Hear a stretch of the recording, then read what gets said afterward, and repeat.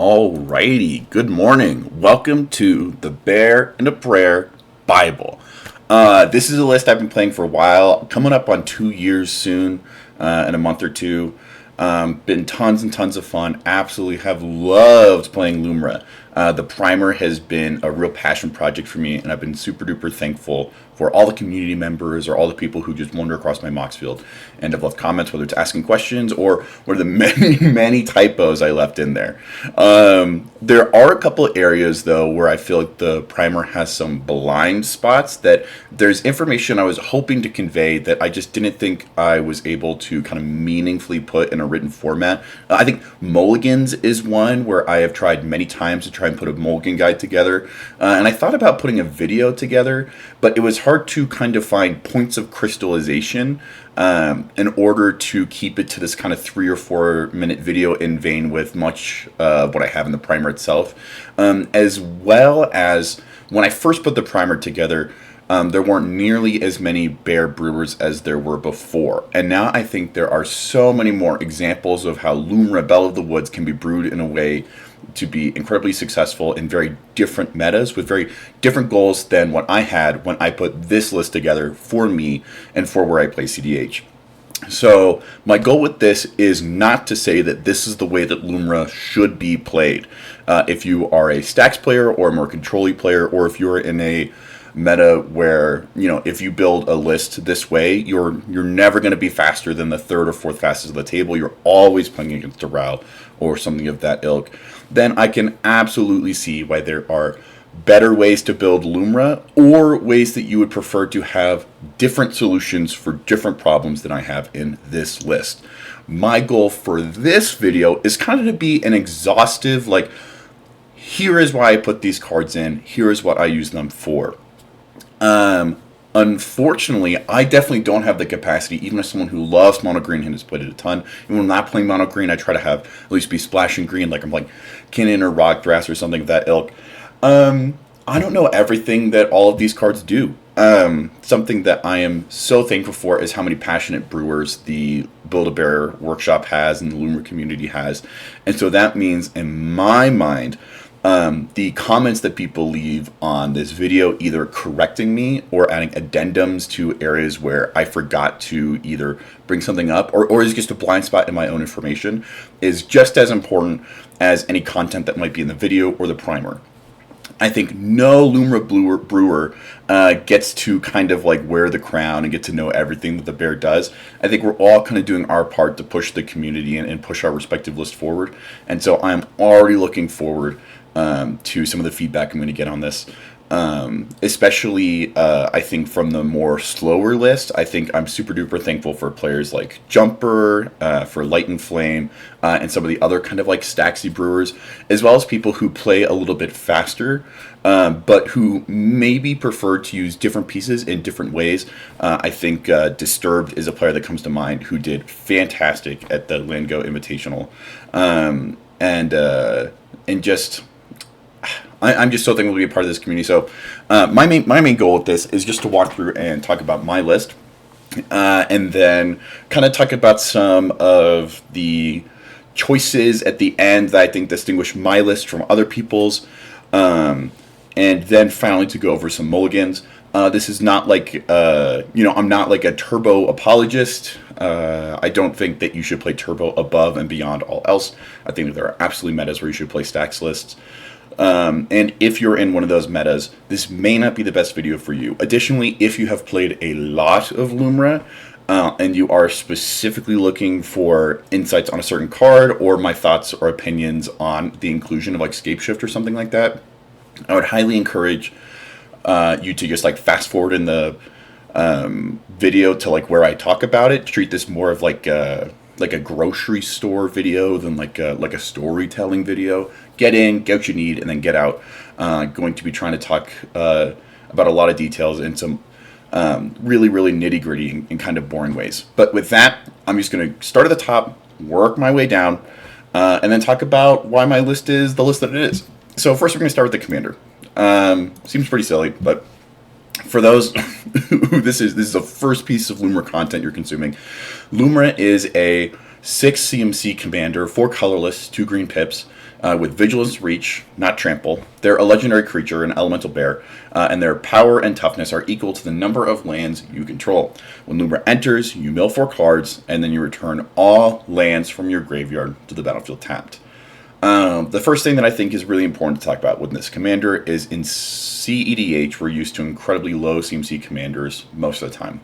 Rograk is incredibly powerful, Thrasios, super duper strong, Tymna, and oftentimes we see 3 CMCs around where value engines on the command zone tend to start tapering off. And once you get into like the 5 or 6 CMC territory, you also need to have some pretty intense combo potential. Right, we're either talking about like Tivit with like a time sieve situation, or right, we're talking about like Etali or Dargo, where you either have ways of cheating the cost, or where 1 or 2 casts is able to cascade you into like an insane amount of resources. In that sense, I think Lumra is kind of more in the, if you're familiar with the card Celeste Rune Knight, I think she is I view her far more similar to that, where I am looking to cast Lumra early on to accrue value. She's this kind of like Rhystic Studies. She's this smothering tithe for me that I am then looking to at some point, once I've assembled pieces, turn her into like a Time Civ or like a Burgi or a Relic of Legends and some of these more like combo decks. And so a lot of that philosophy is built into how I've made this list. Is I'm looking to just get her on the battlefield as quickly as possible and get as many permanent pieces of mana as quickly as possible as well. And so that means that it's really important for me to be able to get to 6 mana. To get to 6 mana as quickly as possible, ideally in a reusable way, whether it be something like a Lotus Cobra or a Nissa. I am on LED, I am on Grim Monolith, I am on Mana Vault, and we'll get to those later. But there are a couple things that let you shortcut getting to the 6 CMC. But an early Lumra cast isn't always the best possible route, despite the fact that that's something that this list is kind of ideologically built around. Another thing that's important to keep in mind about the CMC is the 2 green pips. This may be surprising to people who haven't played the list before, but the 2 green pips are almost impossible to get despite the fact that we're mono green.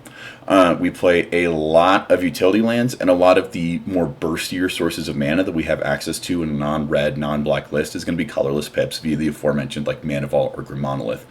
Meaning that your green sources not only need to be protected, but they need to be prioritized.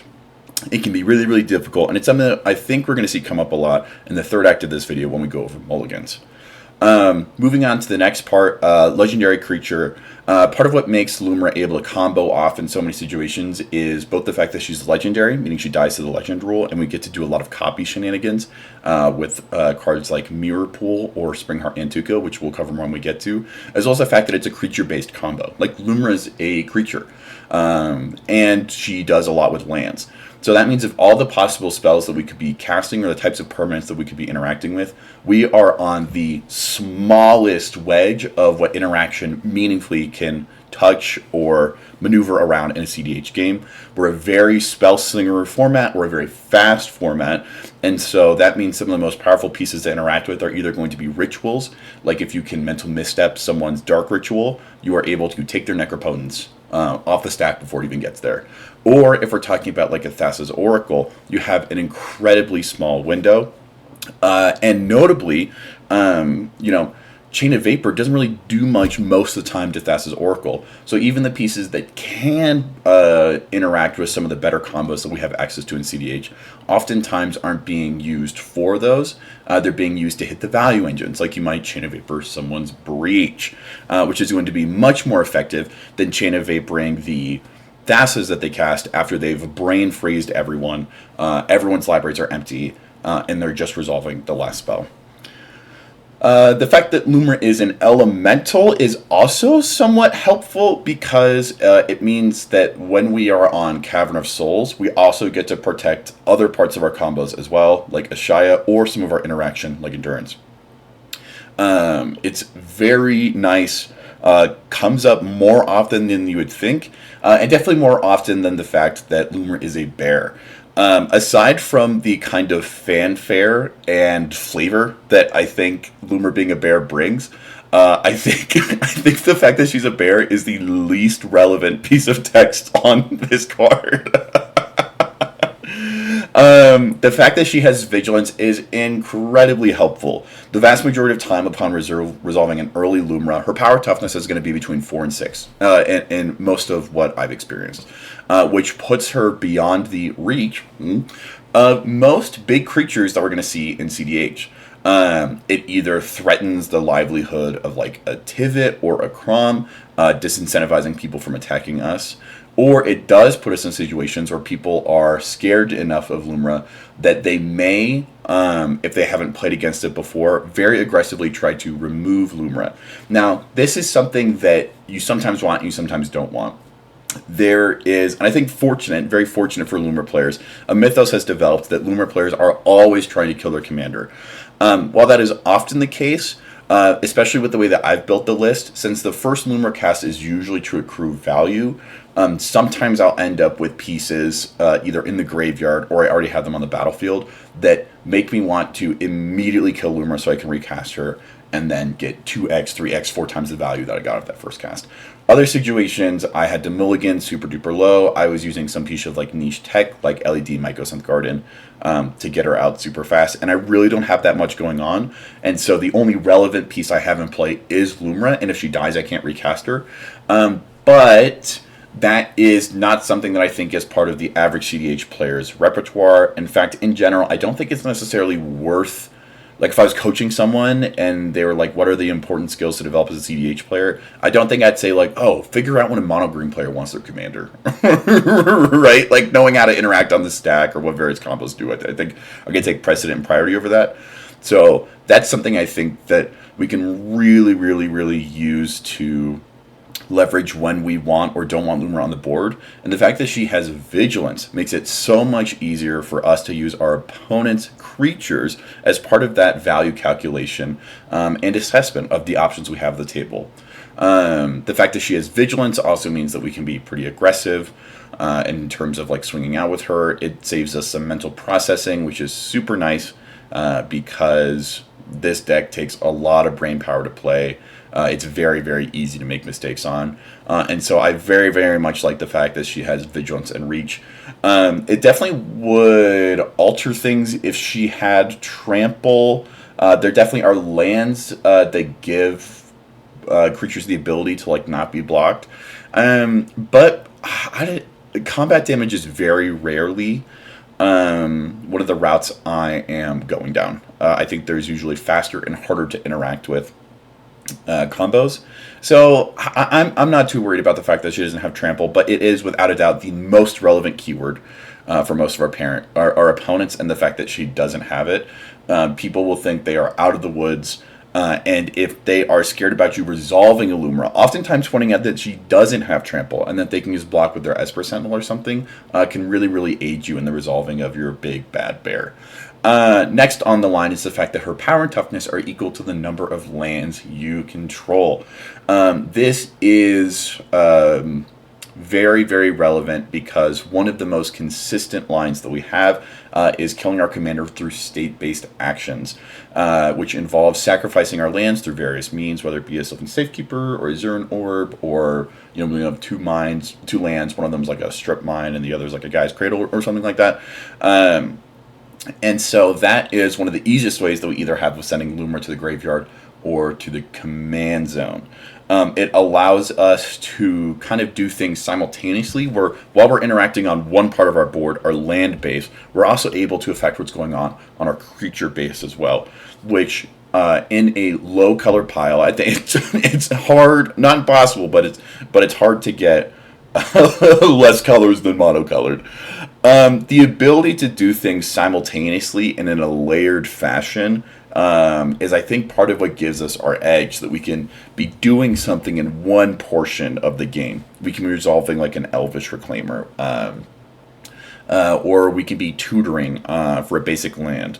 And then it has all this hidden potential that normally wouldn't be present, and it's because this line of text directly connects Lumra to what's going on with our land base. It also means that traditionally she's going to be very, very large. In the early days, gave us options to things like Momentous Fall or Life's Legacy in these huge bursts of card draw in a very Dargo-esque fashion. Things that, like, for instance, Dargo Thrasios traditionally takes really, really big advantage of.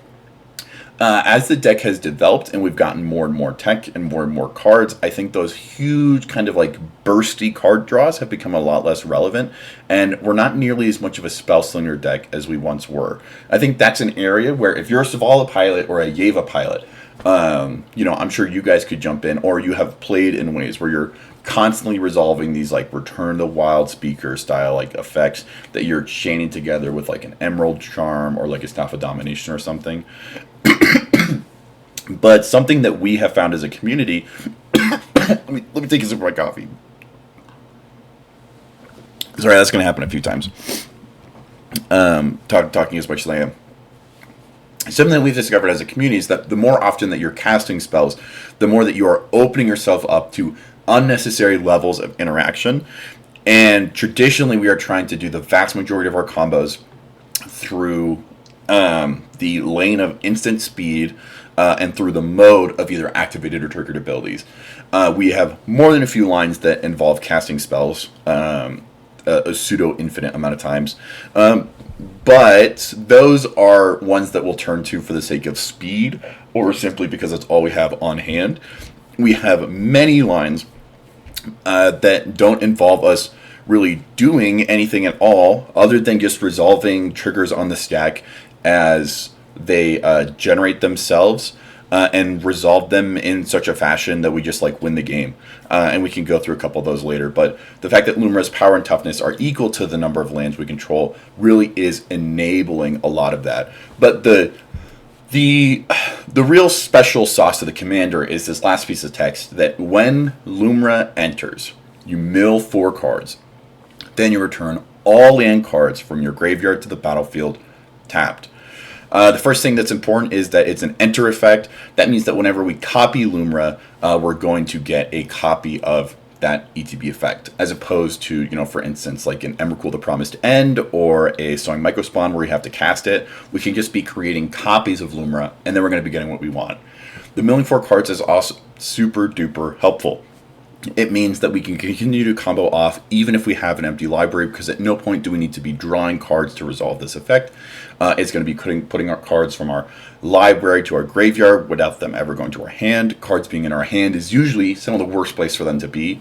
And then the fact that it returns all land cards from the graveyard to the battlefield tapped gives us the ability to have an insane level of recursion, especially when combined with cards like Shifting Woodland. We're able to transfer this ETB effect of returning things from the graveyard, this kind of reanimator style effect, from lands to other permanents like artifacts, creatures, and enchantments, which is super duper helpful and really, really, I think, is what kind of opens the door to this kind of like Cambrian explosion of CDH brewing. So most of our combos are going to go through some form of generating infinite Lumra ETBs. Once you have that, there's various ways that you can get infinite mana. Once you have infinite mana, you can then proceed to either strip your opponents of resources, or you can begin acquiring resources that aren't Lumra ETBs or mana, like various card effects, including Shifting Woodland something. You can start milling your opponents out, or a variety of different ways. But this last text is what transitions all the versatility and value from the earlier text that we've seen, from her being green and legendary and having her power toughness be something that's variable and modifiable, into a combo piece. This last piece of text is, I think, what really, really makes this deck so much fun to play for so many people. Truly, truly, truly awesome. So much fun. And that's the commander. That's everything that Lumra does. The next card on the docket is pretty much the only battle that most CDH decks care about. We've got a couple Rowan Sign of War, or if you're in like Wheeliot or potentially a couple other fringe decks, you care about battles. But for the most part, Invasion of the Ikoria is really the only battle that's made its way into our format. It's X colorless and 2 green. As it enters, we choose an opponent to protect it, and you and others can attack it. When it's defeated, exile it, and you can cast it transformed. This could be relevant if there's a Dranith effect. And then when this saga enters, search your library and or graveyard for a non-human creature with mana value X or less and put it onto the battlefield. If you search your library this way, shuffle it. Some very nice things about this, some pieces that tend to get forgotten, is that it has the finale of Devastation effect of being able to search your graveyard, which means if there is an opposition agent on the field that's cast in response to this, you're able to kind of like nip it in the bud and protect your combo pieces. As well as if you're casting this in the back half of the game after many of your combo pieces are in the graveyard, while they are vulnerable to like an Agatha Soul Cauldron or a Tormod's Crypt or heaven forbid, a Bajuka Bog, you are able to get them back, assuming those pieces aren't in play. The biggest limiter here is non-human creature card. A couple of our combo pieces are humans, and so this does, in some ways, limit what you are able to get. The fact that it's a battle also puts it at sorcery speed. However, the fact that it's a permanent does mean that you can cast it using Retrace with 6. So something that you're going to find as we move further and further down this list is that while I think that CDH is a very spellslinger format, and it's really important to be playing at flash speed, which is what we're absolutely on Emergent Zone. I am not on a ton of instants and sorceries, and a huge part of that is a kind of litmus test or a gauge that I put through most cards, is that you can get them back by activating Shifting Woodland, or with Retrace via 6. And so that's something that Chord of Calling, Finale of Devastation, all these really powerful creature tutors can't do. They're instants and sorceries, and oftentimes, once an instant or sorcery goes to the graveyard in Lumra, it is never coming back. But if it's a permanent, like Invasion of Ikoria, we are able to find ways of getting it back on the battlefield. In terms of its casting cost, I most often find that when I'm resolving creature tutors, I'm either trying to resolve them for 2 mana or I'm trying to resolve them for 4 mana.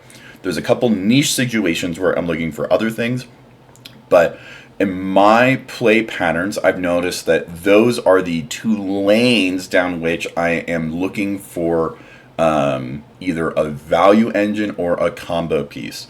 A lot of our untappers or mana generators are going to be 2 mana, like Tiller Engine or Lotus Cobra, or some of the more kind of like, I just have 1 spell in hand, so I need to turn this Invasion of Ikoria into like a lot of resources. I'll go get like an Icetill or something like that. This is another area where the double green pips are far and away the most difficult part of casting this spell. It is also a situation where oftentimes I can either cast this for 4 or I can cast Lumra. This deck tends to bubble around 3 mana or 6 mana. So when I'm looking at a spell like this and evaluating it in hand, something I'm trying to ask is like, is resolving this easier or harder than resolving Lumra? And if it does resolve, am I going to get more value or less value than if I'm resolving Lumra? I think this is a great example of mono green tends to have this, I feel like it has a reputation of, while the card quality isn't as high as other colors in general, like I think that if we were to rank individual colors, like blue and black are kind of fighting for the top spot, red's in the middle, and then white and green are kind of at the bottom, I think, for a lot of people's kind of general ranking. So people aren't necessarily worried about us resolving, like Invasion of Ikoria is not going to get us Underworld Breach, it's not going to get us Rhystic Study, but the fact that they don't really know what it's going to get, most situations in and of itself, is the problem. This inability of our opponents to translate unknown information into known information gives us, well, a lot of people would consider it like Brewer's advantage. I oftentimes consider it Brewer's disadvantage. which means if we're early on in the game and I'm resolving a creature tutor with enough mana to functionally get basically any creature in my deck, I'm going to have a hard time politicking to my opponents that this is a spell that they should let through if they have access to more than 2 counter spells in their hand. Obviously, if they have 1 counter spell, I can say, like, look, you can either counter this, or you can counter the Adnos that's about to come from the Rockside player. Like, you choose. And if it's later in the game, you've got enough information to work with that you can say, like, okay, like this Kinnan player, they have, like, a Seedborn. They have, like, 3 or 4 different rocks. Nothing I can get off this Invasion of Ikoria is going to put me on the same level as that Kinnan player. So, me and you, who are in 2nd and 3rd place, can either take each other down, or we can both get resources to stop this Kinnan player. Right? Like, that kind of argument. That line of reasoning usually is going to result in me casting an early Lumra, because you can point to the fact that like you don't have combo pieces, as well as the fact of if we're looking at kind of like sequencing, after resolving a Lumra, your combo lines open up, as well as the fact of like depending on what goes to graveyard, what's already in your graveyard and what's going to come back, it's going to modify what I'm going to want to get with that Invasion of Ikoria. So for instance, Icetill is something I'm always trying to get on the field. It is my favorite piece of Magic right now. Edge of Eternities, for me, kind of like introduced like Lumra Phase 2. I feel like it really didn't really modify many of the things the deck does, but it smoothed out a lot. And so like if my Icetill is already in my graveyard, and so I can like hand that card to people and say, this is the card I'm looking to get.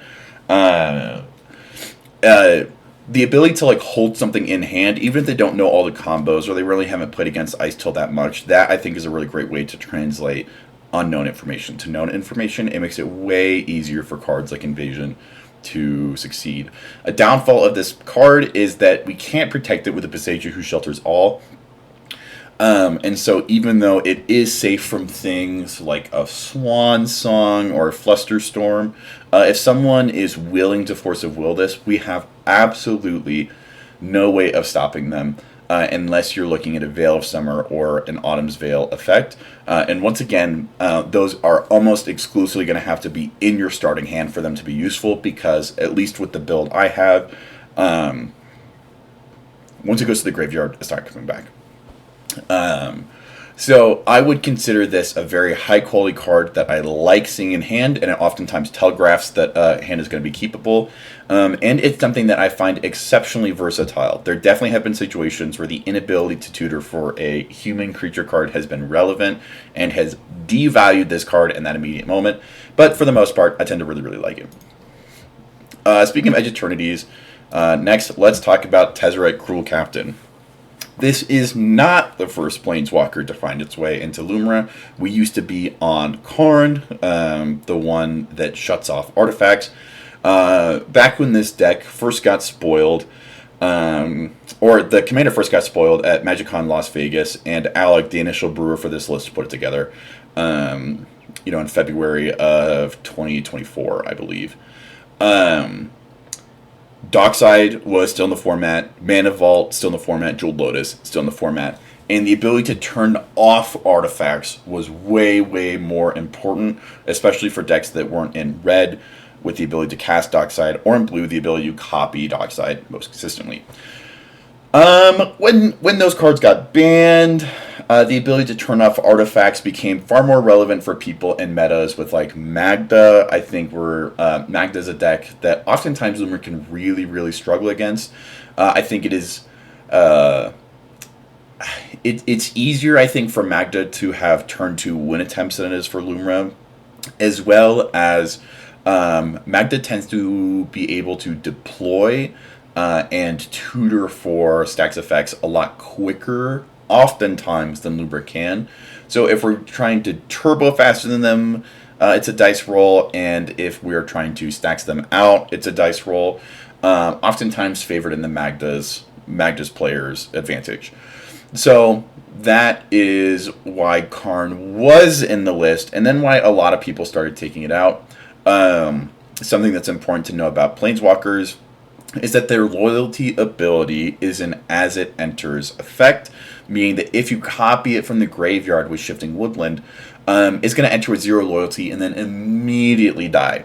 You are able to cast it with 6, and it will enter with those loyalty counters. But if we're going back to that rubric of our permanents need to be accessible at all times from all spaces, the fact that we're unable to tutor this is a big problem.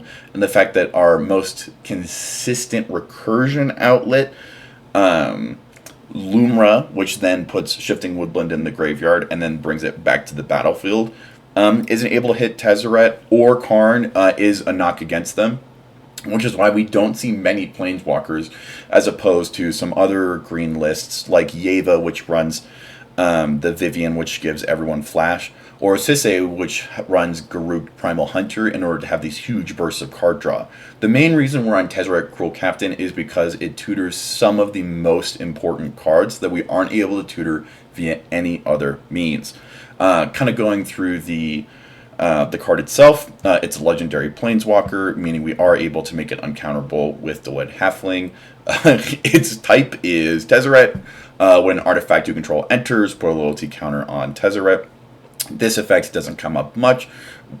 We don't have many lines that go through infinite recursion of artifacts, although sometimes if you have a ton of cards in hand and a 6 on library, we may be casting a Lotus Petal a lot of times, or if we have a Tireless Provisioner, we're going to be having a lot of treasures entering the battlefield, which is going to put a lot of loyalty counters on Tezzeret. But that oftentimes isn't the case, and we're only going to be looking at activating their second ability once. But before we get to that, we have their first ability. It costs 0 loyalty. It means nothing to Tezzeret. And we can untap target artifact or creature. If it's an artifact creature, put a +1/+1 counter on it. I believe we are only on 1 artifact creature. I believe it's just Tiller Engine. Which there's... Not that it's impossible, but I struggle to see situations where you would be using the untap on Tiller Engine. Far more often, you're either going to be using this on Dorks to kind of ritual. Very, very common to cast this off a Mana Vault or a Grim Monolith. Use the ability to untap that. Or we can double tutor with something like an Elvish Reclaimer. Very nice, very versatile, a very comfortable ability to have, that if this spell is on the stack and people are really, really scared of it, saying, I just want to untap this Mana Vault, I don't have any creatures on board. If you're that scared of it, just send your, just send like your Esper Sentinel or something at it. I have no ability to defend it right now. Also, we are very vulnerable. We tend to be far more vulnerable to bounce spells than we are counter spells. And from a combo perspective, this second ability only needs to be resolved once most times. It's -3 loyalty, and you can search your library for an artifact card with mana value 1 or less, reveal it, put it into your hand, and then shuffle. Whether we are making this uncounterable with Delighted Halfling, or whether we are politicking our way through doing it, of saying, like, I'm only going to tutor once, and then the spell goes to hand. So, if you want to counter this Tezzeret because it gets me like an Amulet of Vigor, just counter the Amulet of Vigor kind of argument. Means that, like, we're usually most of the time guaranteed to get a search if this hits the battlefield, which is usually all we want it for, because aside from Inventor's Fair, this is the easiest and basically only way for us to tutor for non-creature artifacts. And this gets most parts of our combo. So it's really, really nice. Huge piece of versatility.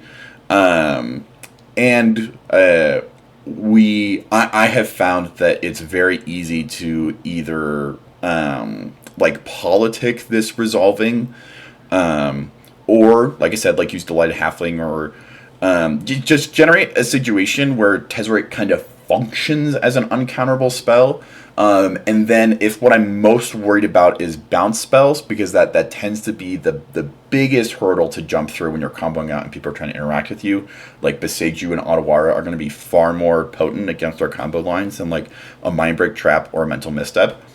Having something on board that represents kind of like a juicy bounce target is I have found helpful, because people will see the access that Tezzeret represents, especially if you have something like a Tireless Provisioner on board. They'll think of like, oh, he can tutor for like infinite artifacts from his library, where really we only care about getting one. And so I think this is a very valuable spell to leverage its threat once it's on the board. Because priority is going to reset. You're gonna like activate it, and then bouncing it doesn't do too much. But then if you overinflate the value of the second activation, you can get that like Chain of Vapor to be used inappropriately by your opponents, or Tezzeret can't like be activated via Shifting Woodland. But going back to the argument I said earlier, I'm going to go get an Amulet of Vigor, just counter that. Well, when the Amulet of Vigor goes to my graveyard, I can Shifting Woodland that because it's an artifact without a loyalty ability. So via 4 mana, right, the 3 initial casting of Tezzeret, and then the 1 cast for Amulet of Vigor, which is 4 colorless. Once again, we want to be protecting our green pips. I have created an uncounterable Amulet of Vigor, which I think is a fantastic effect for 4 colorless mana. Tons and tons of fun. It does have kind of like an ultimate for -7. You get an emblem with, at the beginning of come out on your turn, put 3 +1/+1 counters on target artifact you control. If it's not a creature, it becomes a 0/0 robot artifact creature. At this point in time, this is not something I have activated, nor do I see myself activating.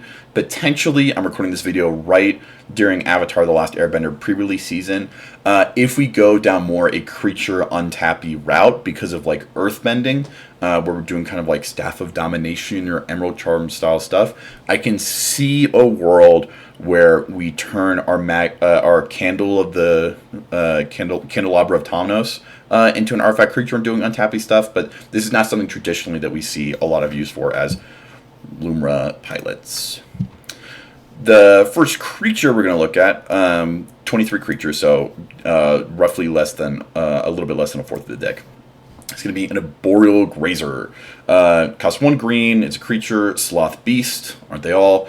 It has reach, and then when this creature enters, you may put a land card from your hand onto the battlefield, tapped, and then its power is 0, and its toughness is 3.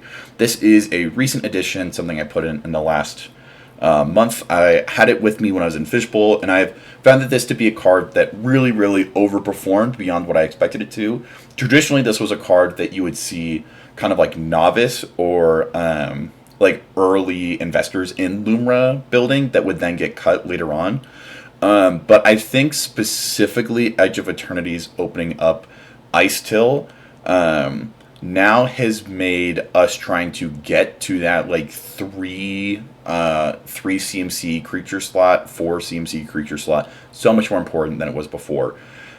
So now, like, the ability to consistently cast something worth 3 mana, or considering the amount of soul lands that we have, this can put like a Haven Battleground or an Ancient Tomb into play, even if it's tapped. And then we have access to 4 mana on turn 2. So much more important. The fact that it has reach is also really, really nice. The fact that it is 0/3 means that we can stop a lot of things like early OBMs, Ragavans, Tymnas, stuff like that. And it's a very casual way of denying resources to our opponents. Additionally, if there's like a Tymna or a Crom, a Tivit or a Crom, even though this is going to die to them, it is going to deny them the ability to get in and deal combat damage. And CDH is oftentimes putting players, even if they're in extremely efficient high color piles like Blue Farm or Esper, in positions where they can't afford to just take out creatures. They have to be translating their resources into a higher value proposition than that. So, Arboreal Grazer, for the most part, to our opponents, isn't going to be valuable once it's like on the field and it's resolved. It's not really worth taking out. You know, for instance, with Orcish Bowmasters, as soon as 1 hits the battlefield, like within a turn cycle, you are almost always going to see a Flesh Duplicate or a Clever Impersonator or Phyrexian Metamorph or an Imposter Mech come down and copy it, because it's this very powerful creature that really meaningfully warps the way not just one player plays, but the whole table plays. Arboreal Grazer, for almost every CDH deck, is not that card. But Edge of Eternities also gave us Famished Worldsire, which means Natural Order is now something that most decks are on. and the ability to turn Arboreal Grazer turn 1 into a natural order turn 2. Potentially, if we get like a Besage who shelters all an uncounterable natural order. Awesome. It like we're off to the races. Same thing with we can Eldritch Evolution this, and it just feels amazing. I have found this just very, very smooths out mulligans, and also in some situations where I'm drawing a lot of cards, whether I get wheeled or if I have a Heartwood Storyteller out during a turn where an opponent is comboing out, Arboreal Grazer via Shifting Woodland, Mirror Pool, or Chord of Calling, or Summoner's Pact, or any of these kind of instant speed creature tutors that we have when combined with E-Zone, give me ways of getting land, or a specific land, from my hand to the battlefield. So Talon Gates is a fantastic land that is a super duper powerful piece of interaction. They can put itself from your hand onto the battlefield. It has an activated ability that does that. But other ones, like Pit of Offering, is something that it needs something else, like a Horizon of Progress, or like Lumra to put from somewhere to the battlefield. As well as sometimes you'll end up with like your Besage trapped on the battlefield, and you can use a Arboreal Grazer mid-combo line of an opponent to get your Arid Archer or Guildless Common onto the battlefield to then bounce it to hand. I have enjoyed this card so much more than I thought I did, and I will officially apologize to every single person who has been on Arboreal Grazer for more than a month. I'm sorry. You guys were right. I was wrong. Love this card. Tons of little fun stuff that you can do with it. But I have begun to experience this very similar to Archdruid's Charm, where there's just always something you can do with it. But I think I most often prefer to use it to play, like, I'll play like a basic forest or a snow forest on turn 1, play Arboreal Grazer, and then I'll get out some of our lands that are going to enter tapped anyways, so that I then can kind of like accelerate. And people just aren't scared of it. I don't see a world where this ever gets mental misstepped. It hasn't been. It's just not scary enough. I would consider this something that has, based off its low CMC, based off its like keywords, its power toughness, as well as its like ETB ability, I would consider this a card that has, instead of being like an S plus tier card quality, like overall, for instance, like Thassa's Oracle or Brain Freeze are both cards that are some of the best at what they do in all of Magic. Almost no card is better at instant speed, putting cards in your graveyard, than Brain Freeze. Few cards are more concise in their ability to help you win the game than Thassa's Oracle. There are a lot of 1 CMC creatures that are crazy powerful in CDH. Esper Sentinel is something that comes to mind. Dorks in Kinnan are something that comes to mind. Like if you're playing Kinnan, you want your you want your Finhorn Elves way more than you're going to want in a Arboreal Grazer. But for us, this has so much potential that then like 3 or 4 B plus effects can then kind of like combine and Voltron into this S plus card. Big fan of Arboreal Grazer, would highly recommend you give it a try if you haven't played it already. Birds of Paradise, CDH staple, Magic staple, very synonymous with like not just like our format, but basically like any green deck period. This is, I think, kind of like a quintessential green card for a lot of players, and it's something that even CDH a lot of people play because its abilities cost 1 green. It has flying. You can tap to add 1 mana of any color, and then it's a 0/1. Means that if you get it out on turn 1, it's going to essentially function as a kind of like first turn mana neutral, and then 3rd, 4th, and 5th turn, it's going to essentially be ritualing itself. Super easy to get out. Contributes to like Gaia's Cradle count, things like that. Helps you get additional pips, which is super nice. Which is why we'll see. TNT is on Birds of Paradise and not Boreal Druid. The fact that it's flying isn't super duper relevant for us. There have absolutely been times where this functions very similar to Reach on Arboreal Grazer, but the fact that it has a significantly lower toughness does mean that just having this around does make it a little bit more vulnerable, and if an OBM is coming down, this is highly likely to be one of its first targets. The biggest reason I think that we are on this dork is because of Nissa Resurgent Animist, and we'll cover her a little bit more in depth when we get to her, trying to keep this sequential for the sake of people kind of like scrubbing through the video.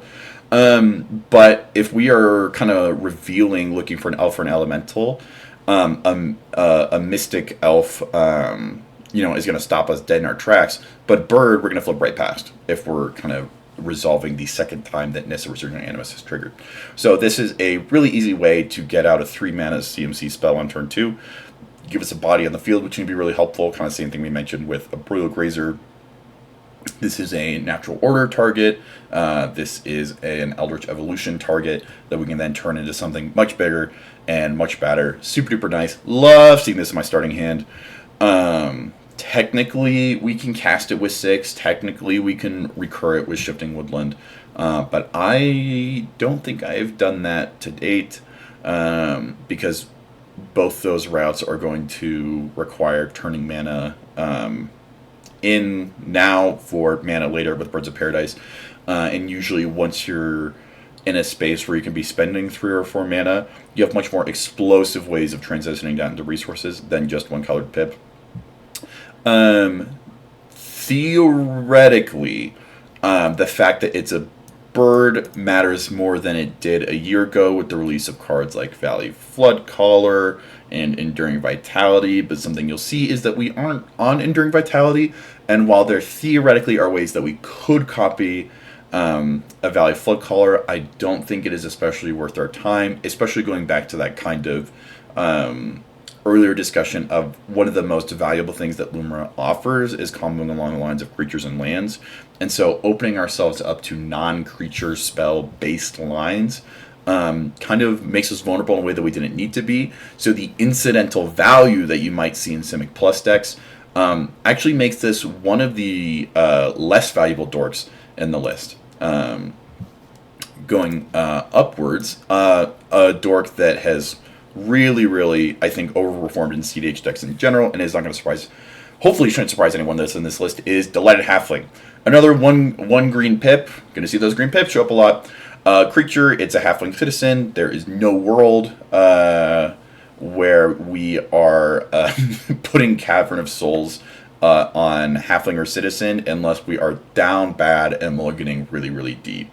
It does happen. It has happened before. It will happen again, and it feels terrible every single damn time.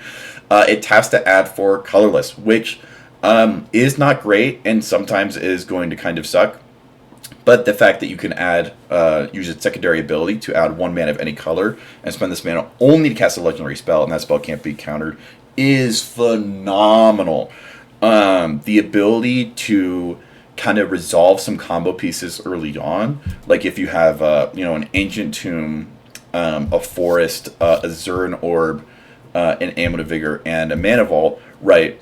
You can get to a protected Lumra cast, and you just get the combo pieces out early before people are like slinging around like Force of Wills or Mind-Baked Traps. A Zuran Orb on turn 1 isn't going to do anything to our opponents. Even like an Amulet of Vigor is not going to do anything until Lumra comes down. And this ensures that when Lumra comes down, we are golden. And it's able to get from the command zone to the stack to the battlefield. And this allows us to play around with the timing of when we cast spells, which is super nice. The fact that it's a 1/2 is also super duper helpful. We are very rarely looking to we usually don't need to deal combat damage. The main reason combat has become important recently is because of Horizon Explorer, which has an on-attack trigger that generates a lander token. But even like Birds generates that because you just need to attack with a creature. But the fact that it has 2 CMC means that it is relatively OBM proof, and except in like extremely high resource games where one opponent has a Rhystic Study or a Fish or a milieu of draw engines and another player has an OBM. And for a variety of reasons that can oftentimes happen in CDH. Those two players are looking to bury the two other players at the table and prevent them from catching up. In a situation like that, your Delighted Halfling doesn't stand a chance. But in the early stages, where people are usually using an OBM trying to snipe like an Esper Sentinel or a Fairy Mastermind or a Birds of Paradise, Delighted Halfling is going to see another dawn. So great for this little guy, big fan. Always happy to see it early on in hands. Definitely wish that it could tap for a generic green all the time. And that is an area where sometimes I'll have a Delighted Halfling in hands and I'll wish it was a Birds of Paradise. But more often than not, a lot of the 3 CMC spells that we have only are 1 green pip, like Horizon, Timeless Explorer, Sowing Mycospawn, which is 4. So if we're able to cast a Delighted Halfling, then theoretically we are able to cast them, unless it's like a Crumbling Vestige situation. And it does give us that 2nd green pip that we need for Lumra, which is very, very difficult. Next creature we're going to cover is Elvish Reclaimer, still in the 1 CMC territory. It's a creature, it's an elf warrior, which means we are able to get this off of a Nissa, Resurgent, Animist, triggered ability. It gets +2/+2 as long as there are 3 Armored land cards in the graveyard. Early on, this is going to protect it from OBM. Later on, it's very rare for this creature to have this buff for long. So it is, in my experience, going to spend the vast majority of its time stuck at being a 1/2. Its power toughness.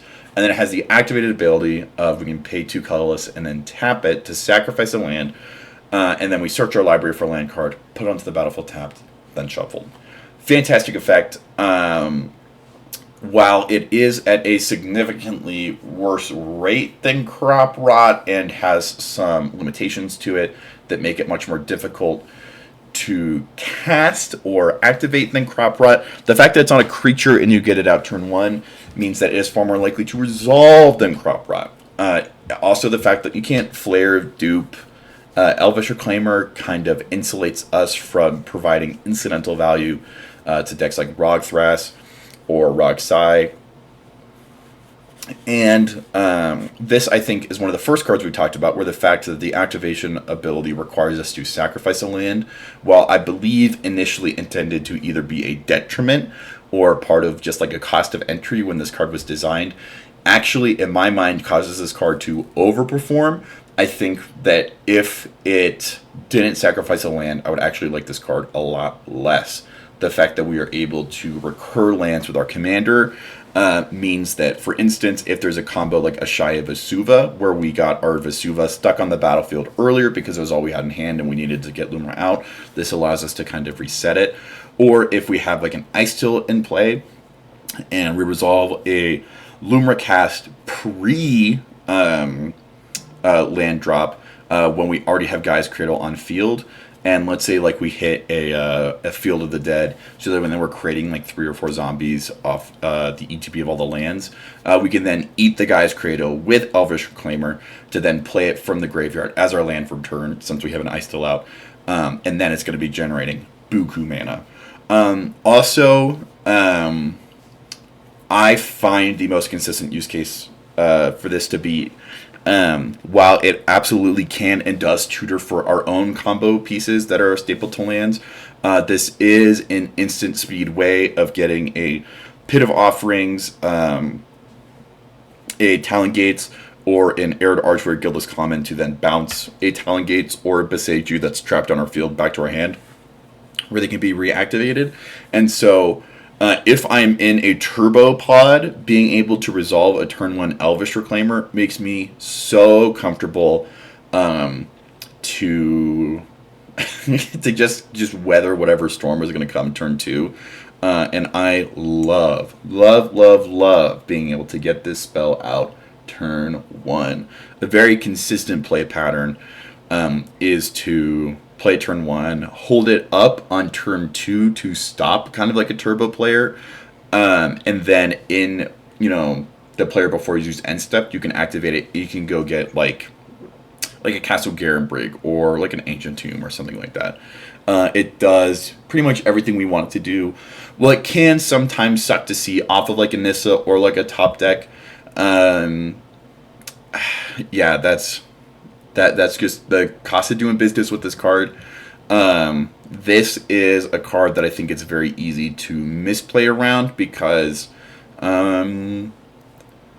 it's hard to know what to tutor for if there's not like a clear, like someone's got a breach. They are casting their like LED and they're trying to get enough mana to,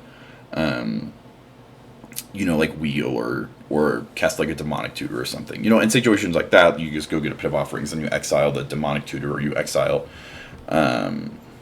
whatever piece they're trying to cast once they like regain priority. But other situations, when it comes to that end step tutor, it can be really, really difficult, and is hopefully something we'll be able to cover in Mulligans. This is potentially an area where I would highly recommend using the Mulligans channel in the Build-A-Bear Discord. If you are looking to just like start a conversation to help you understand the deck better, envision situations where you were able to resolve an Elvish Reclaimer on turn 1 off the green pip generated by an ETB of like Crumbling Vestige, and then your second land is like an E-Zone, and you are trying to find a way to resolve like a Sowing Mycospawn on turn 3 or something like that. And what's the best way to like utilize mana?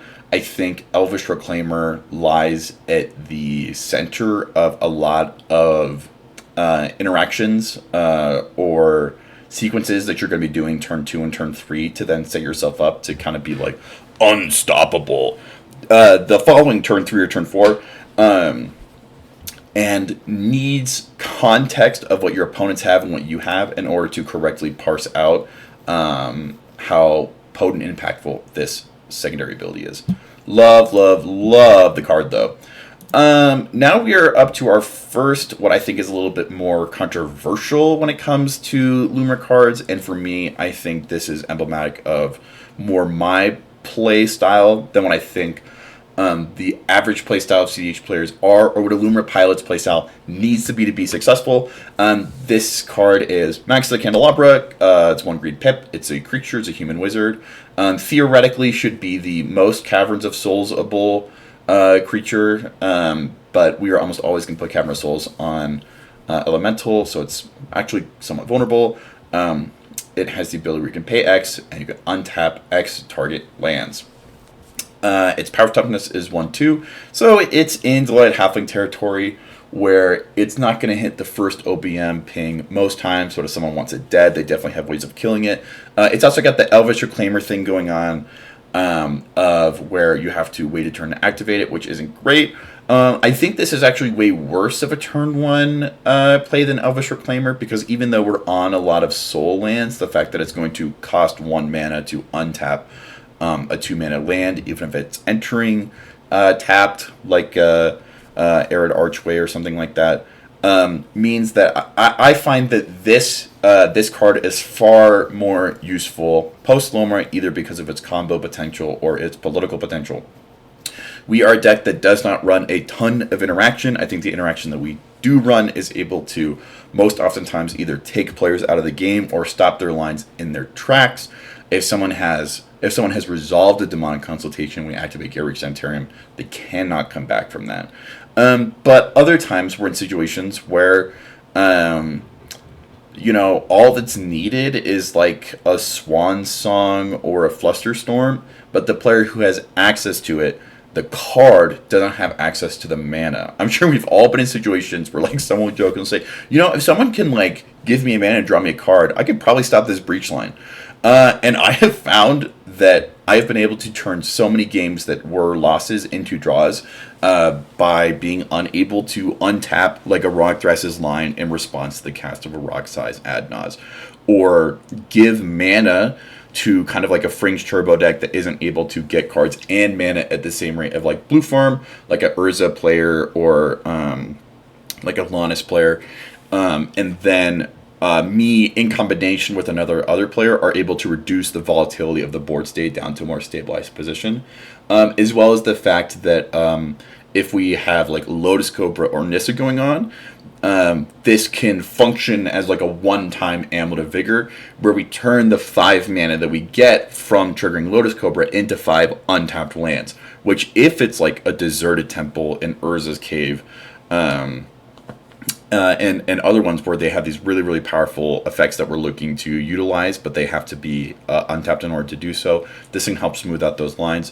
It is also part of an infinite mana combo with Ashaya's Soul of the Wilds. We'll cover this card more in depth when we get to it, but it does have a secondary ability where non-token creatures we have are forest lands in addition to their other types.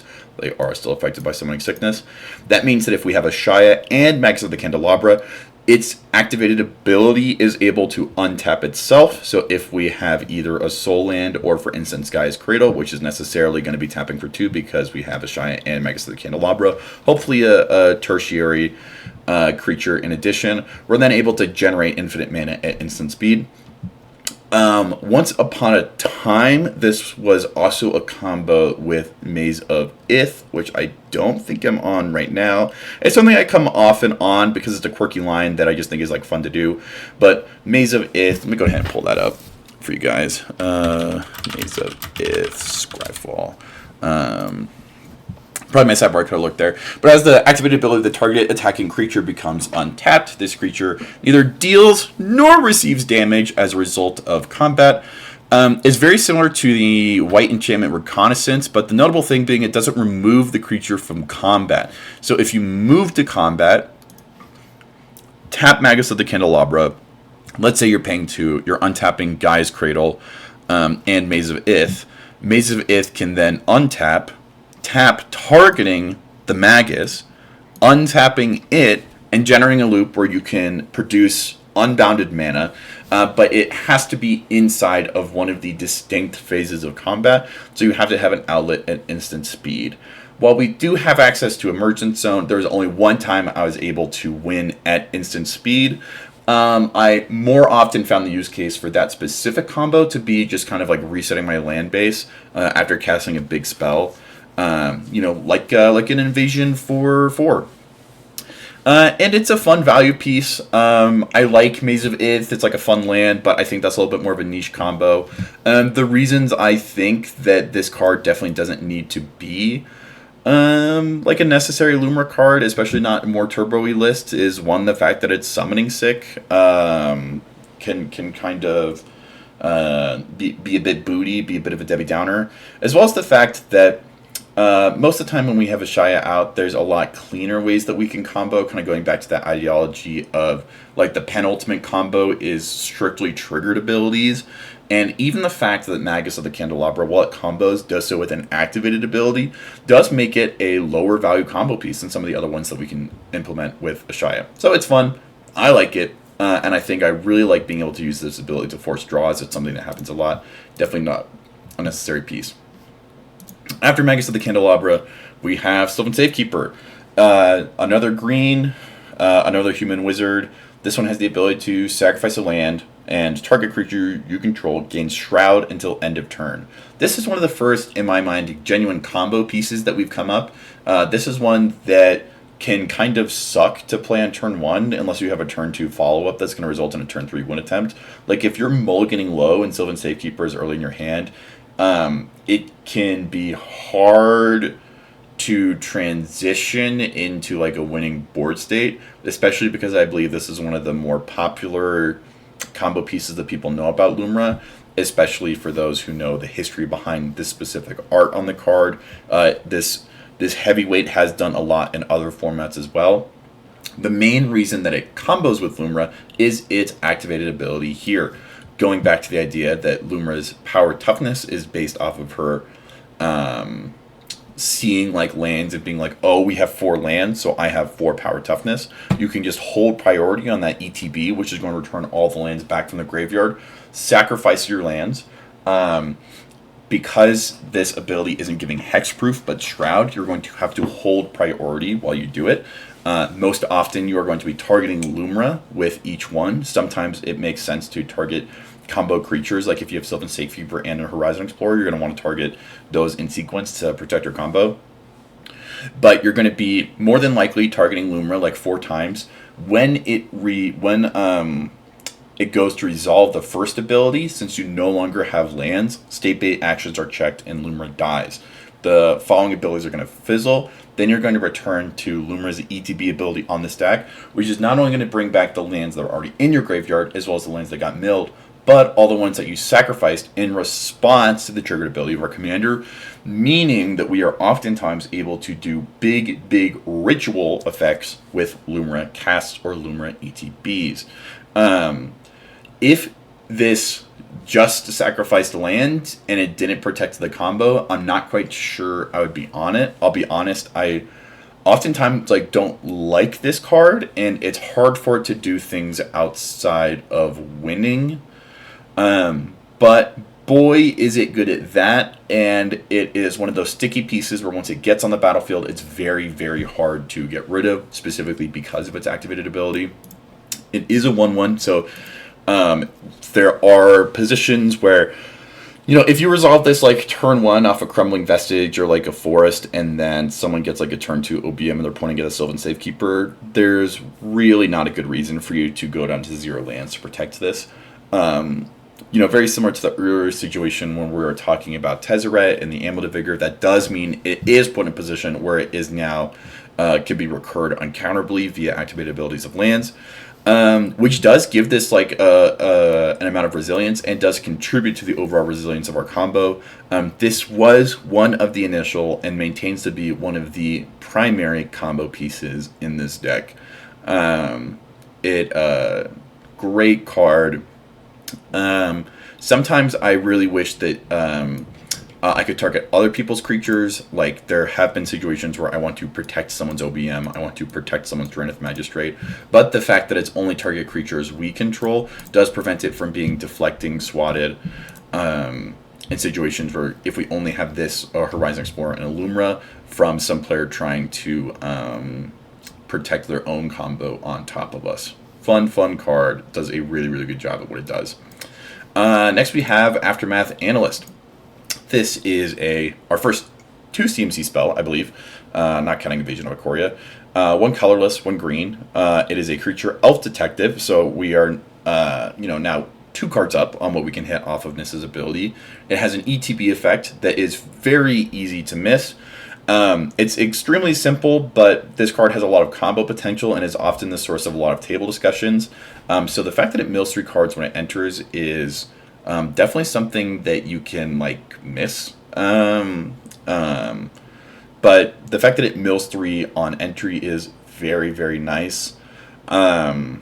This I often find is a good ritual in that if I have a Havenwood Battleground and a Crystal Vein, I'm able to use the Aftermath Analyst to get to Lumra mana, as well as just putting more cards in graveyard in general. So it's got a lot of standard utility, but also it has an activated ability that we can pay 3 colorless and a green to sacrifice the creature, and then the ability itself is to return all land cards from our graveyard to the battlefield tapped, and it has power toughness 1/3.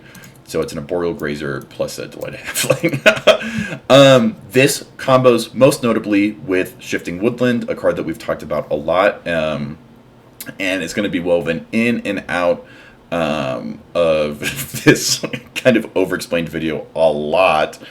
But that card lets you turn the land into a creature in the graveyard, and so the fact that this creature takes lands from our graveyard and puts them on the battlefield means that we can sacrifice it, bring all our land cards back, including Aftermath and including Shifting Woodland. We then turn our Shifting Woodlands into an Aftermath Analyst and repeat the process. If we have a land sacrifice outlet, we are then able to keep sending all our lands back to the graveyard, keep bringing them all back with Shifting Woodlands and Aftermath Analyst. And if we then have an untapper or kind of a Lotus Cobra effect, we can then just start generating unbounded mana.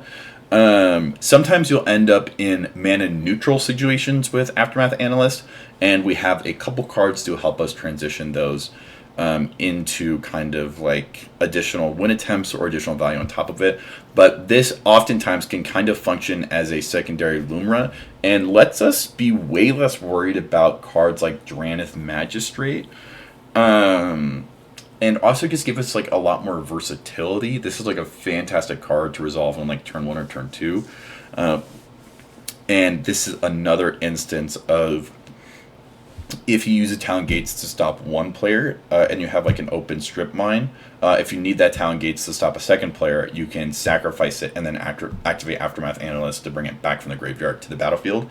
And this just lets you play around with the axis of like what you have access to, what's on the battlefield, what's in the graveyard, what's in your hand, what's in your library. So this card lets us move things from one places to another, and it can result in us winning the game at instant speed, which is super nice. Aftermath Analyst is fantastic.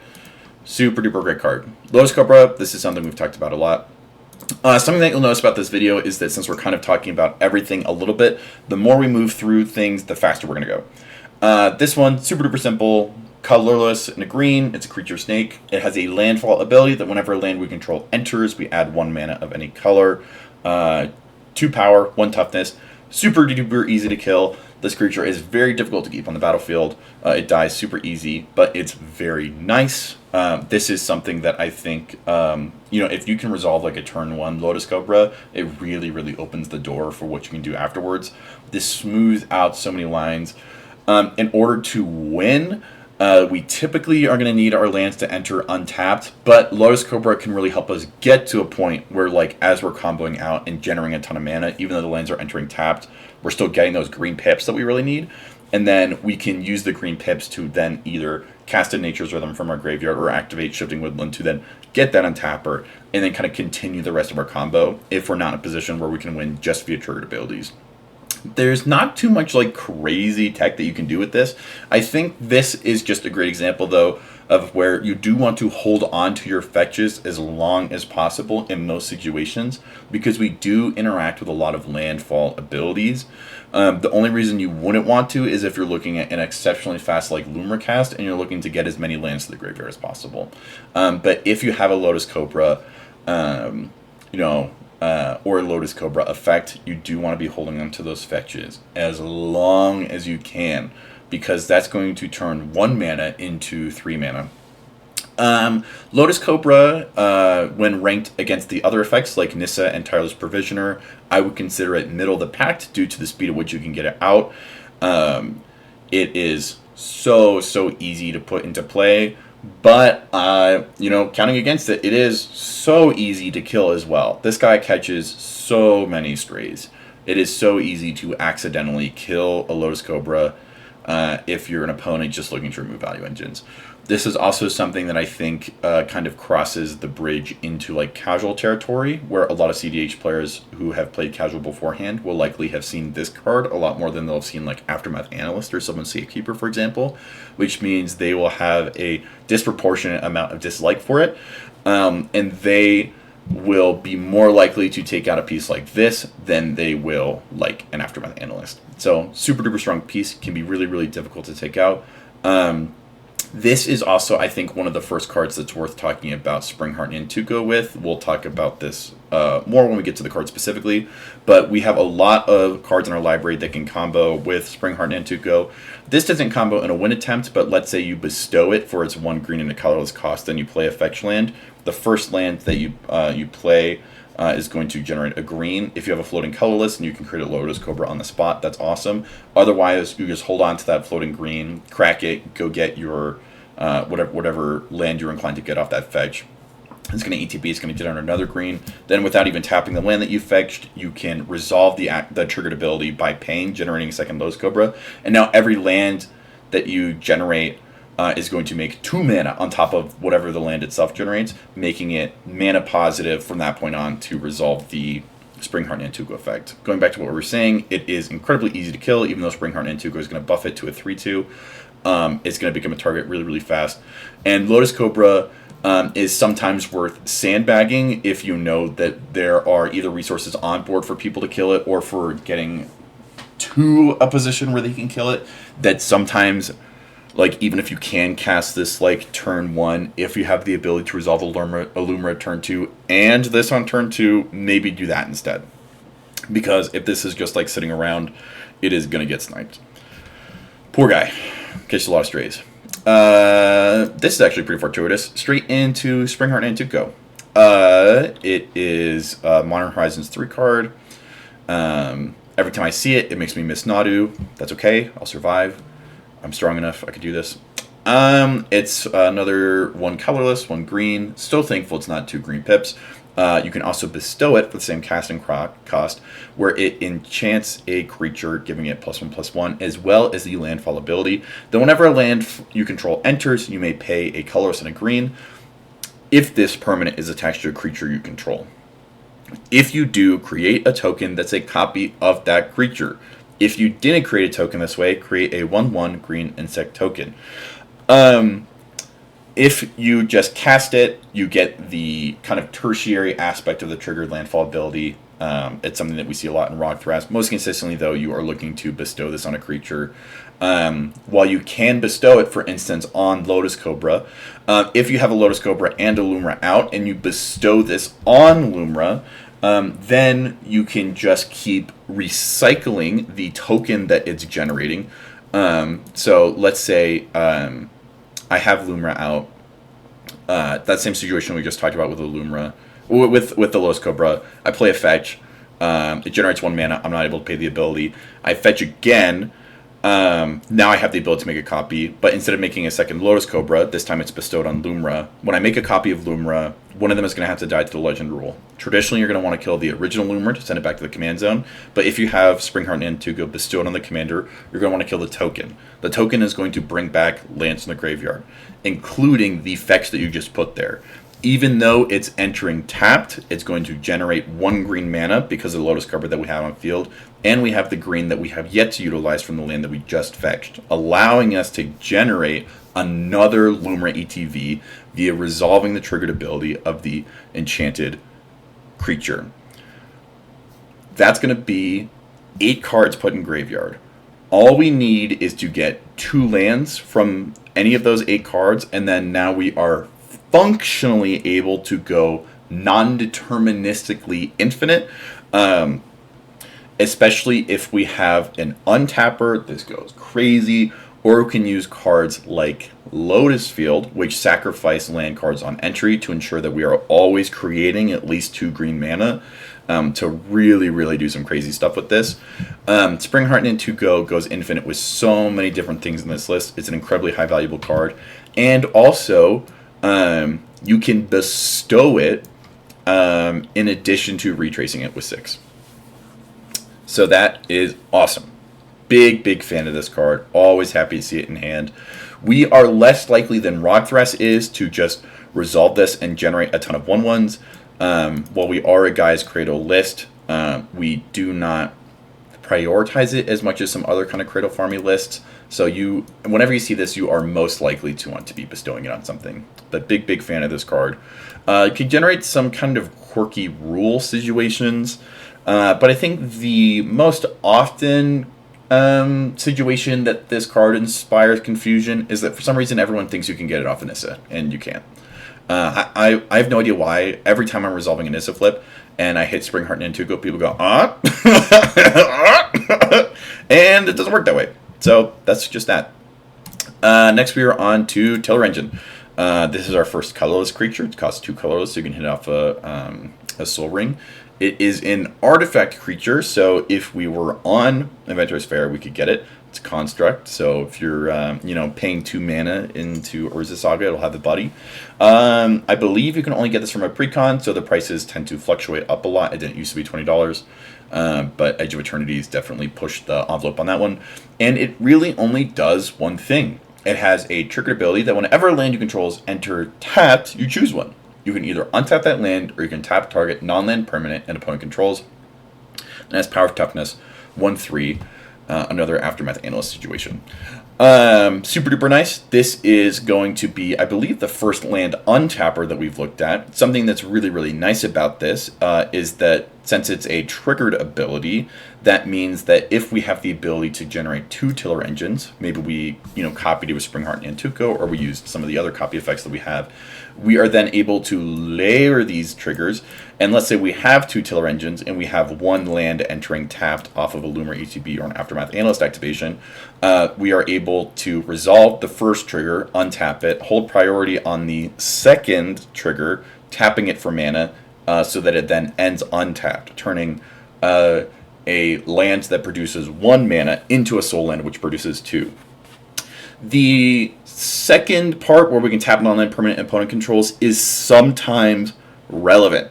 I have been in situations where I have had a tiller engine on the field and I've fetched with an Elvish Reclaimer to try and like tap down someone's like One Ring or some part of mana that they need on a non-land basis to combo off in their main phase, in their upkeep or draw step. Not very common, but definitely something you can do. This is the cheapest land untapper you can get off Invasion of Ikoria, Chord of Calling, and Finale of Devastation. You cannot get it with Green Sun Zenith or Natural Order or Summoner's Pact. So I would put this as kind of middle of the pack. I really, really like it. It's hard to kill. It has versatility. The fact that it's an artifact does open it up to some unique interaction on the stack or on the field. But for the most part, this is a relatively face-up combo piece. And even though we aren't even halfway through our creatures, you can already see that if we have a Sylvan Safekeeper or an Aftermath Analyst and a Tiller Engine, we are just able to start this kind of like churn and burn cycle of just putting cards into our graveyard, bringing them back, and then using all that mana that we're generating to keep the combo going. Big fan of Tiller Engine. Love this card. This definitely goes on the list of like, if if for some reason Commander stops being a singleton format, definitely going to shove multiple of these in. Azusa, Lost But Seeking, is a 3 CMC creature, 2 colorless, 1 green. It's a legendary creature, meaning that we can cast it off of our Delighted Halfling. It is a human monk.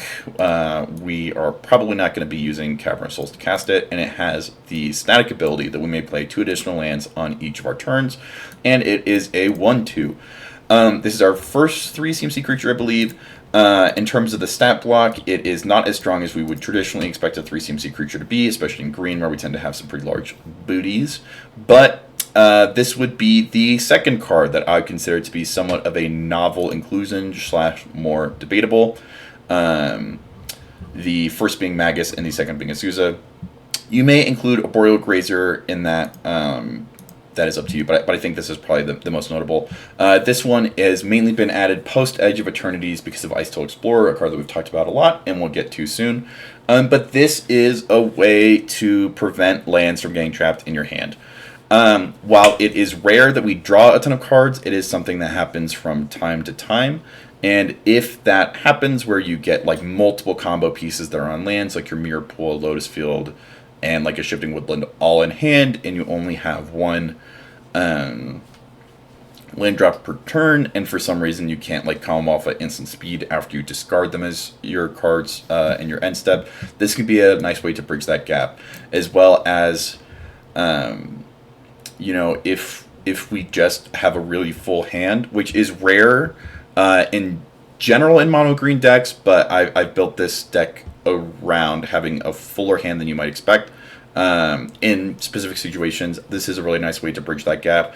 I would say if you are just on Icetill and not on Heartwood Storyteller, I'm not sure I can confidently recommend playing this.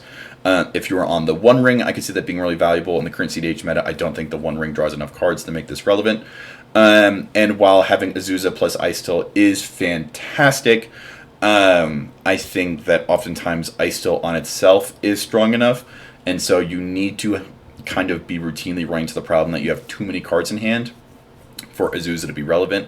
While we are on Sylvan Library, I think it is rare for us to have a full hand of cards that we can't get out of our hand without Azusa in those situations. So we will talk about this card, I think, a little bit more when we get to Heartwood Storyteller. Next we have Elder's Spirit Guide. I'll move a little bit quicker with this one because there's not a ton to say here. Fantastic card, great for getting stuff out, gives us a green pip, which we really need. The most notable thing about this is an elf and you can hit off a Nissa flip. So you love to see it in your starting hand and you almost hate to see it any other time.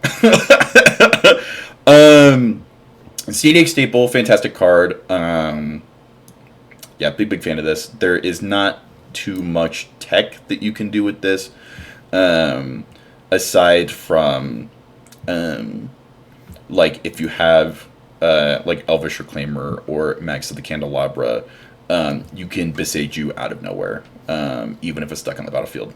Endurance is one that is, once again, another more of like a staple CDH card. It's known for being a part of the Elemental Incarnation Evoke series. It's, I believe, the cheapest one at 1 colorless and 2 green. It is an elemental, which means it is very oftentimes going to be uncountable if we have our Cavern of Souls in play. It has Flash, which is super nice. It has Reach, which is almost never relevant because we're almost always going to be evoking it. It has the triggered ability that when this creature enters, up to one target player puts all the cards from their graveyard on the bottom of their library in a random order, and then it has the alternate casting cost of exiling a green card from our hand. As a stat block of 3 and 4, but once again, this is almost never going to be sticking around on the field. While theoretically it could die to an OBM and like a double brainstorm, you're far more likely going to be having this die to the evoke trigger.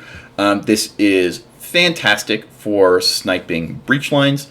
If you're able to hold up a Nissa activation, this is a great way for people to let a creature through on account of Horizon Explorer, or let Nissa stick around when they have justifiable reason to kill it, because there is a Rogside, a Blue Farm, or some other breach deck at the table.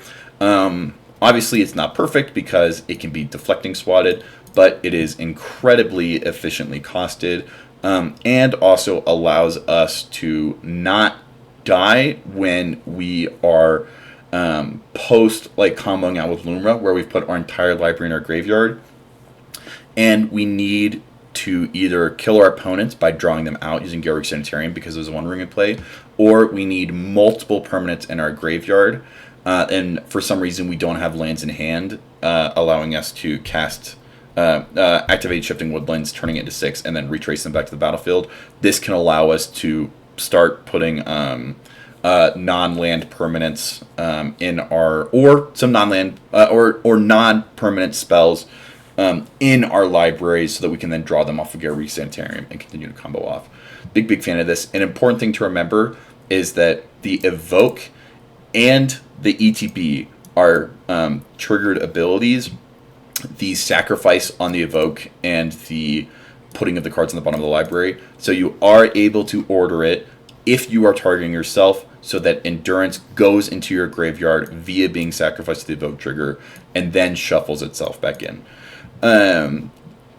There are times where it is important to layer them differently, but oftentimes that is the case that you're going to want to do it so that you're able to keep using this as a resource. Super duper fun card. Big fan of endurance. I think this is a great example of a card where if this didn't also help us combo out for a win, if it was just interaction, I'm not quite sure if I would be on it. This deck is so versatile and has access to so many layered combos. In my opinion, in my deck building philosophy, something not only needs to be able to stop other people's win attempts, but it needs to be able to help me make my own. I think Elvish Reclaimer is another good example of that, where not only is it able to get that Talon Gates, get that Pit of Offerings, but it can also get my Mirror Pool or my Lotus Field, and it can help me win the game. I think Endurance is very similar, where if someone is looking to like rest in peace my graveyard or something like that, while it is rare, it does allow me to protect the most valuable resource I believe Lumra has in this game, which is their graveyard. Endurance also, unfortunately, is one of the biggest opponents of this deck, because if Cannon or Rockdress is playing it, they can hold priority on our Lumra ETB after we've sacrificed all of our lands via Sylvan Safekeeper to put everything back in the graveyard onto the bottom of our library in a random order. That sucks. It's terrible. It is one of the few things that can completely take us out of the game. And if it happens to you in a tournament, please come complain about it in the Lumra Discord, because it has happened to all of us, and we will commiserate with you. Next on the list is Heartwood Storyteller. It is 1 CMC, 2 green, another 2 green spell. This makes it sometimes really difficult to cast. It is a Tree Folk. It is the reason I was on Tree Folk Harbinger for a little baby bit. I'm no longer on it, much to the joy and jubilation of people who hated both that card and this one. It has the triggered ability that whenever a player casts a non-creature spell, each of that player's opponents may draw a card, and has a stat block of 2/3, something we would more expect from a 3 CMC spell. This card, I think, in and of itself is pretty simple. I think it is far more infamous than it is famous. I am a huge fan of this because this connects with my philosophy that I far prefer causing new problems than solving old ones. I think there's a bunch of different paradigms that you can look at Magic through: resource plurality versus scarcity, offense versus defense. But I feel like the one I most often am drawn to is, are cards able to stop a one attempt and make a one attempt, or are they able to solve problems and cause them? And I think few cards are better at causing problems than Heartwood Storyteller. And then this is where I go back to the Azusa Lost But Seeking card, where this is also a huge reason I'm on it, is if I am against a faster turbo deck, or like Rogsai, any of these decks that can really consistently make one attempts on turn 2, I very rarely am in a position where I'm able to compete with them for speed on one attempt. And that's usually what I like to do in mid-range pods. If I'm not able to outvalue them, I'll just put them in positions where they have to like Pact a Negation or blow themselves out in order to stop me.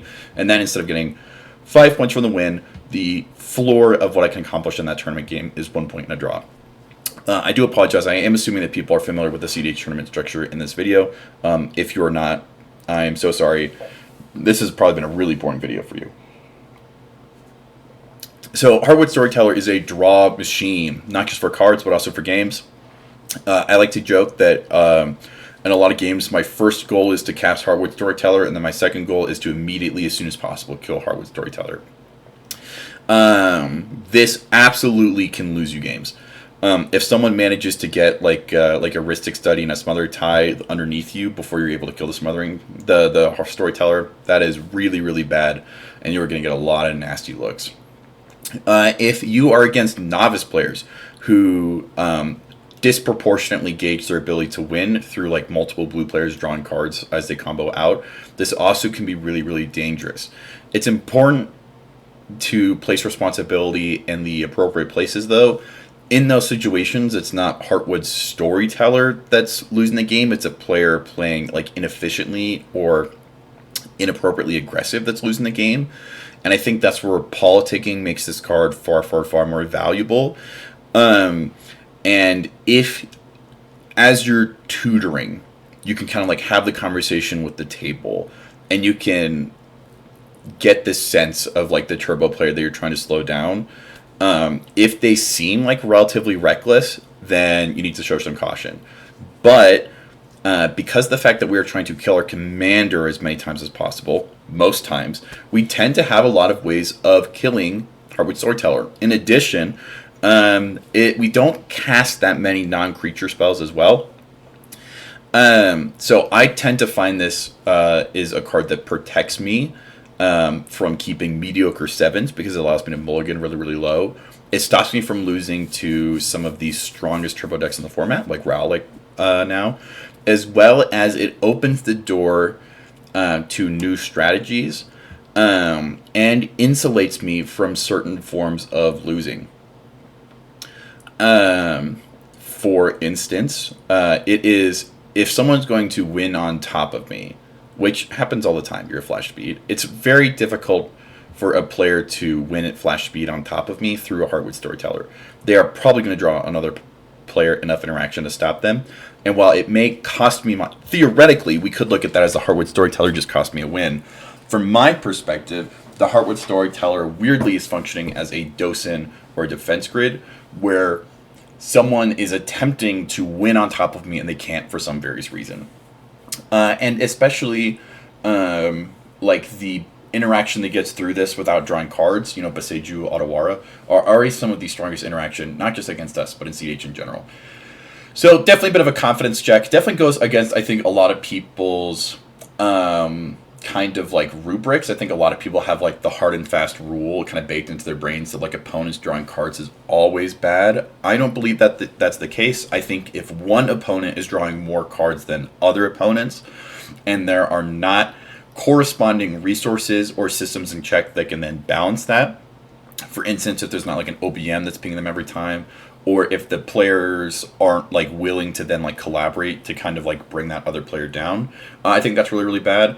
But Heartwood Storyteller, I think in its most consistent use case for me, has either gotten off a turn 1 or a turn 2 creature tutor, like a Green Sun Zenith, Invasion of Ikoria, or Finale of Devastation, and then draws me about 5 to 6 cards, and then I kill it.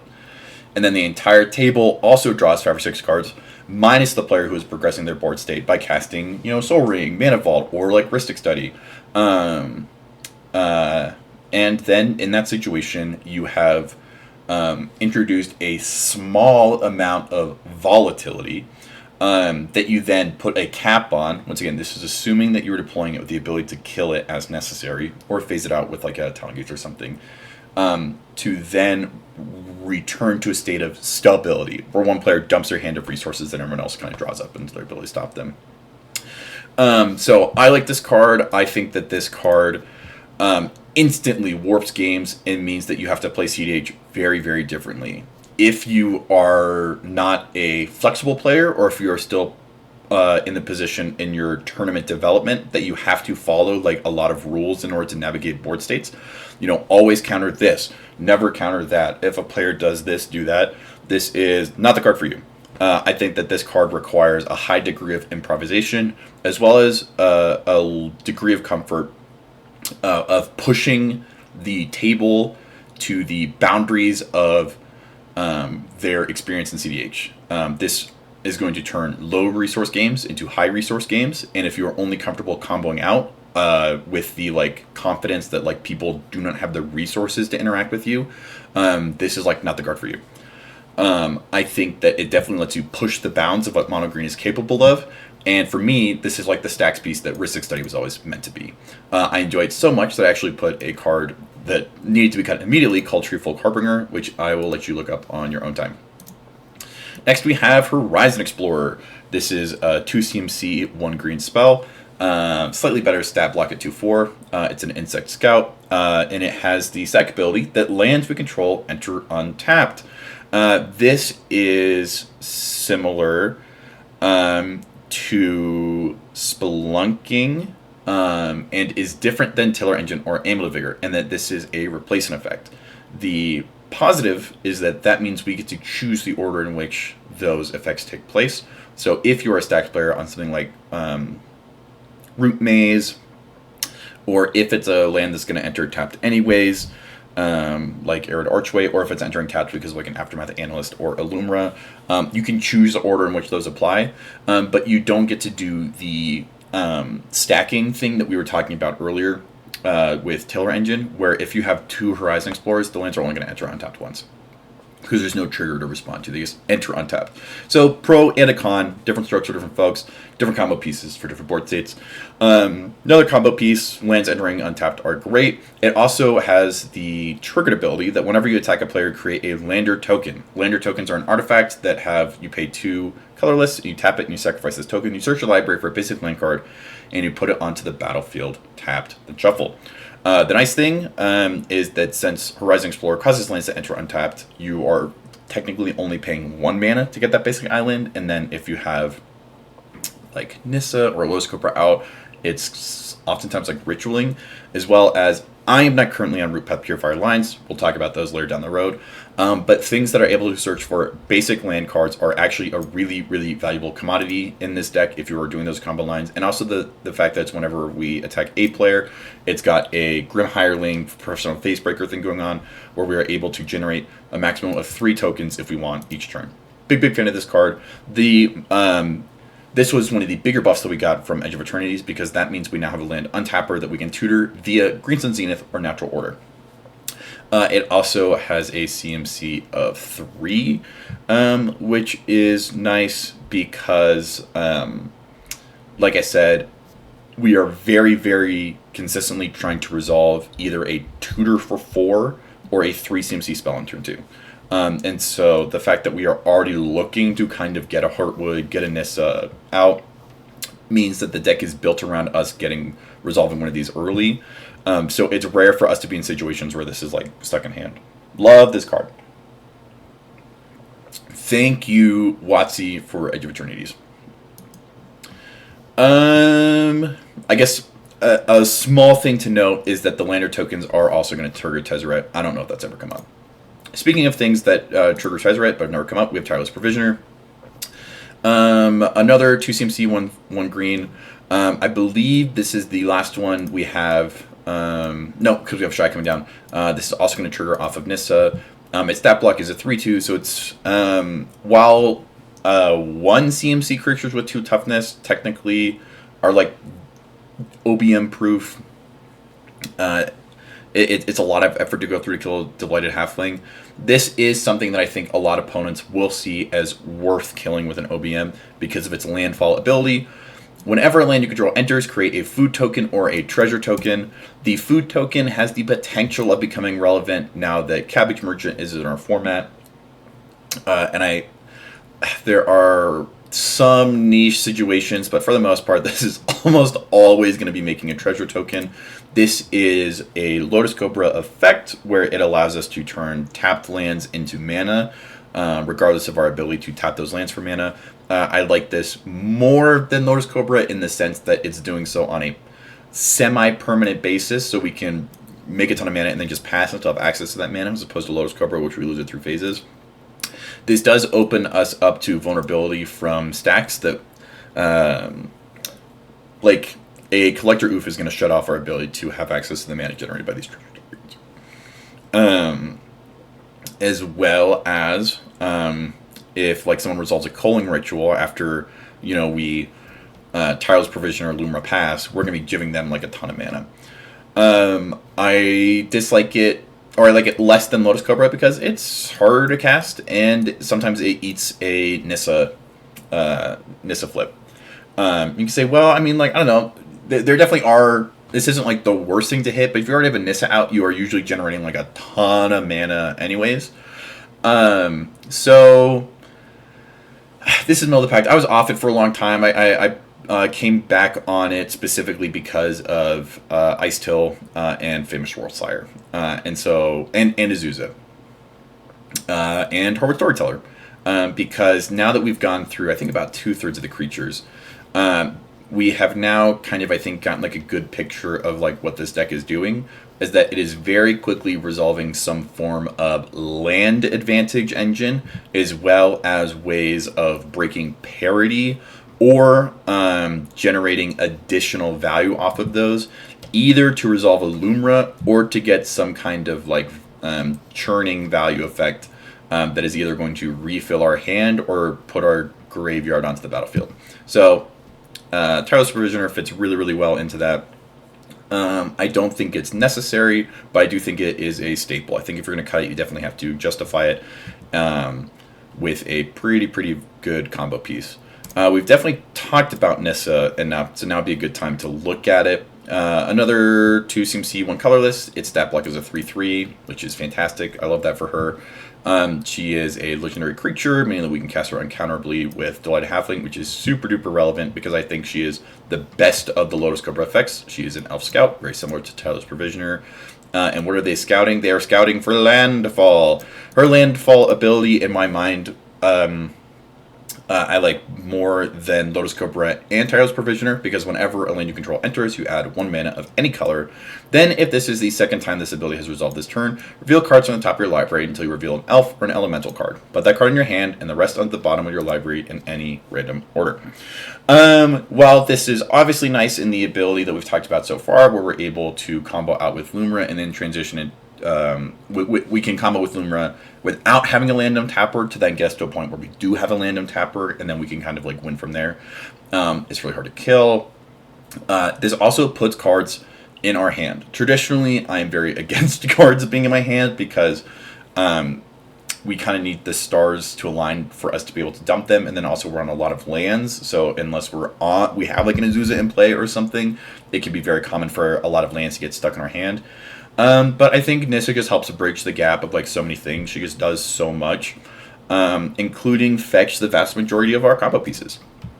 So she's either going to get you Tireless Provisioner, which is used to generate so much mana that hopefully you have some way to kill Lumra, that even if you're not having lands enter untapped, you're just going to be generating so much mana, you kind of brute force a combo. You've got Endurance, which either protects our combo or stops other opponents' combos. You've got Elvish Spirit Guide, which, while it's not going to be super duper valuable, because if you are resolving a Nissa flip, you already have 2 floating green. This does let you transition non-permanent mana on your turn to non-permanent mana on other people's turns, which is super nice. Or it's going to get Aftermath Analyst, which is a combo piece, or Elvish Reclaimer, which is a super duper strong, like, just utility piece. I think that if you get Aftermath Analyst, if you get Elvish Reclaimer, sorry, the most important thing you do, this is, I'm going to give you a tip here. Put your head in your hands, cry, moan, gnash those teeth, and bewail that you didn't get an Aftermath Analyst or an Ashaya. Oh my word, if only I had gotten one of those cards. Elvish Reclaimer is the worst. I hate when I get Elvish Reclaimer. It ruins my combo lines. I should cut this card. Cast it, pass the turn, and then hope to win on the next turn, because if you have Elvish Reclaimer and Nissa out, you have it made in the shade. Because you are absolutely going to be able to generate another Nissa trigger on the following turn, which should be able to get the other half of like an Aftermath Analyst. Or if you are super duper lucky, you're able to get a Shaya off the Nissa, and then you can go get Vesuva off the Elvish Reclaimer. So I think this is a great example of, like, you can pump fake your interaction because you're going to be generating a ton of mana off Nissa, resolving a flip. This is advantage. This is fantastic. But, right, instead of resolving this big, super duper, and we'll talk about this here in a little bit, but Ashaya is like, not just like a CDH staple, but like a Magic staple. Like people may not know what Ashaya is doing in your deck, but they know what it does, period. Whereas Elvish Reclaimer is a bit more, it's not exactly like sexy, you know, it's, people aren't like, oh my god, you got an Elvish Reclaimer, he's gonna win! Ah! But if you have access to Nissa and Elvish Reclaimer, like, the world is your oyster. And I think that's an important position to where you need to start mitigating, and this is a valve that you can use to kind of release some of that pressure that's building around the table oriented at you. And, you know, if you don't hit Ashaya, you just pretend that these are, like, really bad to get, and then you just make another one attempt the next turn. Or even later that turn. Speaking of making win attempts on your turn, 6 is fantastic. Another Modern Horizons 3 card. Another Tree Folk, another card capable of getting off of Tree Folk Heartbringer if you're on it. 2 colorless, 1 green, it's 2/4. Has reach, which for all the reasons we've talked about so far is awesome. It has a triggered ability that whenever 6 attacks, you mill 3 cards and you may put a land card from among them into your hand. So even if you have 98 land cards in your graveyard, that 99 card has to be milled from your library. It has to be a land in order for 6 to see it back, get it back. It's not an ETB effect, which kind of sucks.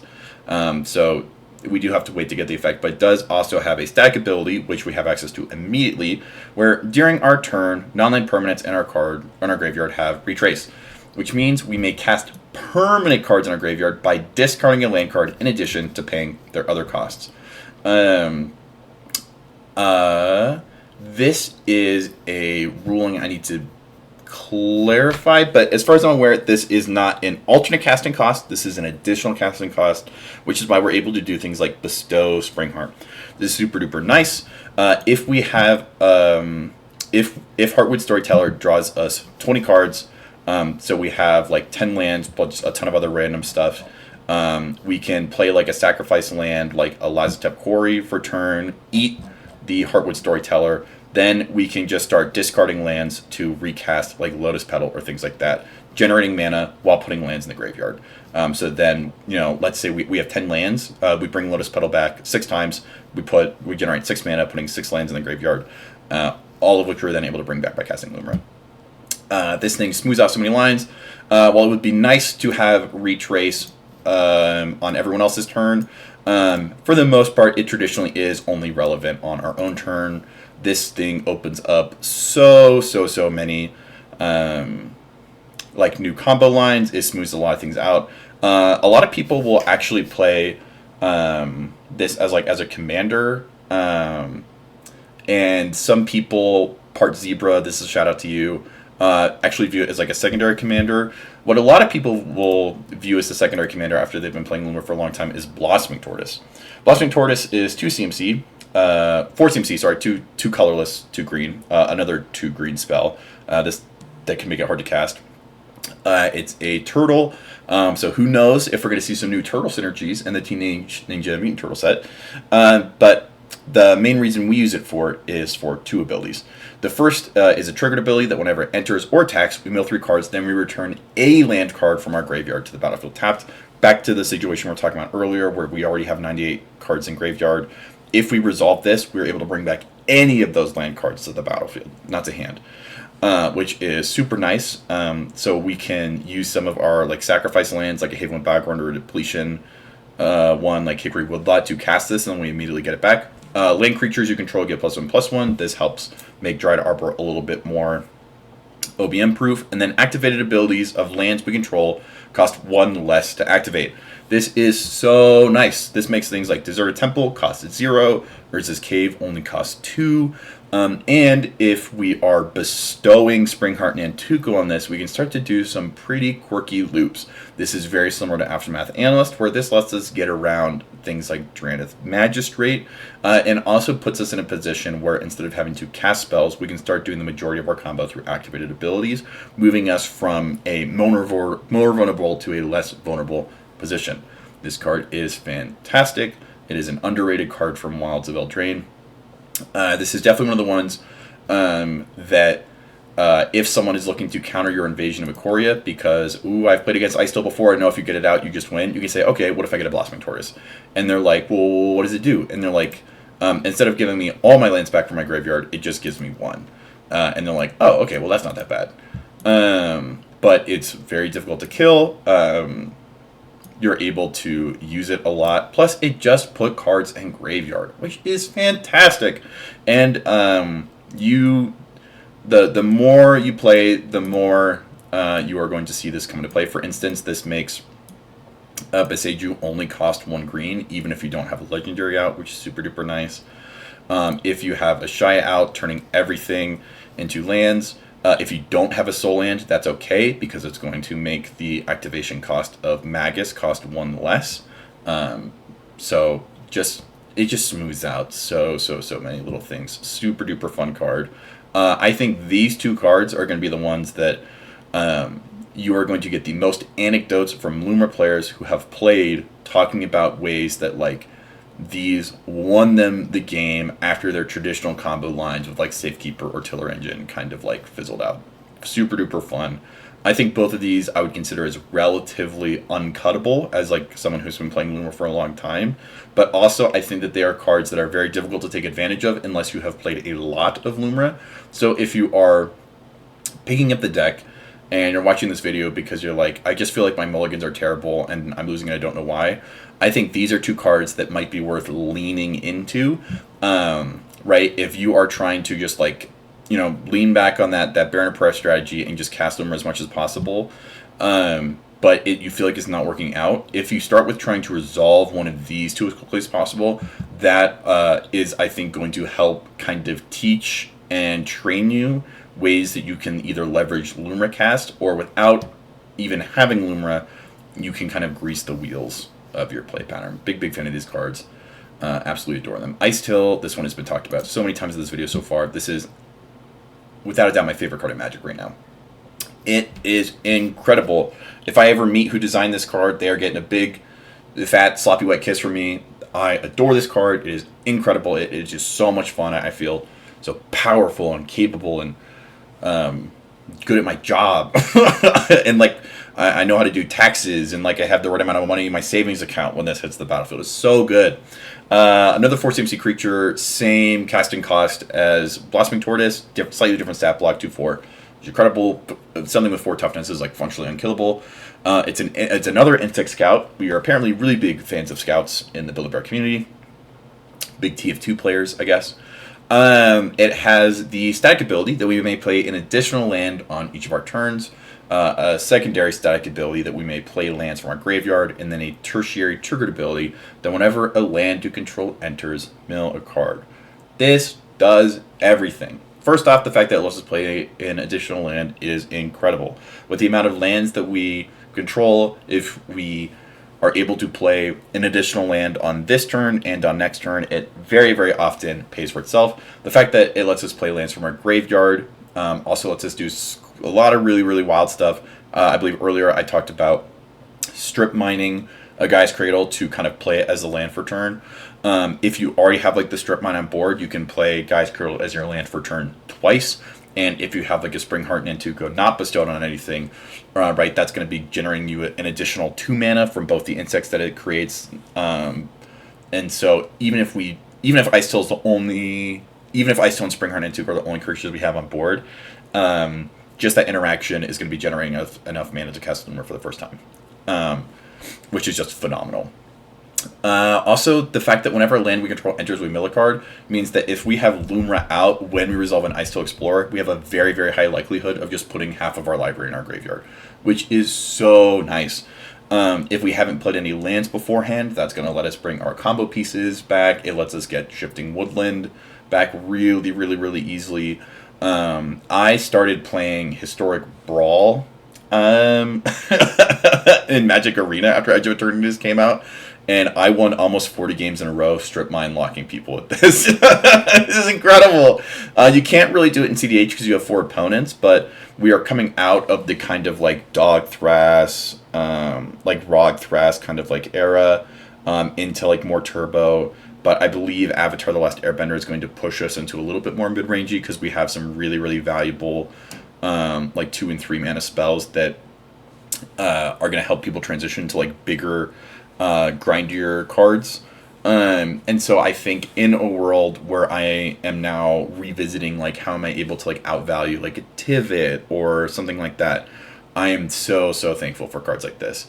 And then you combine this card, you know, with Elvish Reclaimer, with Azusa, with Tiller Engine, you know, with Magus of the Candelabra, and just the world is your oyster. This does combo with Springheart Nantuko. If you have like a Guy's Cradle or a Vesuva or a Lotus Field and an untapper, let's stick with Guy's Cradle. I can play it as my land for turn.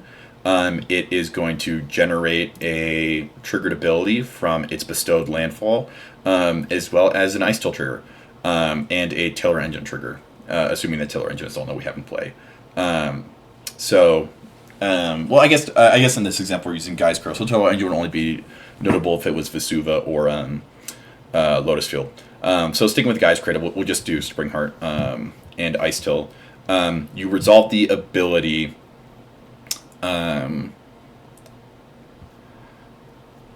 You have Guy's Cradle enter. You pay 2. You create a copy of Icetill. It then is going to mill a card, and it lets you play an additional land for turn. Meaning that if you have a Strip Mine or a Ghost Quarter or any additional land that you can play, you can then play that as your second land per turn. Also generating enough mana, ideally with the initial Guy's Cradle, to pay for the secondary Springheart Nantuko, which is going to mill an additional card, create an additional Icetill, generating an additional land that you can play. Use the Ghost Quarter, the Strip Mine, the Wasteland to kill the initial Guy's Cradle, sacrificing that card as well. And you just keep replaying the Guy's Cradle. Or you can have Lotus Field, which sacrifices itself, or you can use Vesuva in combination with Guy's Cradle, where they just keep killing each other because of the Legend rule. You just have to make sure that if you are doing a Lotus Field or a Vesuva, that you layer it so that your untapper is doing so before you hit the Springheart trigger. And then you're just going to mill your entire graveyard, generating infinite mana. So not only is this a value engine, but it's also a combo piece. In my mind, this is like the perfect card. It is incredible, I love it, and would run 4 copies of it if I could. We're in the home stretch of creatures. Next we have Sowing Mycospawn. This is one that comes in and out of decks. You'll see why here in a second. It's 4 CMC, so kind of expensive, 3 colorless, 1 green. It's devoid. This card has no color. I don't know if that has ever come into play. It has Kicker, 1 generic colorless, and then 1 colorless specifically for Kicker. It has a 3/3 stat block, and it has whenever we cast a spell, we search your library for a land card, put it onto the battlefield, then shuffle, and when you cast a spell, if it was kicked, exile target land. In 1v1 formats, the Kicker is seen much more often. Technically, I have used it, and I've seen other people use it here as well to kind of hold back players on resources. Once again, I think we're coming out of a phase where we're seeing decks really take advantage of like Cradle, making it much less relevant. There have been situations where It's been used to like hit E-Zone on like a Kinnon's board, or like a Manamo on like a Derevi or something who's just going absolutely crazy with the One Ring. But for the most part, this is essentially an uncounterable crop rot, where instead of sacrificing a land, we are paying a premium on mana. And since it's a cast trigger, like most Eldrazi effects, it's going to have to be like Consigned to Memory or a Trick Bind that hits us. And while it tutors a land to the battlefield, which a lot of our stuff does, it does so without notifying that it's tapped. So we can get something like a Gaia's Cradle, and we are able to immediately use it for mana. Meaning that oftentimes, like, Sowing Mycospawn is able to ritual, which is really, really good. The reason people cut it is, one, it's a cast effect, meaning you can't do like Shifting Woodland, Mirror Pool stuff to just tutor all your lands from your graveyard to the battlefield. It is a little bit expensive. And once it hits the battlefield, we don't have a lot of good ways of recurring it, so it's oftentimes just going to be like a one-time effect. But boy, is it a powerful one-time effect. I am back on this card because of another pilot named Aaron, who I was staying with at Fishbowl in addition to Snowball. So you get kudos for the fact that I'm back on this. I would put this very similar to the Arboreal Grazer in terms of power level. Where it does multiple things at a B+ effect that kind of the sum is greater than the or the total is greater than some of the parts kind of situation. Big fan. I currently am really enjoying being on it. If you don't like it and you aren't on it, I do not judge you. I have been you, and I might be you in the future should another Icetill Explorer get printed. But great card, tons and tons of utility. Next we have Ashaya. We have already talked about most of the things that we see Ashaya comboing with. We have the Magus Candelabra line. A niche thing is that if you have Elvish Reclaimer, you're able to like sacrifice Lumra or other creatures, for instance, Heartwood Storyteller, trying to find a way to kill Heartwood Storyteller, because they become lands. This is one of the many victims in this deck if a Blood Moon effect resolves. It's a 5 CMC creature, 3 colorless, 2 green. It's an elemental, meaning it's the last thing that we can get off Ashaya. Its power toughness are equal to the number of lands we control, very similar to our commander, and it has the stack ability that non-token creatures we control are forest lands in addition to their other types. Super duper fun. This combos with Vesuva. I will talk about that combo more in depth when we get to Vesuva. This is in here much more for a combo piece than a value engine. It's hard to have a value Ashaya. This is a super duper scary card. It is going to be uncounterable because of Cavern of Souls. It is going to be easier to tutor for because of Nissa, and it is going to be easier for all the alarm bells in our opponent's heads to be going off.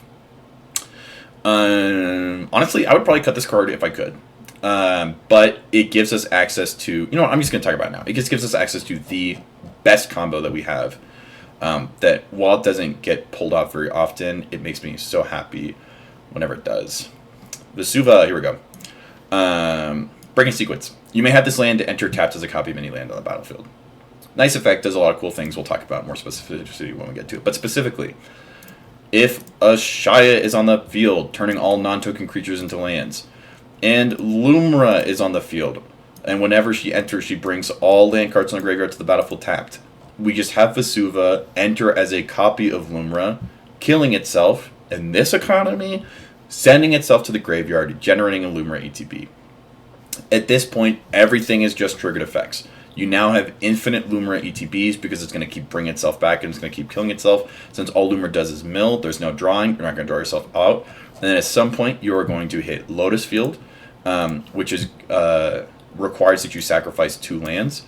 You just have it sacrifice itself, and I guess this is the first time we're actually talking about this in this video. Apologies that I'm just now getting to it, but kind of the not quite the gold standard, but the most common win line you're going to see outside of Gilrick Sanitarium loops.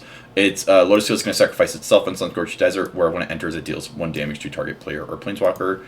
And then just via the triggered ability of Vesuva entering and killing itself, Lotus Field entering and killing itself, and Sunscorch entering, pinging someone, and then getting killed by Lotus Field. You can just kill the whole table by triggered abilities alone. Never using mana, never having to cast things, never having to activate anything. skipping you past Curse Totem, past Ristic Study, past so many different things. It is an incredible combo, and Ashaya is without a doubt one of the bigger choke points. Something else that will oftentimes stop this combo is, since Vesuva doesn't use the stack, neither does the Legend rule, people will bounce your Lumra in response to the first Lumra ETB that the Vesuva Lumra put on the stack. So it's not impossible to interact with. It's not like, you know, an infinite money hack, but it is a really strong combo. And then Ashaya just makes it easy for us to, you know, we could, if we don't have Lumra out, we can have Vesuva enter, right, as like a second tiller engine. Or, you know, a second Aftermath Analyst, or we just get to do all sorts of like really cool stuff. And then Blossoming Tortoise is going to reduce activated abilities, you know, kind of going back to that Elvish Reclaimer, Magus, Aftermath kind of loop. It's fun, it's cool, it is like one of the quintessential like green CDH cards. And while it is a difficult combo to get to, it is a combo that you will, if you are in between two combo lines, sometimes you will accidentally just kind of end up having Ashaya and Vesuva. And I think that if you kind of aim for getting an Ashaya loop in place, you are heading in a good direction. And then the last creature we'll talk about, and then I have to take a short break, is going to be Famished Worldsire, the last creature that we got from Edge of Eternities. It costs 5 colorless and 3 green pips. It's a Leviathan. It has Ward 3 and Devour Land 3. As this creature enters, you may sacrifice any number of lands. It enters with 3 times that many +1/+1 counters on it. When this creature enters, look at the top X cards of your library, where X is this creature's power. Put any number of land cards from among them onto the battlefield tapped. Let's say we have 4 lands. As it enters, it's important to remember that this is not going to generate a trigger, so you are going to have to tap those lands for mana before the creature spell resolves.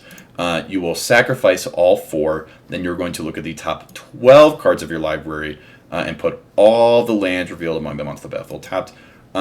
This card almost always rituals. The most common use case that I see this coming out is if I am Eldritch Evolutioning Lumra, or if I'm generating a Mirror Pool copy of it somehow. I tend to be sacrificing between 8 to 10 lands and end up putting between 15 and 20 on the battlefield. My experience, I'm currently on 53 lands, I think. 50, okay, I'm less than I thought. Is that this tends to double the amount of lands that I have. Obviously, you know, if you have like an Icetill out, or you know, you're in like the back half, so you already have like 20 lands out, that number you're going to see like a lot of fluctuations.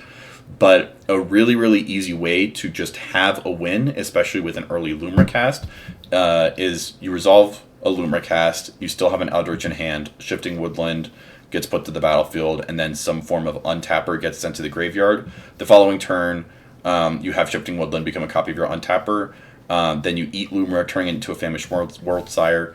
Once again, you're probably going to double your mana, so you're looking at like 15 lands. More than likely enough to counter Lumra.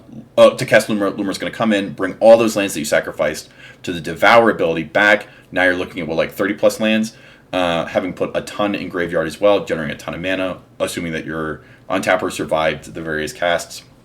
And then now, even though all you did was just generate like a ton of mana and put a bunch of lands on the battlefield, between Famished Worldsire, Lumra, and whatever untapper you have, you should be able to piece together a combo or aggressively posture to be able to then force a draw. Super duper fun. Definitely, I think I hardcast this just as much as I Eldritch Evolution it, just because, right, once Eldritch Evolution goes to the graveyard, there's not a lot of clean ways of bringing it back. I did retrace it with 6 once. It is important to remember that if you copy it with Shifting Woodland, it will automatically die because there isn't a Devour trigger, because it's not entering the battlefield because Shifting Woodland is already there. Super duper fun card, love it. I would also say it's not mandatory, but I will say if you're able to resolve one, you are probably going to win. And so that is Battles, Planeswalkers, Creatures. I'm going to take a short break, and then when I come back, we're going to talk about the Sorcery, Instant, and Artifact package, along with enchantments, and the meat and potatoes of what I think tend to confuse a lot of new pilots is the lands. But thank you guys for following so far, and I'll see you in just a minute. And we're back. thank you for your patience. I think it is. I was just looking at the recording time and I saw that we spent 2 hours over here. We'll see how long it is when we finish. Just to recap what we've done and kind of talk about what we're gonna end up. We just finished talking about Lumra herself, battles, planeswalkers, creatures. We're going to talk about the rest of the deck, as well as the sideboard, what I would consider notable exclusions, cards that I'm not on, but I think are very justifiable or worth being on, as well as going over some mulligans. So I would consider us being, kind of halfway through Act 1.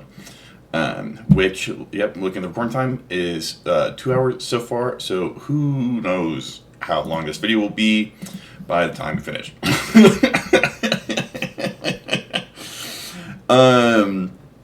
Starting with the sorceries, we've got Green Sun Zenith. It is X colorless and 1 green.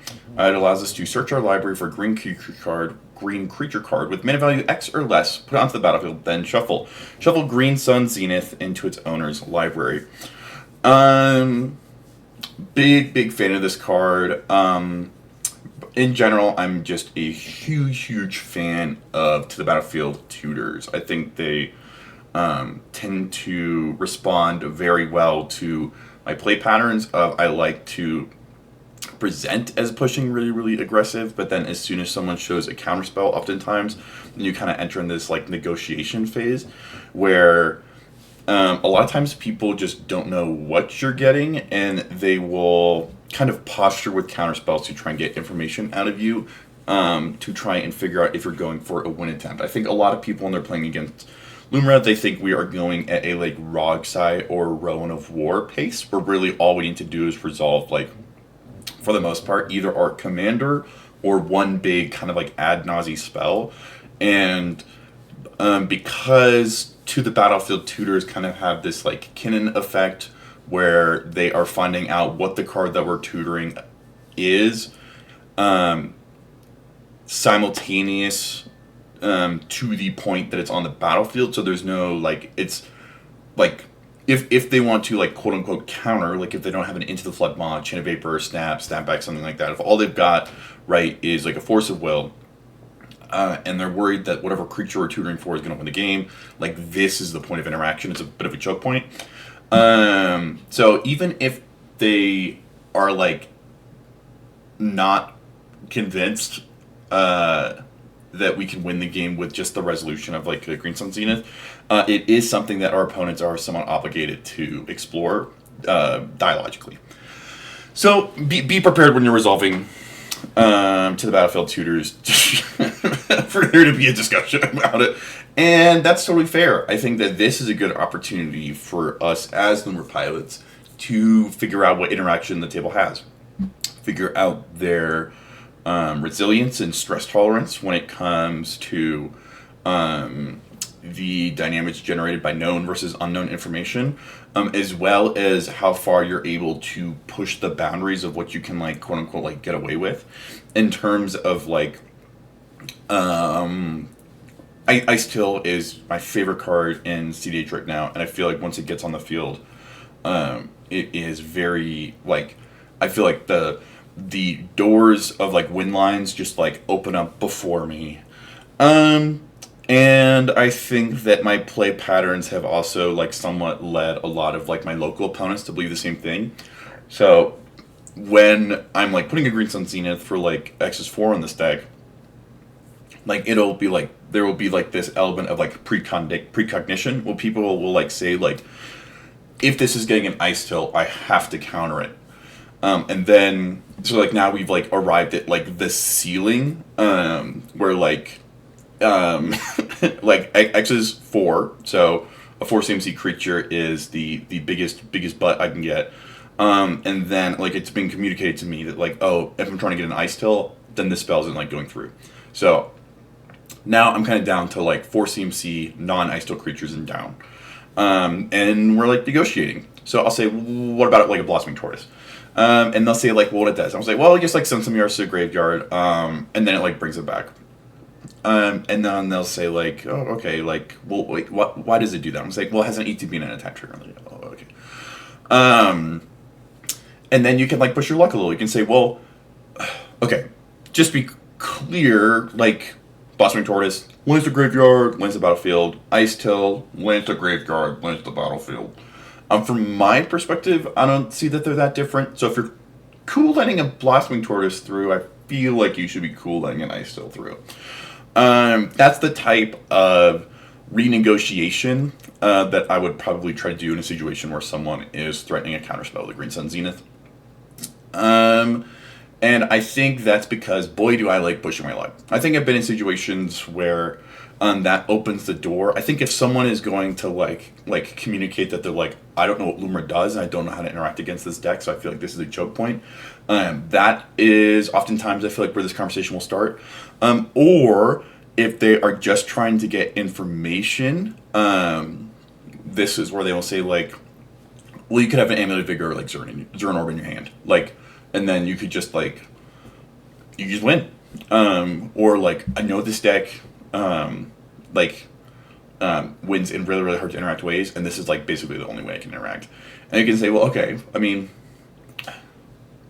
no amount of information you can get people in situations once that kind of like fear has like the driver's seat is going to be able to alter the course for the most part. Like if they've committed themselves to countering the spell, it's going to be really almost impossible to talk them out of it. And depending on the situation, it may or may not be worth forcing the counterspell out of their hand. But I do think that, for me, that situation is just a good example of how I feel like To the Battlefield tutors and Lumra can create artificial choke points. So sometimes I think it can be worth, if you have like 10 to 12 mana floating around, to pump fake with like a Chord of Calling or something if you've already got most of the strong pieces that you need on board. That being said, I'm not quite sure Chord of Calling is the one I would pump it with, but that being said, I think that like sometimes it is worth it using big and important spells as kind of like bait or a lure to see what's happening on the table if you have a harder to interact with and more difficult to see line waiting behind the scenes. Do I think Green Sun Zenith is something that I am looking to just like throw around? Not especially. I think I most traditionally use this very, very early on. We are on Dryad Arbor, so I do Green Suns for 0 all the time. And the inclusion of Horizon Explorer and Edge of Eternities means that we now have a Tiller Engine Amulet of Vigor effect that we can get with a Green Sun Zenith. So I will also do X's 3 a lot. Because I'm either trying to get a Horizon Explorer to push with a Lumra next turn, or to get a Heartwood Storyteller because some deck is just like this close to turboing out or comboing out, and I need to make sure that I get another turn, and I am not confident in the capacity of my opponents to get there with the resources that they have on hand. This also is part of a lot of combos. Most notoriously, the Zenith cycle is known for that they shuffle themselves back into their owner's libraries upon resolution. This means that if we are in a situation where we are trying to win through the One Ring, so we can't deal combat damage, one of the easiest avenues for us to kill our opponents, we'll zip down to a land early, is Gary Sanitarium. And we'll talk about this a little bit more in depth. But it has the activated ability, the secondary ability, that we can cause each player to draw a card and then discard a card. Which, through various means, for instance, like Sylvan Safekeeper, Tiller Engine, and Lumra, we're able to do that like an infinite amount of times. And Green Sun Zenith, by shuffling itself back into our library, can prevent us from drawing ourselves out in combination with cards like Endurance. So this kind of like redundancy helps protect us from getting pieces like hit early on. You know, for instance, if we try to go Green Suns for 4, we're not able to like convince our opponents to let it through, and so it gets force negations and now it's exiled. Endurance can help protect us in situations like that from drawing ourselves out. The big difference between the two is that Endurance is flash speed, this is sorcery speed, while we are on Emergent Zone. I think most people will go to Endurance first because you're able to copy it, bounce it, that do a lot more things without the aid of other resources. But this is just a nice backup to have. It's a relatively efficiently costed tutor. And it's just overall a good card. But for me, I think it is a good example. I think the Instants and Sorceries package is where you're going to see me diverge from a lot of Lumra lists. And that's because of that earlier kind of like rubric I was talking earlier about, for the most part, as a result of looking to cast Lumra early and often to accrue value in this kind of like, like Celeste or like Thrasios fashion. I'm trying to like grind out a lot of value. That means that if I mill Green Sun Zenith off of Lumra, I'm not going to see it again until I am like in the back 10% of my combo. So all of these cards, for the most part, either need to be win conditions in addition to the fact that they're tutors, or perform some other kind of versatility.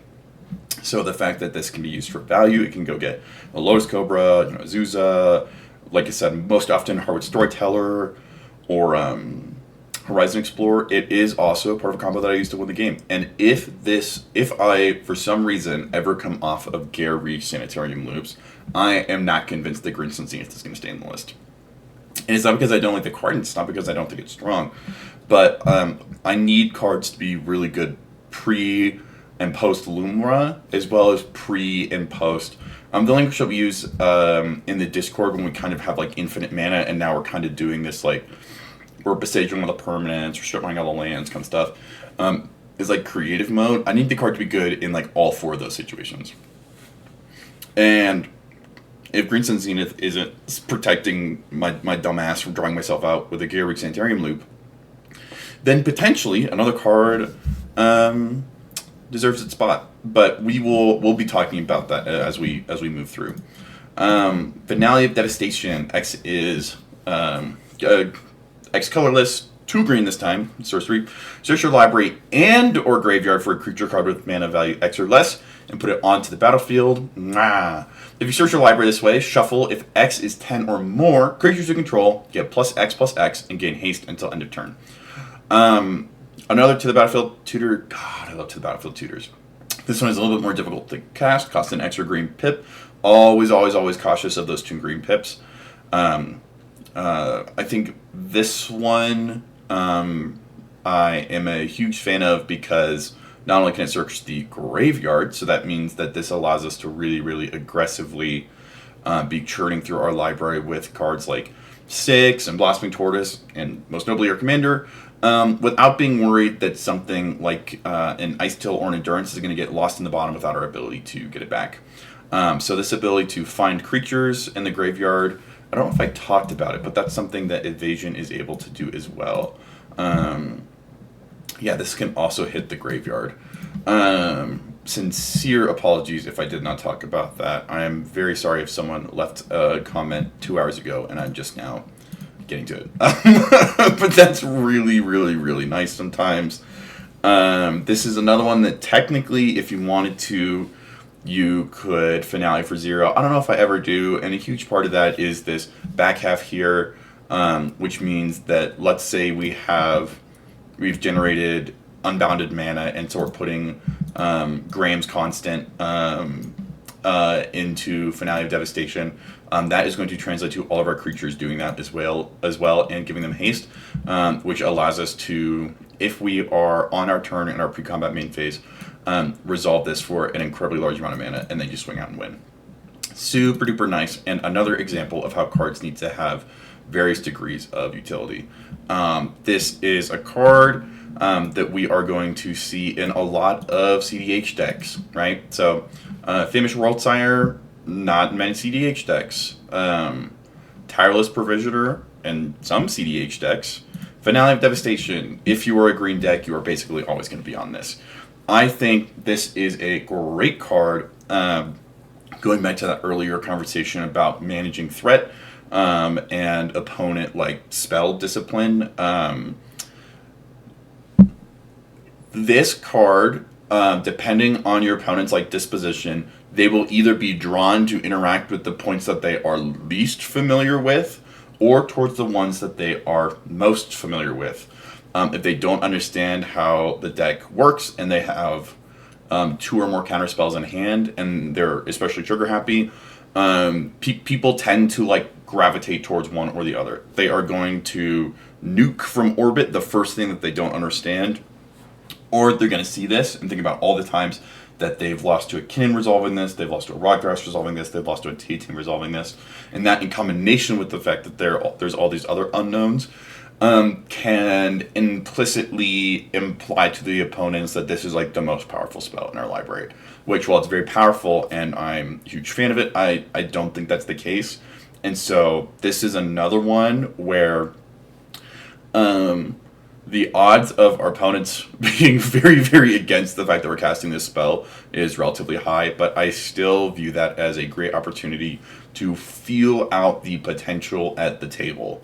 What is it that's going to set off all these like alarm bells, and what is it that's going to kind of go unnoticed and you can kind of like sneak past them, and use this to fish for information, gauge stress tolerance. Like, look, I'm not making like a win attempt here, but I think that player is posturing for one. Or you could ask like, I think this is like relatively like in vogue now, but I think a relatively like standard analytical question is like, well, what are you afraid of me getting? I think the use of that like quote unquote like political move is relatively going to be short lived.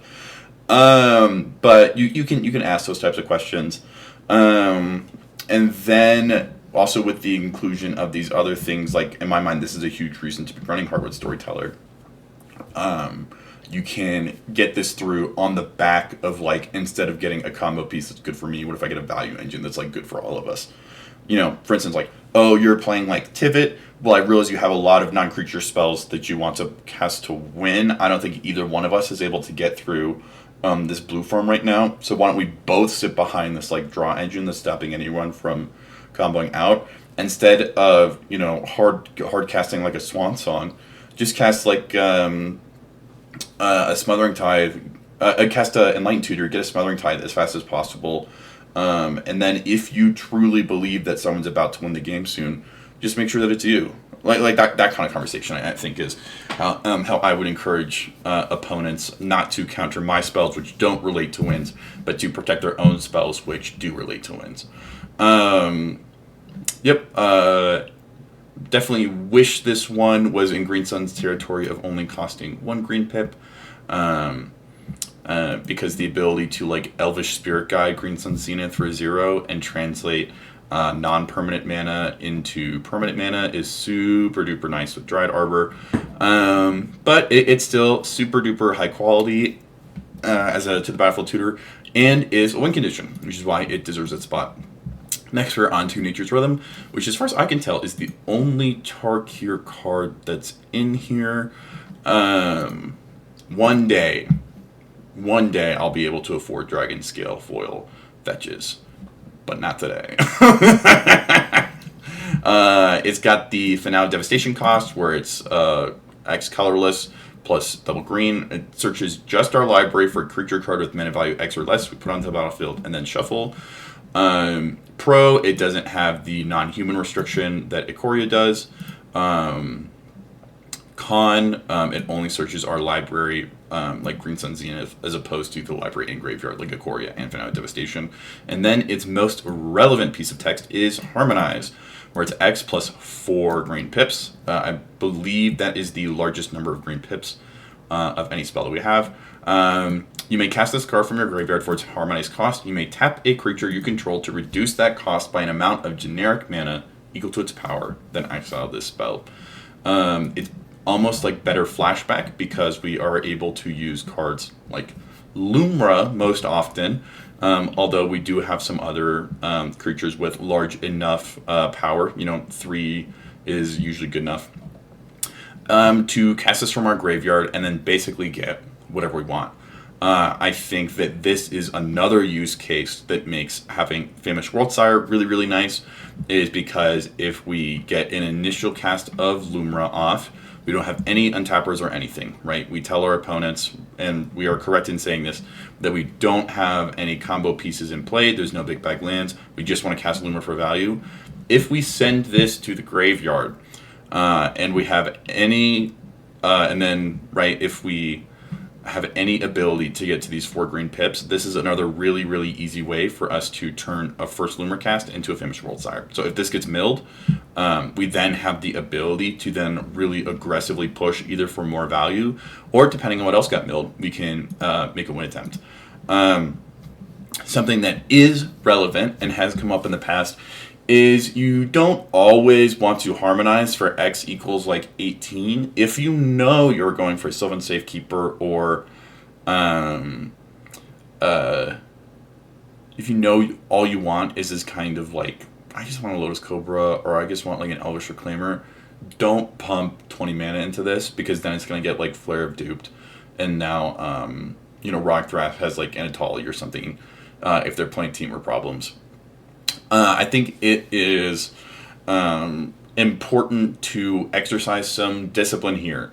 I think this is also an area that is a good time to talk about if there is a 2-mana spell that your opponents have been talking about all game that they're really, really scared of. Like, if we see a Tiller Engine, we have to counter it. If it's getting a Tiller Engine, we have to counter it. This is a great opportunity to say X is equal to 3. And then something that happens a lot of the time in CDH is that there's just so much information, there's so much like data processing that has to happen, that as soon as you say like, I am harmonizing nature's rhythm for X equals 3, they will then their brains will immediately go to like the 3 CMC bucket. And even if they've been talking about a 2 CMC spell all game, they're going to skip right over it, depending on their quality and experience as a player. So that is definitely something I think is worth utilizing.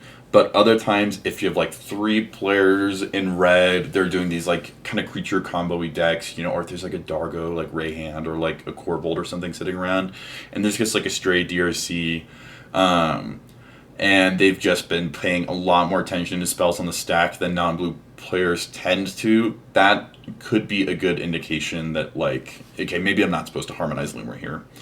But absolutely adore this card. Tons of fun. These green pips can be really, really difficult to get to, but it is a sorcery I do not mind sending to the graveyard. And that is something that I adore about this card, because if Finale Devastation gets sent to the yard, because of the current list that I'm on, it's not coming back. It's kind of off the table for the game. As opposed to Nature's Rhythm, once it's in the graveyard, it's functionally as if it's in my hand for the rest of the game. And I love that for me. Eldritch Evolution is the next one we'll talk about. It is 1 colorless, 2 green pips. There's those 2 green pips again. As an additional cost to cast this spell, sacrifice a creature, and search your library for a creature card with mana value X or less, where X is 2 plus a sacrifice creature's mana value. Put that card into the battlefield, then shuffle, exile Eldritch Evolution. A lot of people forget that this card exiles itself, but it's so common to forget that it exiles itself that I don't know if anyone has ever gotten a GRV for it being in their graveyard. So don't worry about it too much. Some things I really, really like about this is that it has the kind of like Neoform, Crop Rot, Diabolic Tutor, Diabolic Intent kind of stuff going on. Of the sacrifice is part of the casting cost, which means a lot of times all I need, if I'm like Baron of Prairing, is I just need Lumra gone. Like, I cast her to get value, I got a ton of mana, but now I don't really have a way to progress unless I can like kill her and recast her. And so even if this gets countered, tutoring would have been really, really nice, but I'm essentially just like hard casting a Flare of Cultivation at this point, because sometimes like all I need is just to be able to recast Lumra again, and this is a really great way to do that. If we are able to get this spell through, we are now able to tutor any creature in our library, this one doesn't hit graveyards, to the battlefield. Most consistently, I definitely like going for Famished Worldsire just because of how much it accelerates the board state. But in other situations, getting combo pieces is also super duper relevant. Eldritch Evolution is just so nice. And I think is the first example of it's not a win con in addition to its tutor functionality, but it does sacrifice Lumra. And so that is the additional value I see it providing of I don't even need the spell resolving for it to provide value in a meaningful and important way for the game plan that I'm going for. I would rank this one slightly higher than Nature's Rhythm or Finale of Devastation for the sake that for some reason people seem less scared of Eldritch Evolution, and Natural Order I think is actually really similar. Natural Order and Summoner's Pact I would actually put in all of these. For some reason, the fact that I am not paying a ton of mana into it is for some reason like less scary to people. And I don't know why that is. Well, I have some thoughts of why I think that's the case. But if I'm casting if I'm hard casting like Finale of Devastation or Nature's Rhythm for X equals 8, that means my board state is in a position where I'm able to generate 8+ mana, which is a scary thing in CDH. In mono green, it's maybe not as scary as it is in like other colors, because also it kind of has in the color wedge, so it's kind of like philosophical association with big mana, so something that people are like ideologically prepared for. But we're not going to be coming at them with like Appearance to the Abyss and Ad Naz. What's the blue spell that makes like everything free? There's like there's not a lot of just like you cast this and it ends the game spells in green. So it's not like they're worried about us drawing half of our library, losing half of our life, and then comboing out immediately afterwards. But the fact that someone's able to make like 8-10+ mana in and of itself is scary. Whereas the fact that Eldritch Evolution only costs 3 mana, for some reason, in my experience, reduces the threat that this generates. And I like that about it. I also like that it is super duper easy to negotiate, kind of going back to the conversation of adjusting for the ceiling and the floor based off of like our opponent's resilience and tenacity. If someone's like, he could get anything, and someone says, oh man, dude, if this is getting like anything north of like if this is getting anything north of a Delighted Halfling, then I have to counter this. That establishes the ceiling at that point for that card. And say like, really? Like anything other than a Delighted Halfling? And they'll say, well, you obviously can't get like a combo piece. I'll say, well, what about like a combo piece that I can't use right now? Like I'll say like, well, I already have like a Tiller Engine out. Why don't I go get like a Horizon Explorer? While it does generate redundancy for me, it also prevents me from getting multiple untaps because I also have this Amulet of Vigor in hand. And so like if you're worried that I'm gonna get this like combo piece, why don't I just like not progress my combo any further and I just protect the quantity of combo as it is that like I already have. So that we're maintaining the status quo. The only real thing that's changing is Lumra is going to the command zone, which has already happened because I had to sacrifice them as part of the cast and cusp of the spell, which is why I did it. And then once you start framing it around, like I'm more interested in like killing Lumra and like keeping things going. I don't have to be zooming 1,000 miles per hour. I'm not Rowan. I'm not Rogsai. A lot of times people are far more comfortable and they'll negotiate a ceiling upwards of like Delighted Halfling. And so I think that's an important thing to keep in mind for me whenever I am resolving an instant or a sorcery specifically to the Battlefield Tutor. That is always an opportunity to glean information from your opponents. They are going to try and use it as like a linchpin. They're like, oh, this is my opportunity to bend them over a barrel. And in their excitement and eagerness to try and like get something from you, they're almost always going to overplay their hand. right? They're going to think that they're in the power position because you have already cast a spell, you've already committed the resources, and they have not yet committed the resources. And also, this is a point of our quote-unquote combo that we're more vulnerable than at any other point. But I really, really enjoy moments like that to be able to feel out.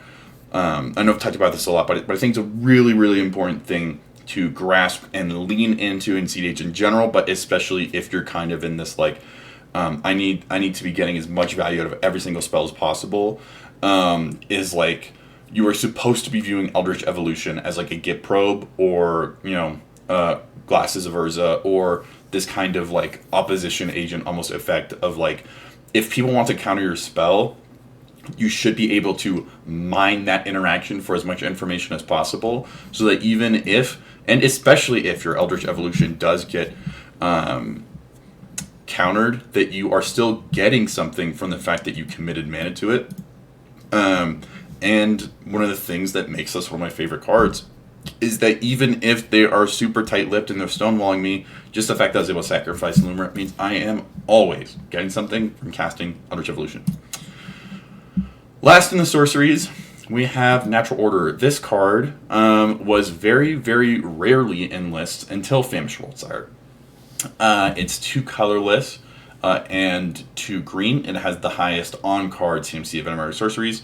And as an additional cost to cast a spell, sacrifice a green creature. While this definitely can be Lumra, it's oftentimes it's just going to be Dryad Arbor. Or Arboreal Grazer or something like that. Another huge reason to love those 1 CMC creatures that you do not mind getting rid of.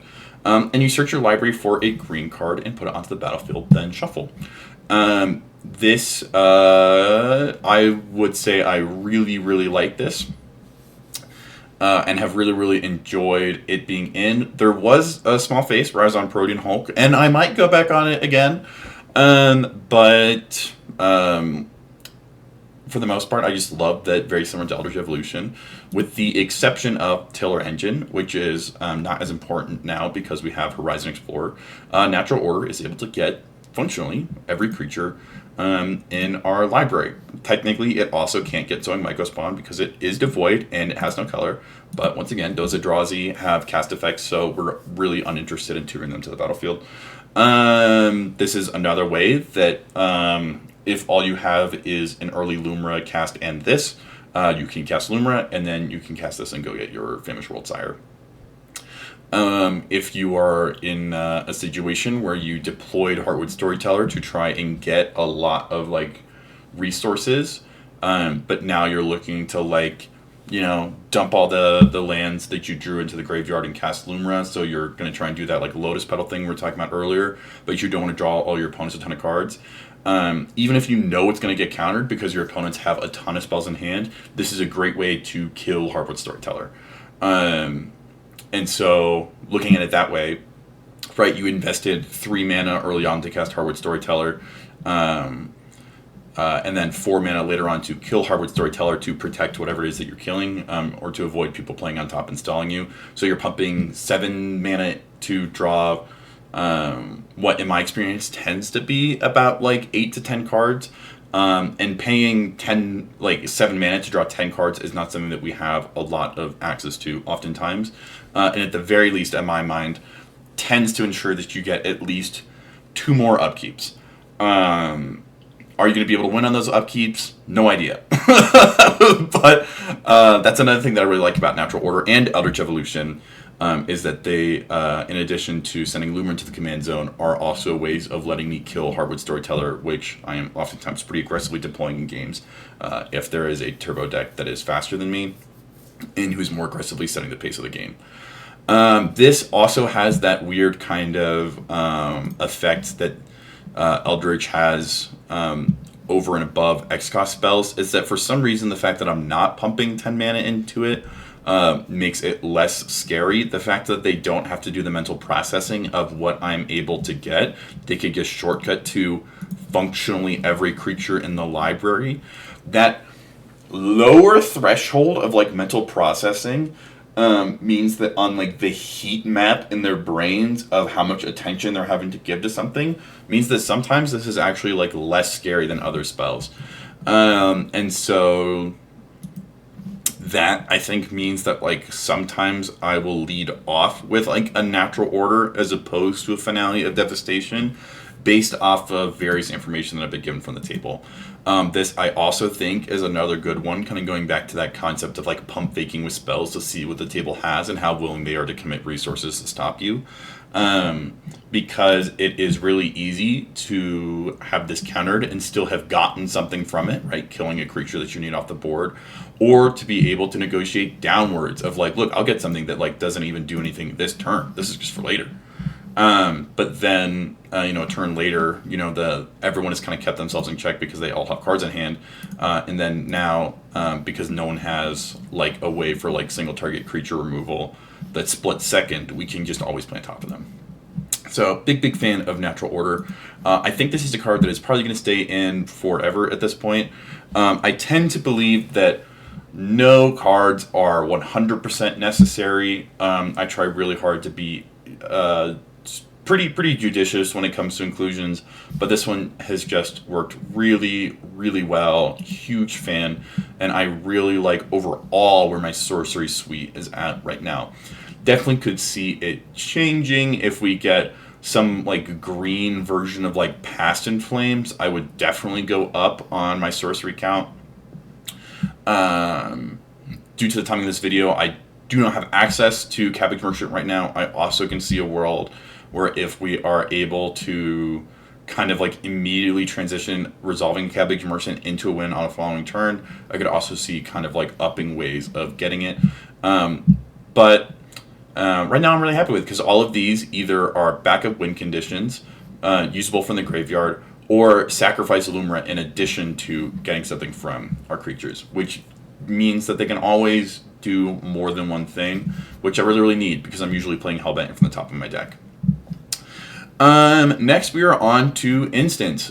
This is where we usually are going to see, if you're looking at a traditional CEH deck, the bulk of what you need to be worried about. Oftentimes in CDH, we'll work with value engines and enchantments, things that are going to synergize or progress your board state, whether it's value or comboing out in the creature space. And then Instants is where we're going to see a lot of what you need to be worried about, because for the most part, we're in instant speed format. So this is where we're going to see a ton of counter spells. This is where we're going to see a lot of the most high value tutors. This is where you're going to see a lot of times like a Born Upon to win to then transition these other portions of your board into instant speed pieces. And we're only on 5 pieces because we're in mono green. And because I apparently have a vendetta against Instants, and expect them to meet me in the parking lot. Their dukes up. Yep. So I'm on this is definitely the CDH list with the least instants that I've ever played, and also I think there are a lot of really high quality instants that I think if you are not as committed to like the 6 shifting woodland effects, that you absolutely should be on, and we'll cover those later. But just starting with the ones that we have in here, Summoner's Pact is another one that came in and out of people's lists, including mine, that finally got its place locked in when Edge of Eternity is released, primarily because of Horizon Explorer. This card was always able to get Sylvan Safekeeper, is always able to get Endurance, it was always able to get Elvish Spirit Guide so that you have access to it beside you if it's in hand. But the fact that it went from these kind of like protection pieces with like a little bit of combo potential to opening up the other half of our A plus B has just caused it to do really well. Also, there's a lot of creatures that even if we don't have the ability to pay the 2 colorless and a 2 green, for instance, if I had like a Soul Ring and just like a basic forest, if I cast this and I go get like a Tireless Provisioner and then I use like a fetch, I am then like generating the ability to pay its cost. And so that is something that can definitely be leveraged.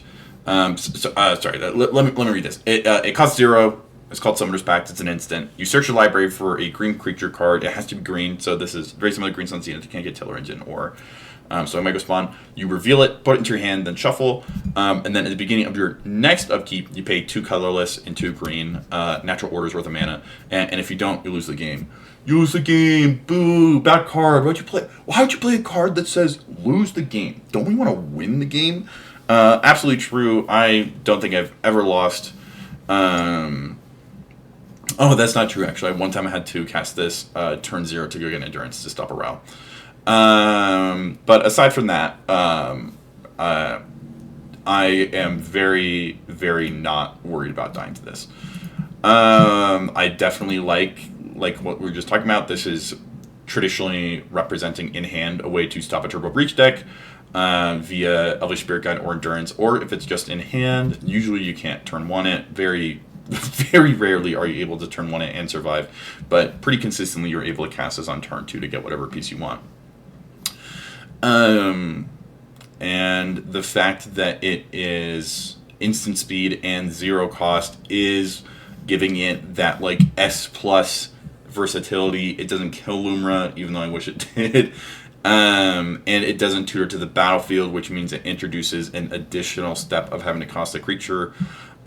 So those are things I really don't like about the card, and sometimes make me like really unhappy to see it in hand. But the fact that it is so consistently able to stop, for the most part, the vast majority of tight and concise combos that we'll see in our opponents, allows us to stop some of the more aggressive decks.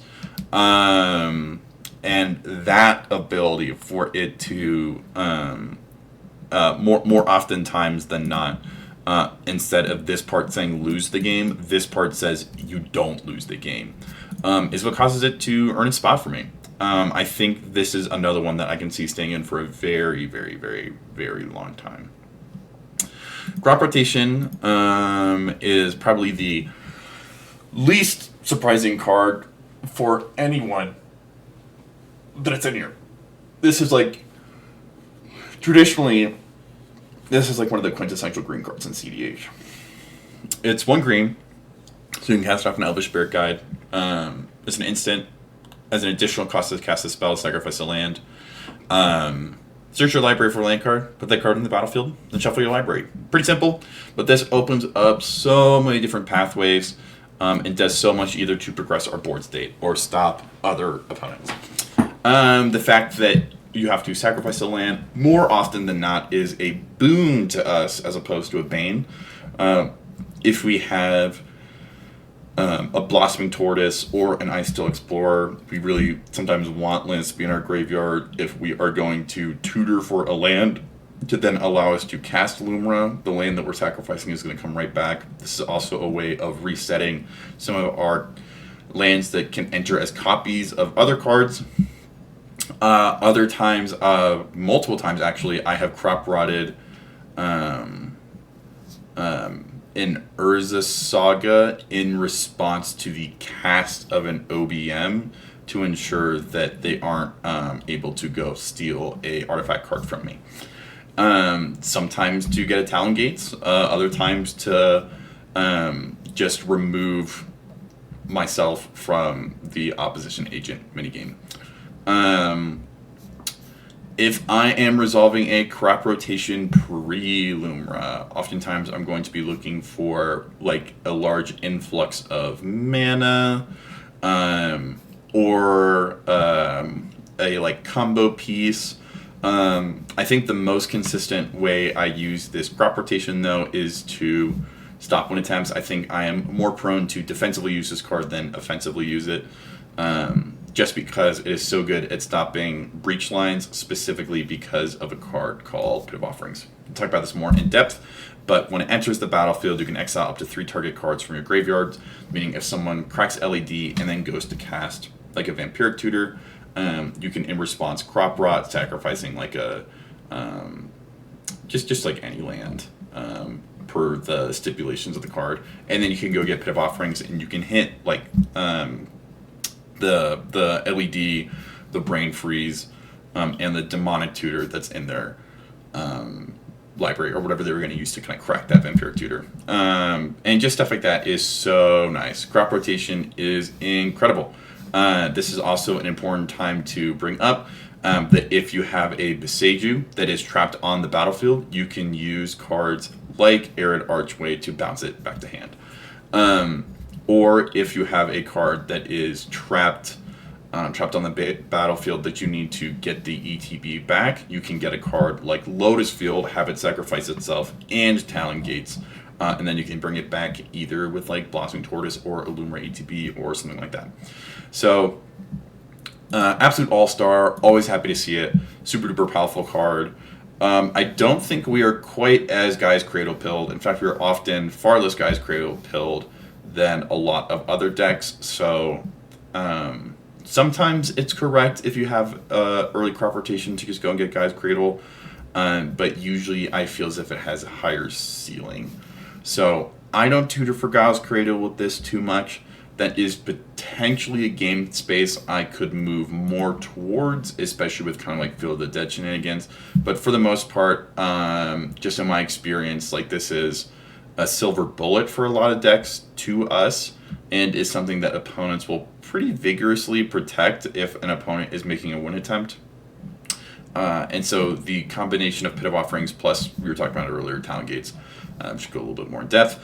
Once we get to that part of the deck, means that I am very, very prone to hold on to this as long as possible.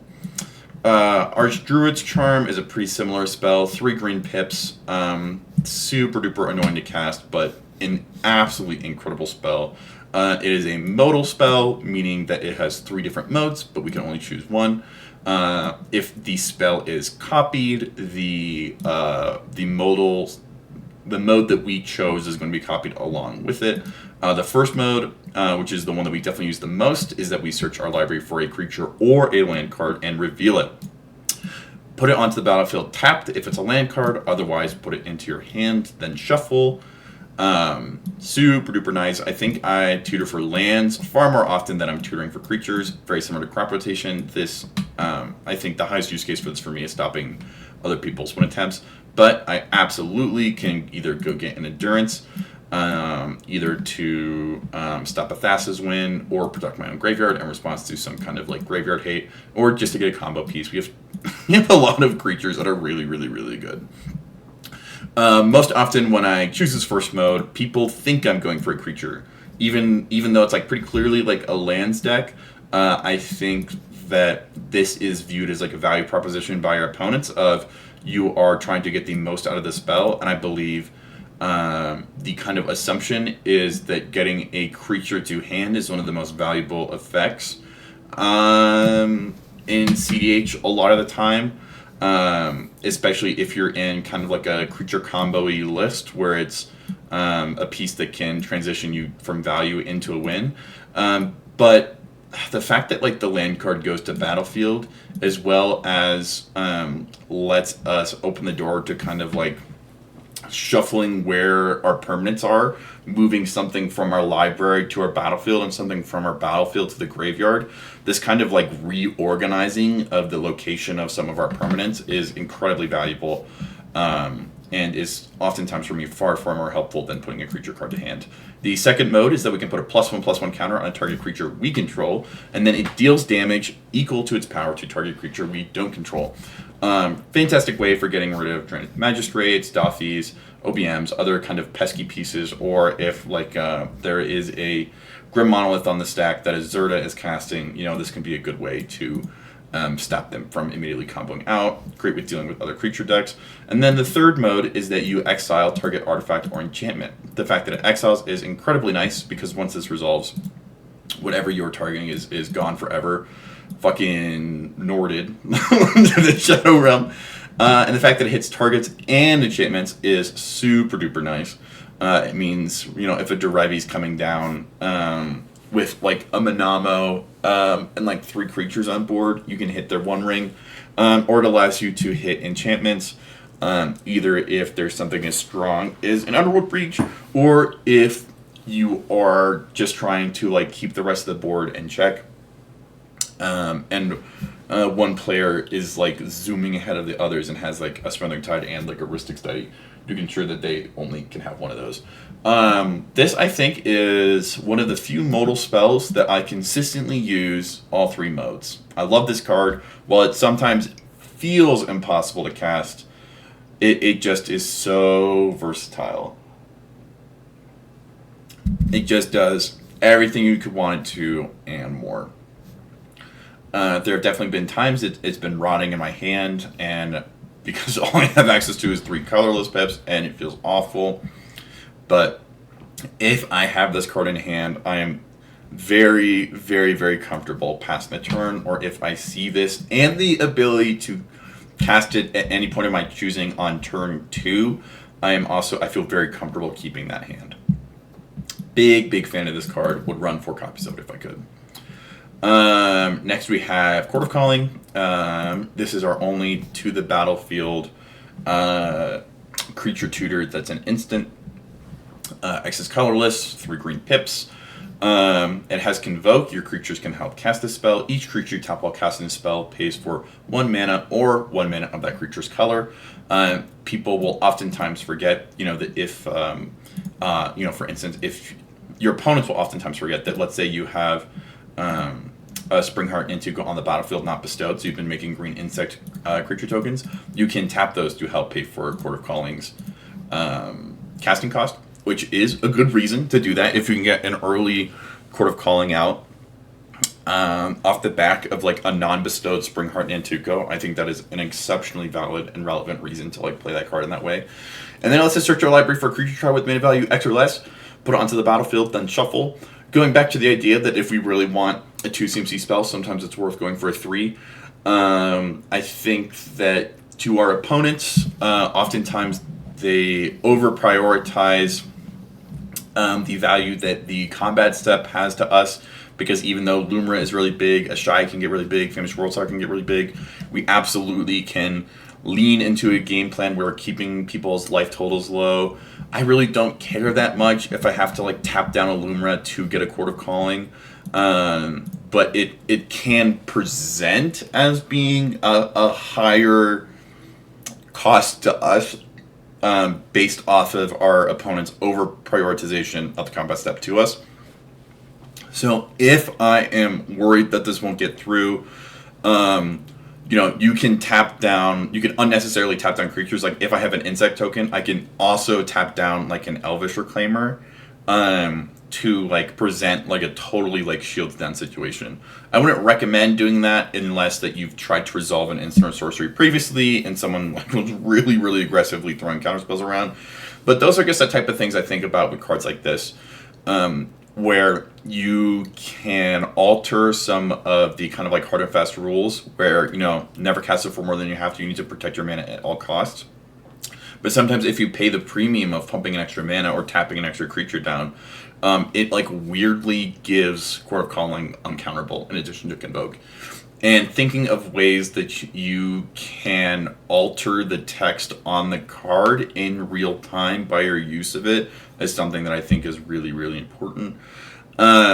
This is a spell I actually wasn't on for a long time because this is actually a really, really difficult spell to cast. Even though it's an instant speed and even though you have Convoke, a lot of times I found that I was only able to resolve a Chord of Calling once I already had 2 to 3 like big pieces in play. And if I already have, for the most part, like any like let's say we have like 4 creatures on board, almost any combination of like 4 creatures here puts us in a really, really, really good spot. And if I already have 4 permanents on board, while resolving a Chord of Calling should translate to a win, it's also introducing a component into the game that is like so much easier to interact with than everything else. So Chord of Calling is something that I think I have found its best use case to be if I am attempting to combo out and I get to a point where all I need is an Ashaya on the battlefield, and then I can Elvish Reclaimer to go get Vesuva and then resolve the line. I will, like, here's what you're supposed to do. If you realize that your line has transitioned to a point where everything can be done at instant speed, but there's 3 or 4 pieces of interaction that you're not quite sure you can fight through. So you know that you could push right now. You sense that there is maybe only a 15 to 20% chance that you can get through. And it seems as if within a turn or two of your opponents that there's going to be a huge counterspell fight. You're supposed to like put your head in your hands. Oh, I can't believe I've done this. Oh, count your prone wrists. 5, 6, 7, 8. Hang on. Can just give me 1 second. I'm counting. Summoning sick. Oh, I don't think I'm on Enduring Vitality anymore. Oh my god. I can't believe I did this again. I guess I'm just passing the turn. If you get to a point where your line is now capable of being performed at instant speed, and the interaction at the table in the next turn or two is only going to go down, it's not going to go up, there's not like a ton of draw engines out, or the player with all the interaction is about to be pushing for a win, I think it's important to remember that like Chord of Calling gives you the opportunity to sandbag and wait. Not to say that you should always wait. Like I think I tend to play really, really proactively. But also like Magic players don't like anything. There's nothing that Magic players like more than being right. And so sometimes, for instance, if you say on your turn with combo pieces out, I don't think I can win here because you have a Chord of Calling in hand. They don't know that. And you think you can win at instant speed and you're trying to like figure out what's going on. Your opponents will start doing math for you. They'll count all your lands. They'll count your mana. They'll say, well, I mean, you've got enough to activate Aftermath Analyst and it is going to bring Shifting Woodlands back. But then, oh no, and they'll start doing math. And they will start pointing out to you all the data points that they are able to keep track of on your board. And so maybe you do cast Chord of Calling, maybe you don't, but that is a way that I'm trying to get more out of this spell than what's on the card.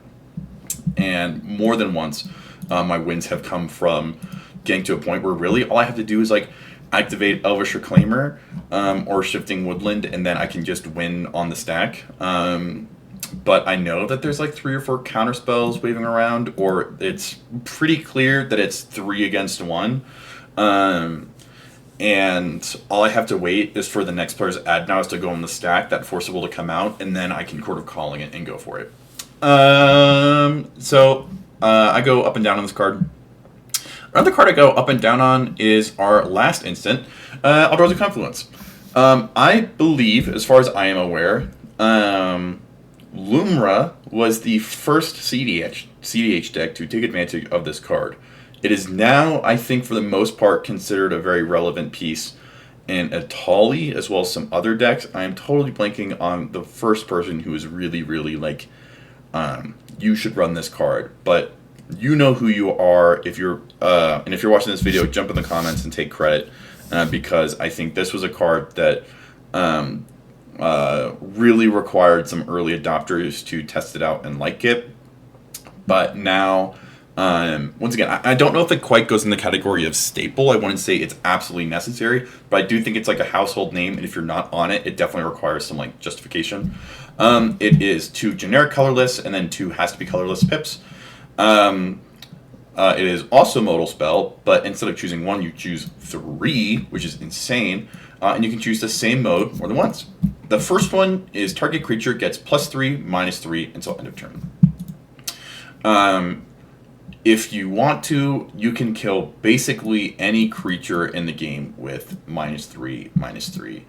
A ruling I am not aware of. In my mind, I'm thinking right now, if I were to cast this and target a Tivit 3 times, am I going to have to pay the ward cost 3 times? I don't know. And that's something I'm going to have to look up later. I'm going to open myself up here. That is something I'm just now thinking in this moment. And I am not seeing an answer in the rulings. But it kills it basically kills all the creatures that we'd want to kill using the second mode of Archdruid's Charm. Fantastic, super duper great. It also can buff creatures if someone is attacking with the expectation that they're able to defend something. If something has 4 toughness, you can knock it down to 1, as well as buff its strength up. And so if players are blocking and attacking with the expectation that both of them are going to survive. They're trying to get some like trade, maybe like 2 Timnas are going into each other or something. I think Timna's a 2/2. I don't know. It just lets you change the math. The second mode, exile target non-land permanent. This describes a lot of things in CDH. Then return to the battlefield tapped under its owner's control. This gives you another Lumra. If you have an Amulet of Vigor, you can use this to reset your Grim Monolith and your Mana Vault. It does so much. There's a lot of ETPs we're looking for. Let's say we like hard casted an Endurance early on to protect our graveyard, and now someone's going for a win attempt. You can use this to kind of like reset your Endurance, that kind of stuff. And then in the last mode is you can create a 1/1 colorless Eldrazi Scion creature token with sacrifice this and add a colorless. Super duper versatile card. Very similar to Archdruid's Charm. I definitely have used every mode on this multiple times. I definitely don't think I've used every mode on here 3 times. Like, I don't know if I've cast it and then used -3 times or stuff like that. But it does a lot of really, really valuable stuff. It lets us kind of like modify the way things on the board work, which is super duper nice. For instance, technically, since it returns it to the battlefield tapped under the control, if there is like Trinisphere is the one that if it's tapped. So, like, if an opponent has a Trinisphere that we're trying to fight through for some reason, or if we need to like unlock another player in order to like stop the Urza player from comboing off, like you can do like weird stuff like that. The fact that it bounces a permanent and generates mana also means that there are some kind of quirky Timeless Witness or Eternal Witness loops that you can do. I am not on either one of those cards right now, but I think those are a great example of how if you are on this card, I think it should meaningfully affect the creatures that you are playing. I have come off of those right now because for the most part, I am trying to lean away from having to care about where things are, as well as Timeless Witness and Eternal Witness oftentimes don't do enough. I see them as a little bit more like defensive cards. I think it's like really hard to like aggressively cast an Eternal Witness. But I think that if you are on more of like a mid-range control plan, where you may be looking to like utilize an Eldrazi Confluence like multiple times to control the permanents that your opponents have or the way they are, I think that like Eldrazi Confluence is a good reason to be on those cards. And I enjoy this card a lot. I think it's a lot of fun. It's definitely got that like hipster factor. And yeah, kudos to whoever in the Lumra Discord first found this one. I think Alec was the first person I was talking to who was like, Eric, you gotta try this. Which is one of the amount of things that Alec has tried and then convinced me on is a very, very long list. So Alec, if you were watching this, thank you so much for the influence that you've had on me as a CDH pilot. But that is our sorcery and our instant package. I think this is an area I expect to hear a lot of like little interactions from the community, of like things, stories of like where people have used these cards in interesting and unique ways to solve really, really diverse and complicated problems. The artifacts are something we're going to be able to move through pretty quickly because for the vast majority, most of them just generate mana. Lion's Eye Diamond is cost 0. You discard your hand, you sacrifice this artifact, and then you add 3 mana of any one color, and you activate it only as an instant. This language is weird.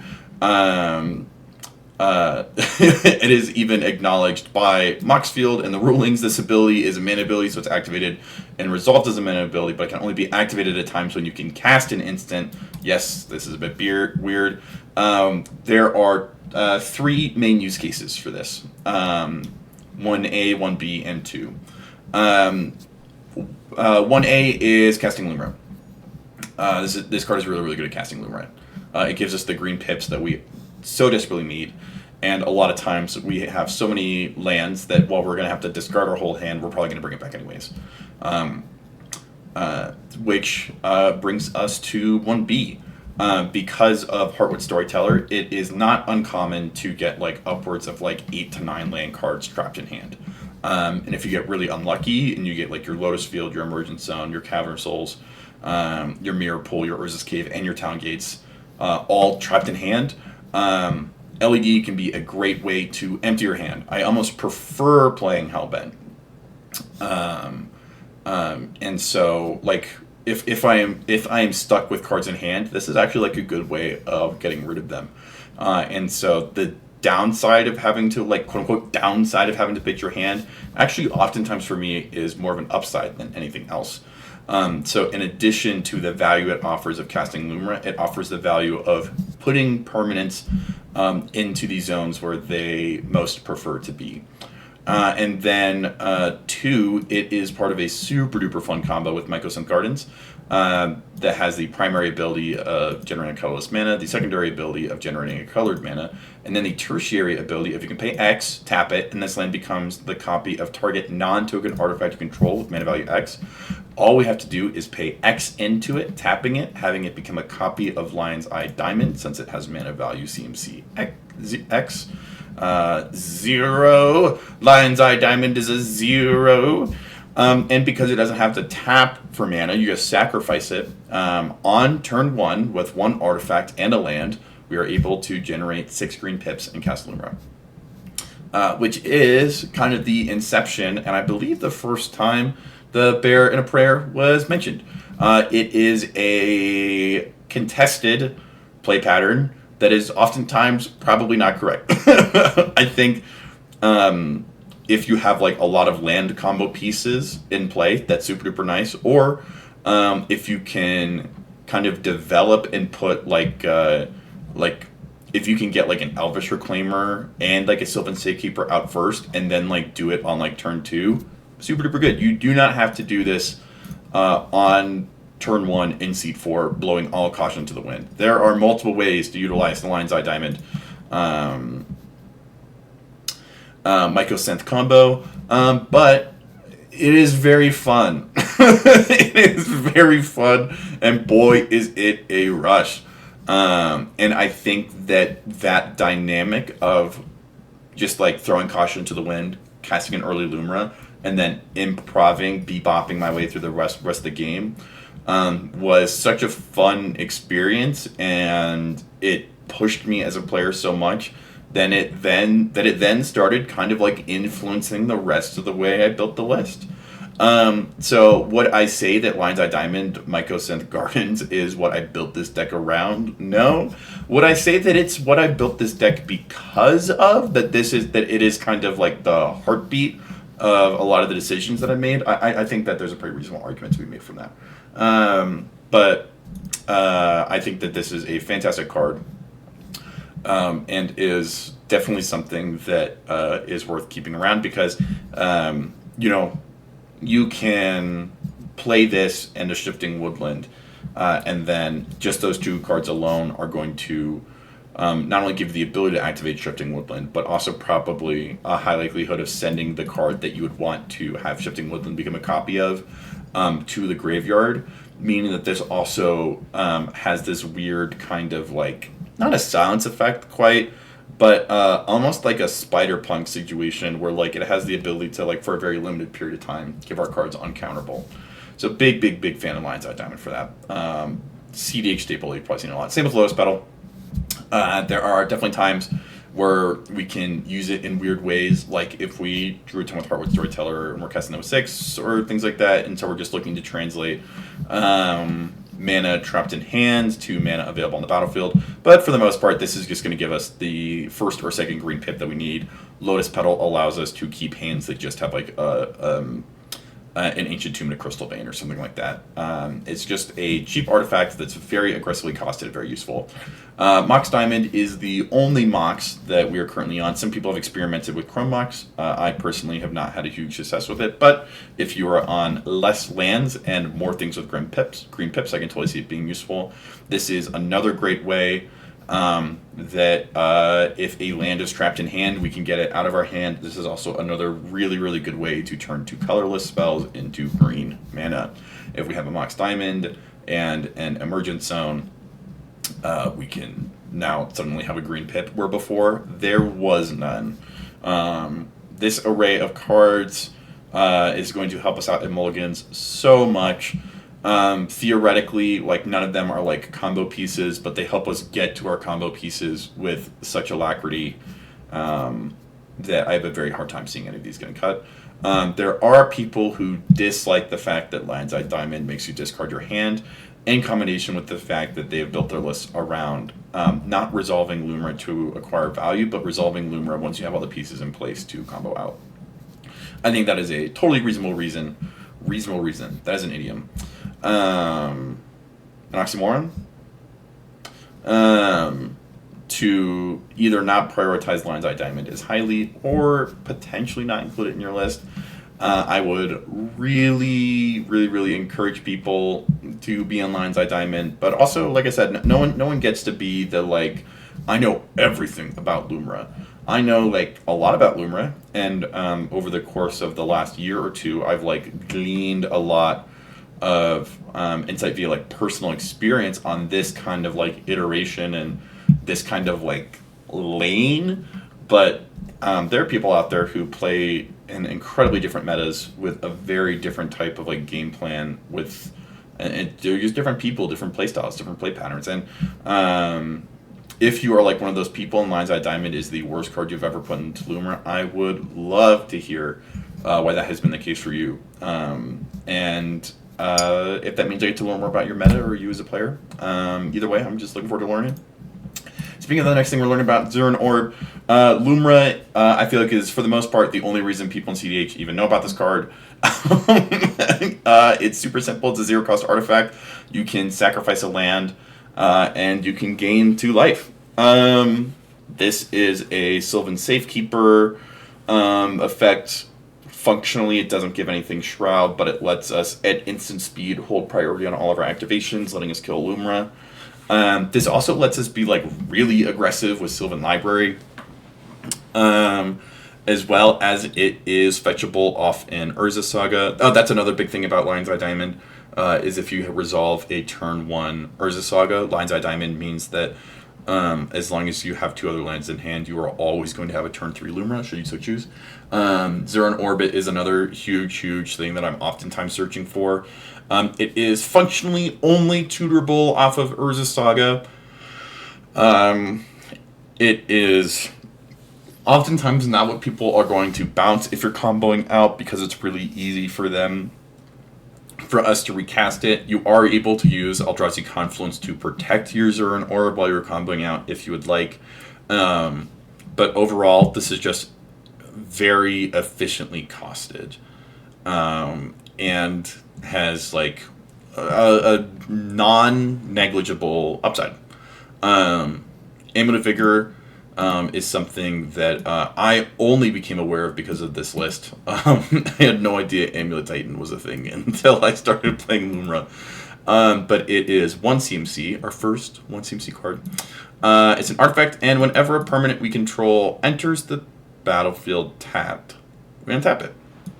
And this card is incredible. It lets us break parity on so many things. You know, for instance, all of our lands with Lumra enter untapped. The lands that Blossoming Tortoise is getting enters untapped. Whatever lands we get with Elvish Reclaimer enter untapped. Arboreal Grazer enters untapped. No, of course it's all going to enter, but the land that got the ETB enters untapped. If we're resolving an Eldrazi Confluence, we can have 3 non-land permanents enter untapped. If we have multiple of them, we are going to get multiple triggers. So kind of going back to Mycosynth Garden, which we can have become a copy of any non-token artifact we have. We can get, 2, or if we're using some of our copy lands, we can sometimes get like 3 or 4 Amulet of Vigors, which then mean that cards like Lotus Field are going to be generating 12 mana for us. But most consistently, all we need is one of these effects and one of these effects, and that's all we need to win the game from there. Or put us in creative mode where we can win. This is the only Amulet of Vigor is the only Amulet of Vigor effect. Sorry, Amulet of Vigor. They can be mental misstepped. That's rough. It also, especially if people are familiar with Lumra at all or have played formats other than Lumra, for instance, Modern, this is going to be a very scary card for them, and appropriately so. Big fan of this card. This is going to draw like a ton of heat. So be ready to like fight for your life once this hit the stack. I think this is a great example of a card. The two most common ways I'm casting it is either on turn 1, where it's not scary enough because the only thing I have on field is a Crumbling Vestige, or I am bringing it back to the graveyard via Shifting Woodland. Getting this spell to hit the battlefield from your hand post like turn 3, if you're casting it, is so difficult. Oh my word. You can politic your way through like a Nature's Rhythm or a Chord of Calling. It is very difficult to politic your way through an Amulet of Vigor. But the fact that it is super cheap does mean that you can use it as a tool. Like if you're working with a bunch of mana and you have a couple different like avenues through which you can push for a win, I think that the tenacity and ferocity with which opponents will come after your Amulet of Vigor is something that you can use as a vent for that kind of like, as an outlet for that. If they feel this huge, like I'm about to lose, I need to like do something. This doesn't use any of your green pips, which are exceptionally valuable. And for the most part, unless they're mind breaking, trapping it, or force of negationing it, you're probably going to be able to get it back later. And even if it does eat a force negation, that does pave the way for other non-creature versions of it, like Spelunking. And so if one of these is guaranteed to get like counterspelled, or you have a sense that there are a bunch of counterspells and you need to figure out what they are, it's not an unreasonable route to take. A lot of shenanigans you can do with this. But the biggest one is just the amount of things we have that enter tapped. It just accelerates us so much, and it lets us just keep pushing and pushing and pushing. And a lot of times, if we have an Amulet of Vigor in play, there is going to be some non-deterministic line that is going to get you at least like 2 or 3 more Lumra casts. So I absolutely adore this card, and I'm so grateful for Lumra to bring it to my attention. It did, I believe, just get banned in Modern, though. So hopefully the cost will go down, because I don't own a real one. Speaking of cards I don't own a real version of, we have our next 1-mana artifact, Candelabra of Tawnos. This is one that was in most lists early on, and then now really isn't in lists that much. It has pretty simple ability. One that you may have seen earlier, actually, is you can pay X, tap it, and untap X target lands. Candelabra of Tawnos bears a striking resemblance to Magus of the Candelabra. Usually, especially in the current decks where this is really popular, Dog Thrash and Rock Thrash come to mind. This is a quote-unquote strictly better version of Magus. But for us, I think this is actually a little inverted. This does not go infinite with Ashaya. This cannot be tutored off of Green Sun Zenith or any of our creature tutors. This can, for the most part, only be gotten off of Urza's Saga. So it's difficult to get on the battlefield, and it doesn't really go infinite. The main reason I am on this is for a very similar reason that I'm on Magus of the Candelabra, and that is that if I am consistently looking to accrue value by casting an early Lumra, I need to have 1 or 2 pieces that are not only able to help me cast Lumra, like using a Magus of the Candelabra to hold priority on a Lotus Field ETB to untap it to get me that early Lumra cast, but also, like, this is 90% of the reason this is in here is actually to untap my opponent's lands. Because I think that is a a very, very important thing to be able to do. We're on Deserted Temple. So this is somewhat of a redundant effect, but I don't want to use my Crop Rot to go get a Deserted Temple, right? I don't want to... I'm not really doing Cradle Form stuff. So this is primarily in here either to, like, allowed me to get an Urza's Cave off of a Lumra ETB when I don't have a Vigor effect, so it's entering tapped, and I want to be able to tutor at instant speed, right? This lets me, I can tap a Soul Ring into this to untap Urza's Cave and like a Lotus Field, so that I then have mana to like go get my like Pit of Offerings or my Talon Gates or things like that. But more often than not, I am deploying this and then using like an Elvish Spirit Guide or something to untap someone's Tropical Island so they can Swan Song a Breach. I think is the far and away the most consistent use case of this for me. So I am currently on this, not for my lands, but for my opponents. If the game slows down to a point, because I feel as if we're on the back half of a turbo meta right now, and I think Avatar: The Lost Airbender is going to slow us down a bit. I think Cabbage Merchant and the Librarian are going to pull us back about a turn or so. I can definitely see taking this out and potentially putting like a Root Maze or something back in.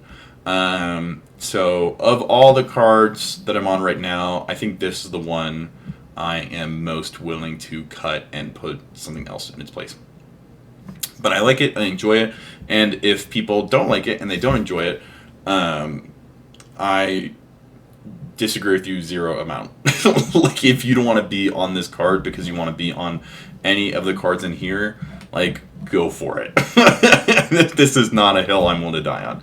I like this one a lot, and I'm a huge fan of the combos that you can do with it, especially the Maze of Ith one. I just think is really, really fun, but neither of these cards, so I think, is absolutely mandatory. I think these just coincide with the fact that I'm a very political player, and that I'm looking to do things early on, and I want things to have a wide variety of utility to them, and I see both of these as having those. You have Mana Vault, Soul Ring, and Grim Monolith. I think we can talk about all of these relatively simultaneously. These are all super nice, especially with Tezzeret Cruel Captain.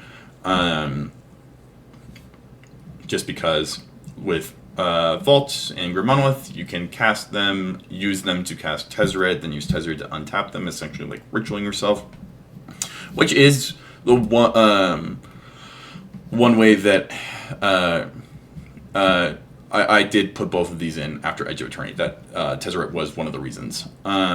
But I don't know if I think I have yet to have Tezzeret and Magus or Candelabra on the field at the same time. So that is it is not panning out the way that I thought it would, which is part of the reason I'm potentially want to cut these. But yeah, these just make colorless mana. While we usually care far more about green pips than colorless pips, there's not that many colorless things that we're looking to like jam out. We do just need mana, and sometimes we don't have access to a natural order or an Eldritch Evolution, and we just have to hardcast Famished Worldsire, or we have to, with only 2 or 3 lands, find a way to get a finale for 5 out there, and these help us do that. They help with early Lumra casts. They're just high value, efficiently costed cards. As opposed to some of the instants and sorceries, which put us on a non-creature, non-land access and offer up some vulnerabilities, which I'm usually kind of gun-shy about.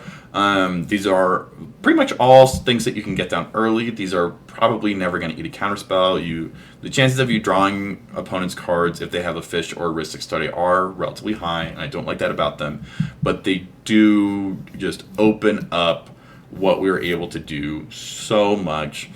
You know, if you get a Havenwood Battleground that enters tapped, and then you exile your Elvish Spirit Guide to cast a Mana Vault, you basically can cast any spell in this list on turn 2. It just really, really swings the door wide open for us. Yeah, I would be very, very surprised if we were ever in a world where lists start cutting these. There's a while where Grim Monolith was in and out when we were on a lot more artifact hate than a pre-Dockside ban world. But also the fact that I can cast these off of 6 is also relatively nice. They can be helpful to keep a chain going. And then also because of Eldrazi Confluence, sometimes we do actually really, really need specifically like non-generic colorless pips. And so the ability to do that with like a Soul Ring is very helpful. But I don't think there's too much like tech around those. I don't think there are many ways that I don't think there's many ways you can kind of like there's not a lot of razzle dazzle to them. They're just solid cards. So let's kind of go ahead and move on to our enchantments. We have Burgeoning. It is a 1-mana enchantment. Whenever an opponent plays a land, you may put a land card from your hand onto the battlefield. Super duper fun. Huge fan of this card. A card that was on for a while was Mana Bond, and I was primarily on Mana Bond because I viewed it as essentially a second copy of Burgeoning. This is a great way for us to accelerate our board state and just get a ton of things into play. I think one of the things I really like about this is it allows you to keep hands with a lot of lands that enter like tapped, but since you're deploying all of them on your opponent's turn, then you get to like untap with them, which is really, really nice. This is a card that is usually not very exciting to see after turn 1. If this isn't in your hand, it's like turn 1, its quality goes way down. But this is also another kind of like Azusa-esque effect that if you're resolving an early Heartwood Storyteller with the intention of like prolonging the game, Burgeoning, while it is going to draw your opponent's a card, is a good way to help transition your lands from being trapped in your hand to getting onto the battlefield. I think the biggest thing that I have learned about this, and this is going to go for exploration as well, so I'll talk about exploration really quick. It's 1 green, and you can play an additional land on each of your turns. So instead of Burgeoning, which requires our opponents to play a land, and then we put it into play on their turn, Exploration just lets us play an extra land on our turn. Both of these synergize very, very well with the 2 bounce lands that we're on. I think a lot of people are only on 1 right now. I went up on 2 because of Icetill, Azusa, and 6. But if you are on Burgeoning, you can kind of like double up on ETB effects. So like if someone is going to combo off with like a Breach, once it gets back to their turn, you can play Pit of Offerings as your land for turn. Then when someone plays a land, you can Arrow to Archway to bounce it back. And then when the third opponent before the 4th opponent who's going to combo off with Breach plays their land, now you can exile 6 cards instead of 3. It is really, really difficult to resolve in Underworld Breach if 6 of the cards you thought you were going to have are now gone. So bounce lands are super duper powerful with this. It's also a great way to just accrue a ton of value. These cards do a lot of heavy lifting, and they really, really help us transition cards like Heartwood Storyteller or the One Ring when we were on it. We'll talk about it more when we get down there. Or the next one on our list, Sylvan Library, into permanents where we want it. So Sylvan Library is a pretty notorious, I think this is also kind of like synonymous with the Color Pile enchantment. It's a generic and a green. At the beginning of your draw step, you may draw 2 additional cards if you do choose 2 cards in your hand to draw this turn. For each of those cards, pay 4 life or put the card on top of your library. We do not have access to a lot of card draw, and being able to get this out on turn 1 is super duper helpful. Not gonna lie, I wasn't on it for a while, and I low-key didn't miss it that much, but I think that cards like this are so important for protecting your ability to mulligan super, super, super low. They help you claw back into the game. And especially if you are in like seat 1 on the play and you're able to resolve a Sylvan Library, this is like a fantastic tool to help you stay at the front of the Pact. Something that's important is to set your hand down on a separate part of your board when you're resolving this. The cards do not go to your hand until the ability resolves. As well as the fact that if there is a Smothering Tithe or an Orcish Bowmaster in play, sometimes the card draw is not worth it. It just sometimes it's just not, the juice just ain't worth the squeeze, Chief. But I think this is relatively like on its face a pretty just a high value card, very similar to the Mana Vault and the Grim Monolith and the Soul Ring. I think all of these are just efficiently costed effects that really help keep us in the game and accelerate us, especially towards an early Lumra. Food Chain is an interesting one. It is 1 enchantment, 2 generic, 1 green. Exile a creature you control, add X mana of any one color where X is 1 plus the exiled creature's mana value. Spend this mana only to cast creature spells. Food Chain is a fascinating card. I, like a lot of people, cut my teeth in CDH on Play to Win videos. And I love their little moniker, their catchphrase, Food Chain wins games. I think it's especially funny because oftentimes it doesn't. I think Food Chain is not in a good place in CDH right now. Especially if my prediction is correct that we're going to kind of slide back into mid-range. Because if there's a risk 6 study down, it's really, really hard to win through it with Food Chain. Sure, oftentimes it can be difficult to interact with, but the likelihood that you are just going to be drawing your opponents into a ton of interaction is very high. Additionally, usually a downside of Food Chain is that you have to be on Eternal Scourge or Miss Holographer and things like that. You'll have noticed, though, that we didn't cover any of those in the creature section. That's because we're not on them. This is potentially, Lumra might run potentially the most fair Food Chain of like any CDH list. One of the main reasons I love this card is it lets us just generate a lot of mana. Like, and it kills Lumra. Like, sometimes all I'm looking to do is just get one more Lumra cast. That's all I want. That's all I want. Is that so bad? And Food Chain helps get us there. And you can throw Drifting Woodland into it. This is a big, big target for Drifting Woodland for me. So I really like this card. I think it's really cool. I think that it's like scary to a lot of people, both for good reasons and for bad reasons. And so this is something where like a lot of times people will like, they'll say like, oh, this is like, Food Chain does it. It's this infinite thing. You just get something like, there's this card, Eternal Scourge, that you can cast from exile and you just generate like a ton of mana. And there's a window there, and I think a lot of Lumra Pies will say, well, oh, I'm not on like Eternal Scourge, It doesn't matter. Once the Lizard Brain is kicked in and the like, there's an eagle flying above me and it's going to carry me away and eat me for lunch and then feed me to its offspring. Like that you can't get the brain out of that space in the time that it takes a spell to resolve on the stack. That's just not going to happen. So sometimes people are just so scared of Food Chain that there is nothing you are going to be able to do about it, even if, as I would argue, it is not the end-all be-all combo pieces. Sometimes it can lead to keepable hands, but I think you have to be on the play, and you have to have like a Dryad Arbor and a Delayed Halfling to work with. I think that like oftentimes if your plan A is to resolve the Food Chain, it's probably just going to get countered and you're going to be let down in the cold. But I do like it a lot, especially once it's in the graveyard. I feel like I'm in a very, very good spot. And even though we aren't on any of the kind of traditional Food Chain creatures, we are on what I now consider a Food Chain land, which is Command Beacon.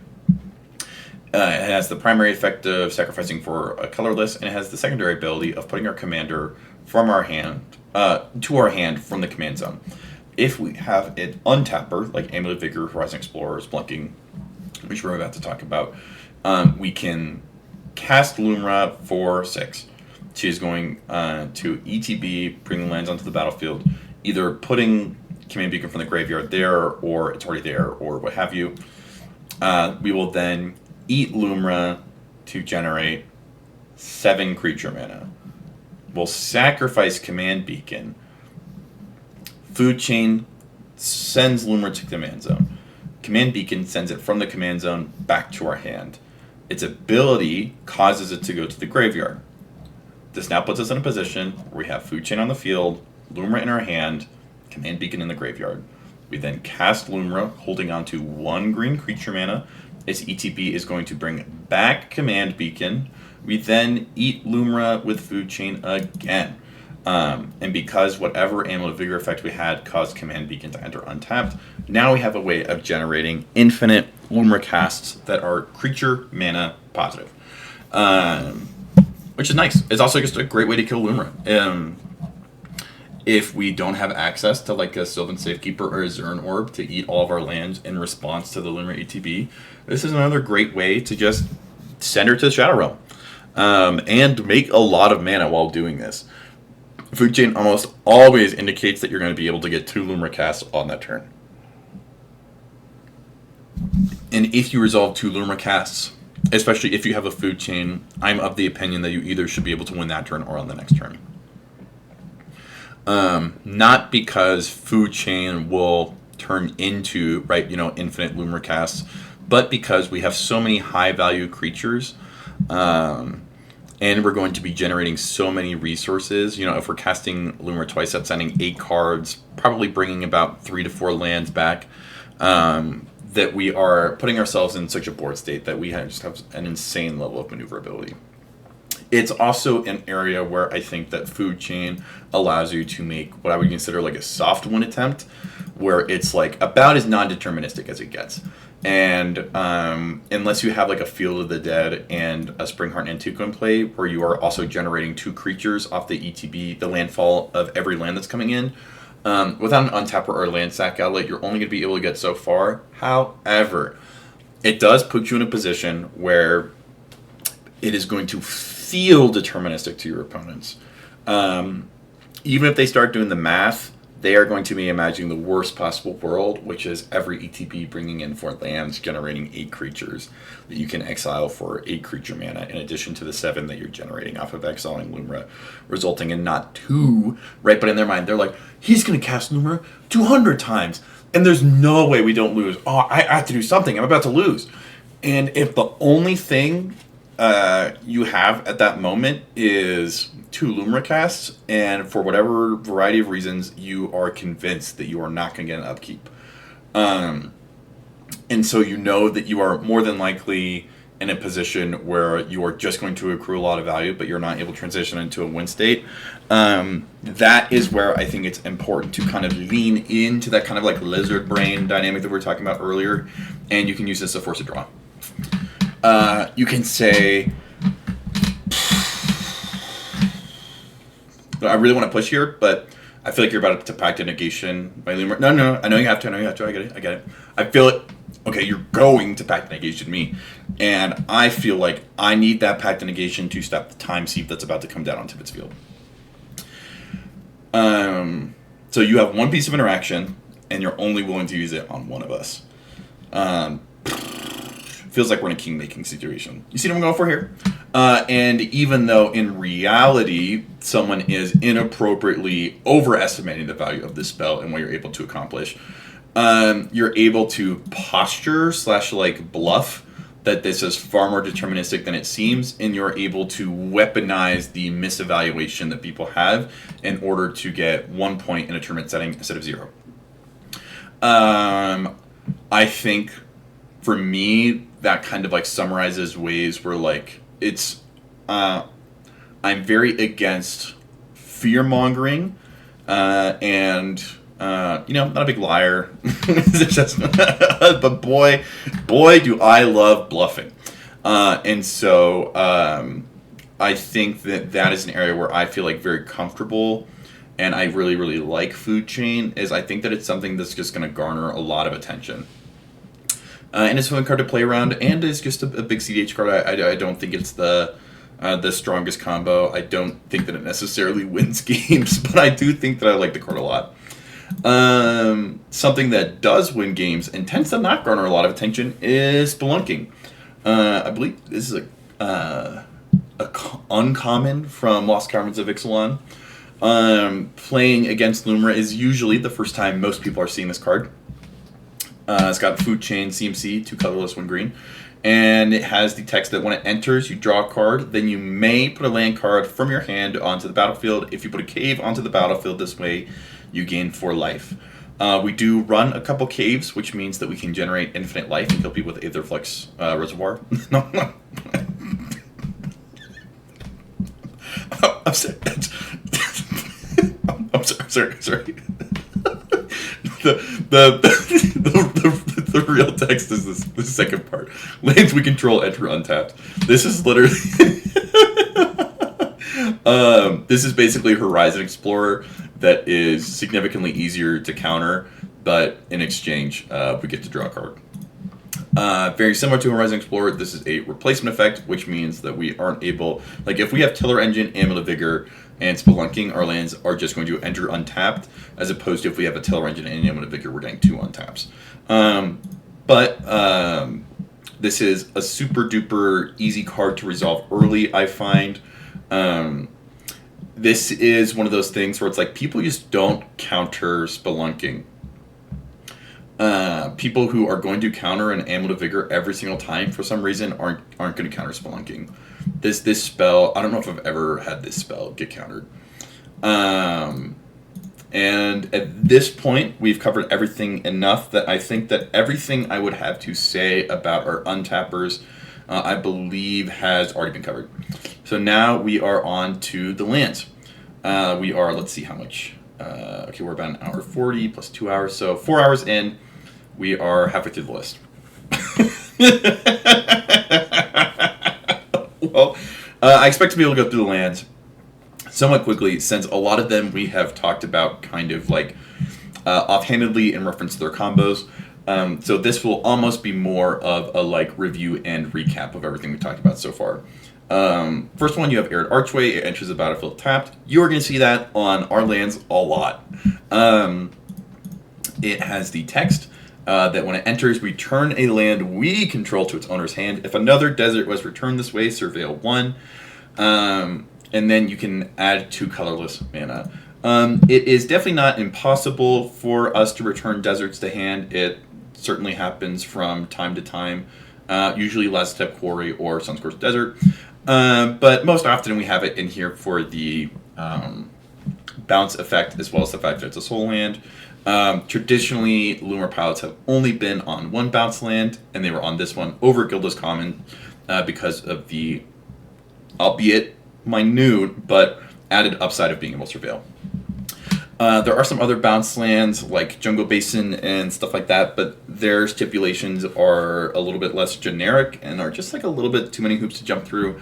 Having bounce lands lets you get a Beseiju that's stuck on the battlefield off. If you have an additional land drop return, it lets you double up on things like a Guy's Cradle. If you have an extra land drop and an untapper, you can use it and like Lotus Field to clean out your lands to kill Lumra, since she's going to die to save-based actions. Because with Arid Archway and Lotus Field, if you have, like let's say you have Azusa out and you have 3 land drops, you're able to shred a total of like 6 lands,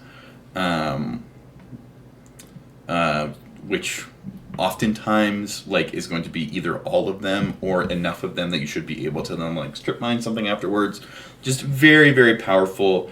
And I think that like cards like Arid Archway are where players are most likely to misplay. I think there is so much value hidden in cards like this. And they are just so cool. Also, if you have Ashaya out, this can also protect your combo pieces. Because if we have Ashaya out, we're looking to resolve a Lumra cast because we have Vesuva in the graveyard, hoping to have it enter as a copy of Lumra to generate an infinite ETB triggers. So someone goes to Path to Exile or Ashaya, we can crop rot like a Delighted Halfling to go get an Arid Archway to bounce Ashaya to hand. Or in that same situation, we could just crop rot the Ashaya to protect it, and stuff like that. So since we are already trying to find ways of like messing with what is and is not a land, Arid Archway just kind of continues to push us down the road in terms of options. It just provides a large level of utility. The Surveil definitely happens. I forgot the Cone of Paladins is also in the desert. That's one. You definitely surveil some of the time. It's not like I think I don't surveil more than I do surveil, but I definitely surveil some of the time. Um, Talking about misplays, the most consistent space that you're going to be bouncing land with Arid Archway is off the resolution of a Lumra ETB. And you need to be very, very careful what you bounce. Sometimes it makes most sense just to bounce a fetch because you've already fetched all your fetchable targets, and now that is functionally a dead card unless you are able to get Yavimaya in play. Other times, you have not made your land drop return, and you are hoping to utilize the ETB effect of a Pit of Offerings or Talon Gates twice, or you have a land that is going to enter tapped that you really, really, really need to enter untapped, like an Urza's Cave, a Horizon of Progress, or a Lazatep Quarry. And then lastly, I think what happens most often to me is that Vesuva gets trapped somewhere. I have it enter as something that I don't really care about. I'm going to change it because we just got a new one. So that's preferred printing too. The piece that I wanted to enter as was either in the graveyard with it, or I don't have on the battlefield yet. And I need to find a way to get Vesuva off my battlefield. And Arid Archway is a good way to do that. But yeah, I think the vast amount of times when I pass the turn and realize I have made a grave mistake, it usually has something to do with what I bounced. That is an experiential thing. There are simply too many situations to go through that are too contextual. Hopefully some of them will come up when we're goldfishing. But it's important to have grace and compassion for yourself when you misplay in this list. This list is designed for you to make mistakes because it just does so many things different than what a normal CDH list is going to do. And land strategy, while being a household name in most formats, is not something that we've seen a lot of in CDH for a while, especially not in this way. Lumra really busted the door open and provided more avenues other than like land stacks with Thalion the Gitrog or like extra turn stuff with like Tatiova. Command Beacon's primary purpose, we already went over it, is for food chain lines. It also can just be an effective way to help you cheat commander attacks early on, because it allows us essentially to cast Lumra for 7 mana, assuming that we are using a land. So something that could be tapping for a colorless is instead being used to put our commander into the hand from command zone. I have used this to dodge a Tevesh ult before. I have also used this in response to a wheel, so that I would discard Lumra in order to be able to copy her with Shifting Woodland and then combo off with a Mirror Pull and untapper that I had on the board. Essentially making it so that I only had to pay 4 mana for Lumra instead of 6. I think that is for the most part the extent of like the quote unquote like command beacon tech.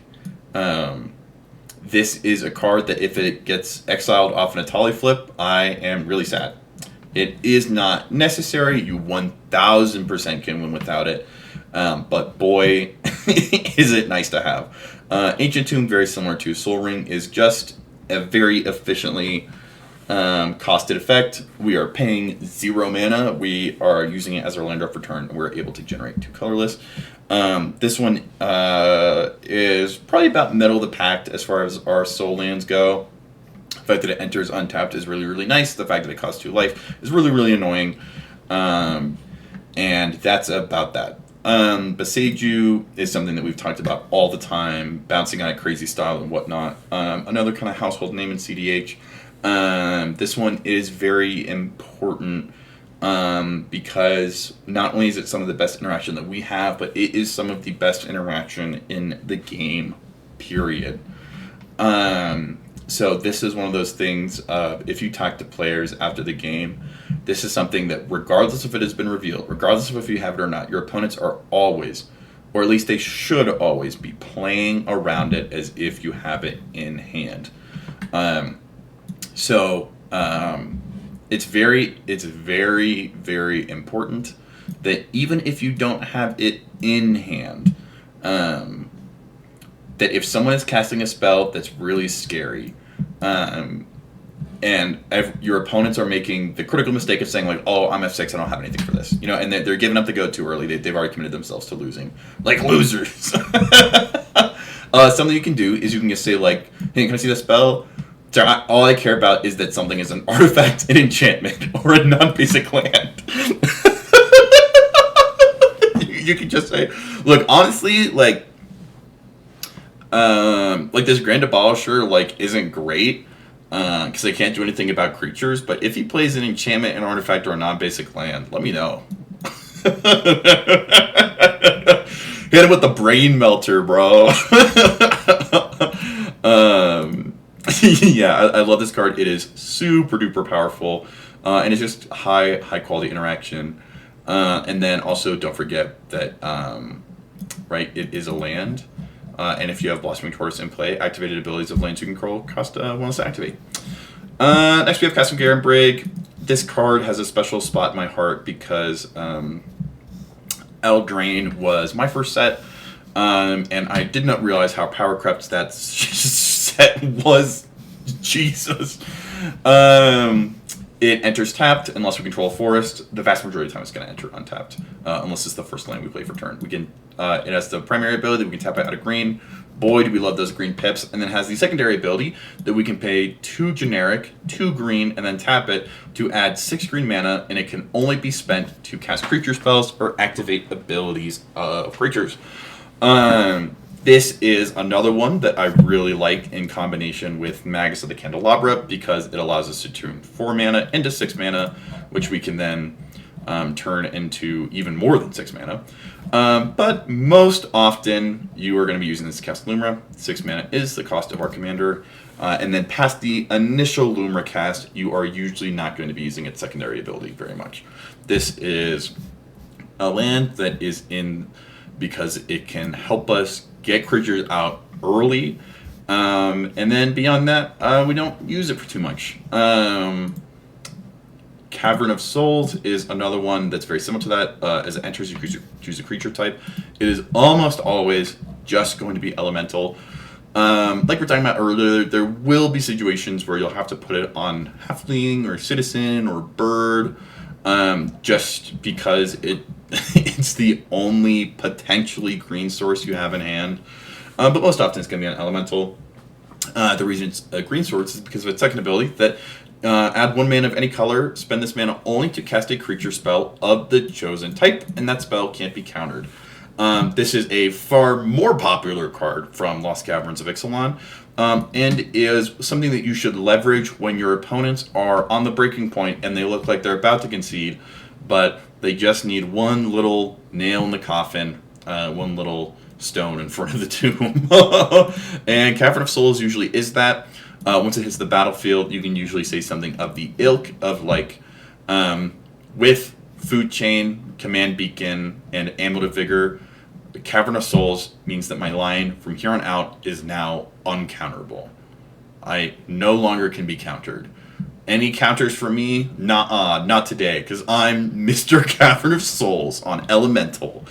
And this is a really good way either to get that second green pip you need for Lumra, or that creates a window for you that closes the door for all your opponents to interact.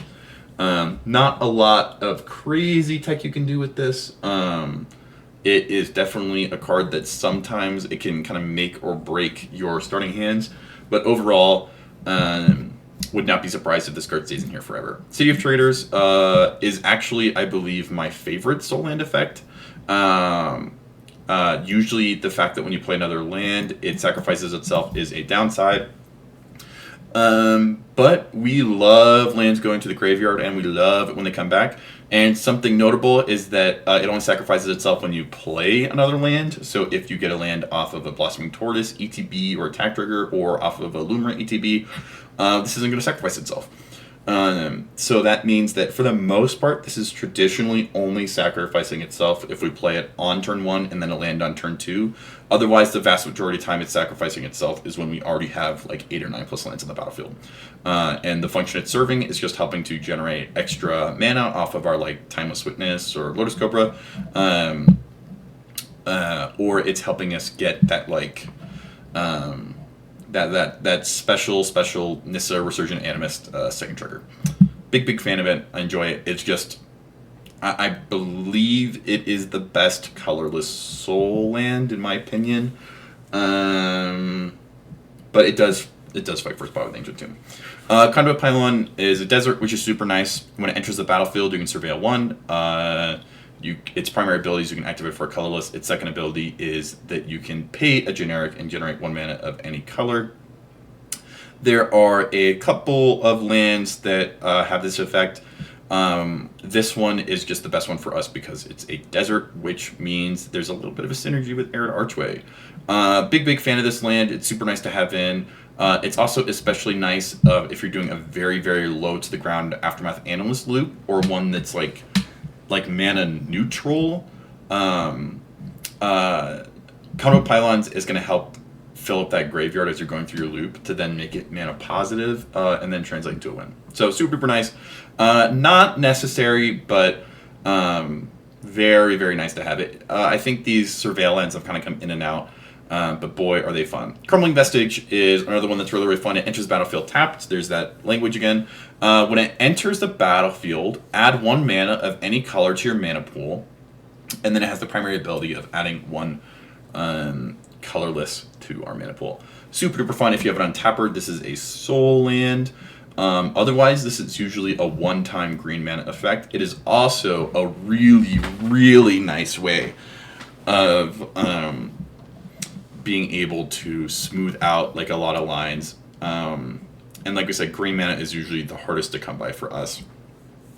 And I'm going to move forward because I can't believe I forgot about Crystal Vein. I'm just kidding. Crystal Vein is my favorite soul land. One, boy, do I love From the Vault printings. But also, two, we can choose to tap for a colorless, or we can sacrifice it for 2 colorless. Oh, how did I forget about Crystal Vein? This land rules. Oh, more deck should be on Crystal Vein. It's incredible. Sorry, I have so much fun going through these lands. I love the versatility of it. I love that it allows you to sandbag how much mana you have. A lot of times people are expecting us to care about nothing other than casting Lumra. So if you play it and then pass, or you play it and then you tap it for 1, for some reason there's this like weird sense of like relief and like that like our opponents do. And once they let their guard down, they have made a critical mistake. Now we are the eagle flying, looking to consume the lizard and feed it to our offspring. And Crystal Vein is the talons by which we do so. Big fan of this. Super duper enjoy it. Once again, not a lot of like tricky tech. Just super excited to have a land that taps for multiple mana, and then the fact that we can send it to the graveyard that it sacrifices itself is super duper nice, which means, once again, kind of going back to that like Aftermath Analyst situation, if we're doing an Aftermath loot, City of Treasures is just going to stay on the battlefield unless we have a land sacrifice outlet, where if we have an untapper, Crystal Vein can keep sending itself back. Dryad Arbor, this is one that, technically if you have Earthcraft and Springheart Nantuko, you can generate infinite Dryad Arbors with it. If you are also on Wild Growth or Utopia Sprawl. But we are usually not on Wild Growth or Utopia Sprawl. There's traditionally better Springheart Nantuko triggers, and Earthcraft is not a card that has been like universally adopted by the Lumra community. Most often this is gone either to increase Cradle count, it's in here to generate more Field of the Dead triggers, or for an Eldritch Evolution / Natural Order target. If I weren't on Natural Order, I would be willing to cut Dryad Arbor. I don't think I'd have to, but there are definitely times where this is the only green pip that you have access to, and you have to wait a turn to get access to it, which sucks. Or, Dryad Arbor catches so many strays. So sometimes it's really sad. You play it knowing that it's just going to die. You're sending your daughter off to war, And that's not a good feeling. But other times you play it turn 1, and then turn 2 you play, like a City of Traders. Then you exile an Elvish Spirit Guide, and you're able to natural order it. And that feels great. Speaking of things that feel great, Echoing Deeps. This was a card that for the longest time was considered kind of like too cute. When me and Alec were first brewing way back in the early days, this was something we were not super duper hot on. But the longer we played Lumra and the more people tried it, I am so sorry. This was very similar to Eldrazi Confluence, where there was one person who was like, this card is cracked and everyone needs to be on it. And they really advocated for this card. I think I listed their name in the primer. If they don't, please comment on this video, and then I'll make sure that I add it. I'll make sure I go through and pin any comments, either of people disagreeing with me who are much better stacks players than I am, or people who were like big fans of these cards early on. Where you may have this land enter tapped as a copy of any land in a graveyard. It could be any graveyard, except it's a cave in addition to its other types. Ooh, there's that spelunking value. And it is a May ability, so if you want, you can just have it enter the battlefield as a colorless land. Something that really causes this card to go cuckoo for Cocoa Puffs, though, is the specific language on it. Right? This is an enter as effect, right? So it's not a trigger. This is something that just happens as it goes onto the battlefield, which means when it hits the battlefield, this effect needs to have already happened. So what happens when Lumra brings it back? Well, Lumra's ability, in one fell swoop, takes cards from the library to the graveyard and then to the battlefield. Meaning that if you mill Echoing Deeps and then bring it from the graveyard to the battlefield, it has the capacity to enter the battlefield as a copy of any land that it entered with. If Lotus Field was in your graveyard at the same time as Echoing Deeps and they're both coming back, you can have 2 Lotus Fields. And the reason for this is that there is no point in time during the resolution of Lumra's ability that the ability of Echoing Deeps can go on the stack. Meaning, when Echoing Deeps is looking to see what it can copy, it is looking at all the lands that were in the graveyard at the point of time when it came out of the graveyard. Super duper quirky stuff you get to do with this. This is one of those things that like this card is going to bring on like early onset dementia, and I know it. Like this card takes so much brain power to like utilize well. Incredibly contextual, and something you're going to have to call a judge for the first like 3 or 4 times it happens. There is a channel in the Discord, as well as if you go to the single card discussion for this. I believe Icarus is a judge at their locals who did a small write-up for this. Once again, I apologize if I have the name incorrect. I'm thinking I'm like 5 hours in at this point. So I'm going to blame not having enough caffeine on that.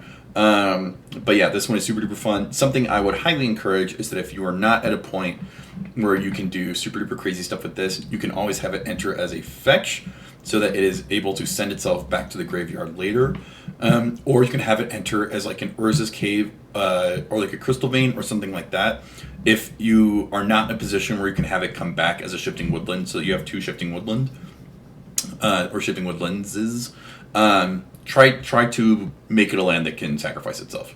Because this is one of those lands where you'll be on a stack like 6 or 7 spells tall, like things are starting to get trapped on the stack, and Echoing Deeps is something that is able to get you out of like gummed up situations like that, but it can't if you just had it enter as a basic forest 2 turns ago.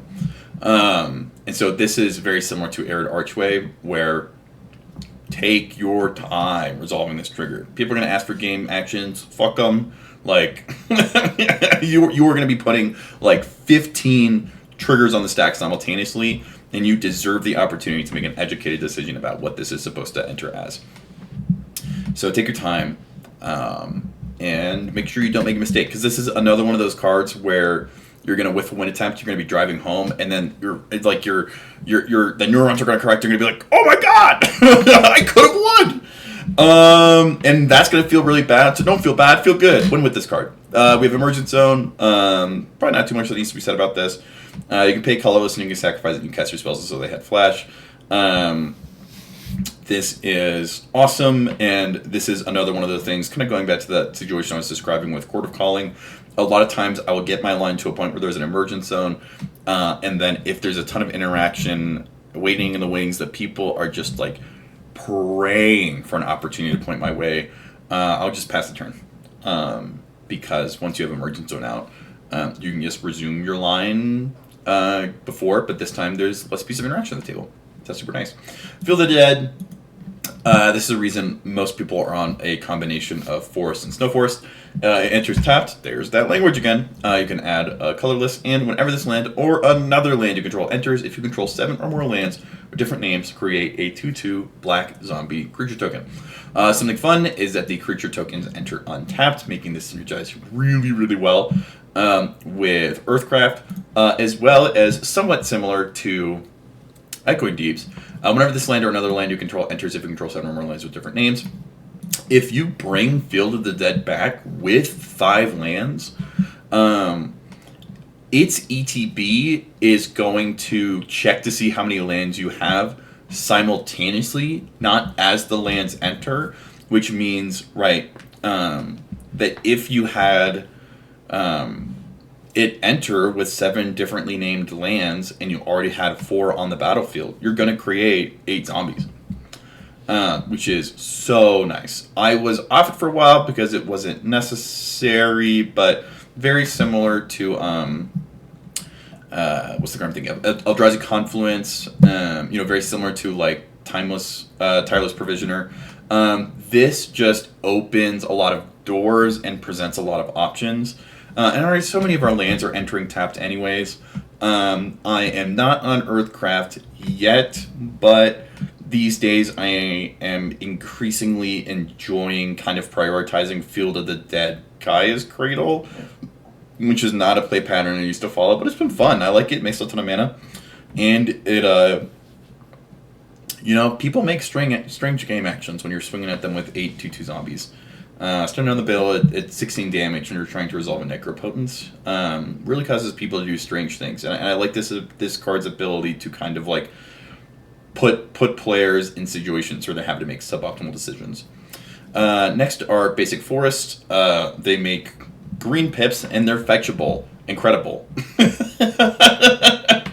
Guy's Cradle oftentimes is going to tap for 0 and is such a sad card.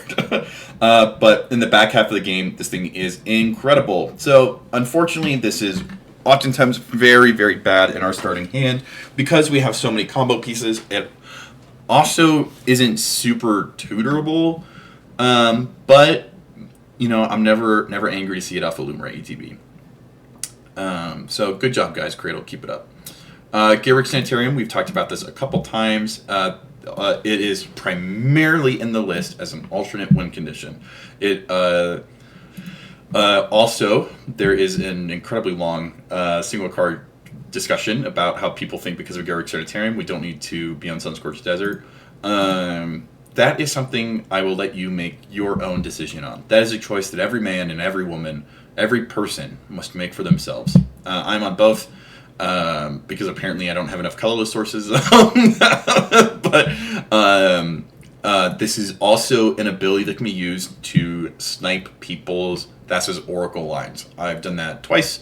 It's pretty difficult to do because a lot of our tutors will bring stuff to the battlefield tapped.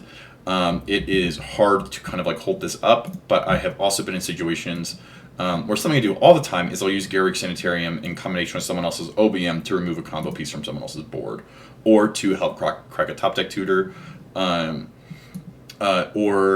force a draw. So what I love about this land is that it makes other people lose the game, it makes me win the game, and you can use it to force draws. And also, kind of going back to the idea of I'm just looking to like cast Lumra for like value, and I'm often playing Hellbent. That means I am in top deck mode a lot of the time, and so this helps me turn, like a fetch when I'm out of fetch targets into like a creature tutor or a creature that I would tutor for. So this is a fun card. I like it. Super duper cool. Always happy to see it. Next we have Ghost Quarter. This one is so fun. You can tap to add a colorless, or you can tap and sacrifice the land to destroy target land. A controller may search their land for a basic land card, put it onto the battlefield, then shuffle. I have probably activated this card almost like 1,000 times at this point, and 900 plus of it has been targeted at myself. I'm always going to say, I don't like the look of that guy's cradle, or I'll go, Ken's got Seedborn and an Emergent Zone. I don't know if I can let you untap with both of those, bro. And this Ghost Quarter only hits one of them.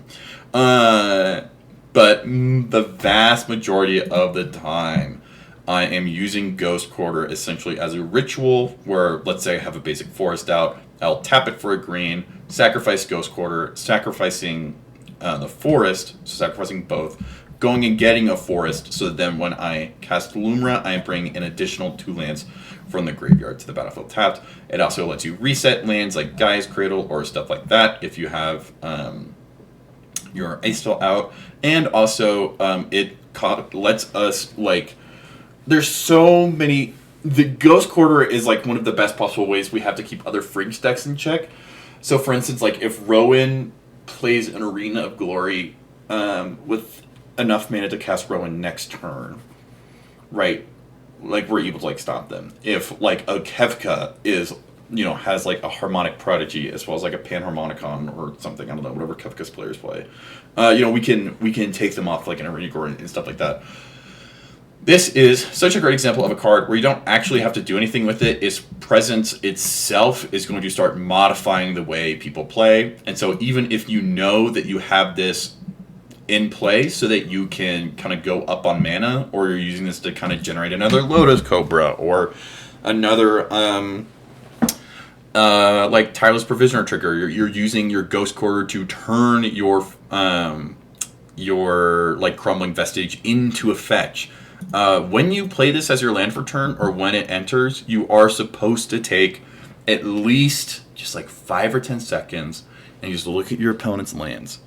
And then for at least each opponent, unless they're like super far behind and they're kind of your ally in that moment, get them thinking about their own resources. Oh, that's interesting. Okay, hang on. So you have an Emergent Zone, you have an Underground Sea and a Raucous Theater, but if I take you off the Underground Sea, then you just can't Thassa's Oracle unless you also have a Lotus Petal and a Chrome Mox and a blue card to pitch. And you just start saying stuff like that. You start making observations about the world around you, and then players will like fall over themselves to provide you with information. and this is like this is a way where like Ghost Quarter is also like 1/3 of a Get Pro.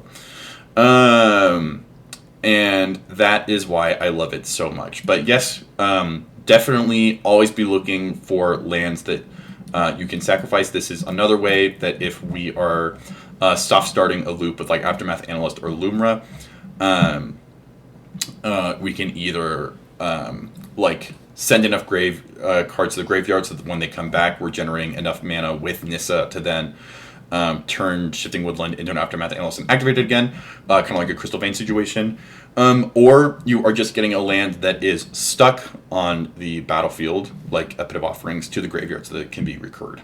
Next we have Gemstone Caverns. It's Gemstone Caverns. I think the biggest thing to say about this is that I don't have a real copy yet and I want one. This is like probably one of the worst colorless lands in the deck. It can help turn 1 a lot, but I think I have had this card in hand and not resolved its ability about as many times as I have. I think I think another like significant thing to say about it is because sometimes the lands that I would have to exile to it, or the cards that I would have to exile to it, are as valuable to me as the green pip that it would give me access to. And that means that, like, this is probably closer in value to Crumbling Vestige to me than it is not. I think it definitely can help you get, like, an early Sylvan Library out, or it can, accelerate you in terms of being able to play a Birds of Paradise and a Delighted Halfling. But also, just as many times, like, you're down to, like, 4 cards, and, you just you need an extra land more than you need an extra green pip on turn 1. Next is Guildless Commons. This is everything I could say about Arid Archway I could say about this, minus the Surveil part. I think a lot of people are only on 1. I could see myself going back down to just 1, but I have really, really enjoyed having a second one. I have found it very, very helpful for kind of doing the, like, Lumra shuffle.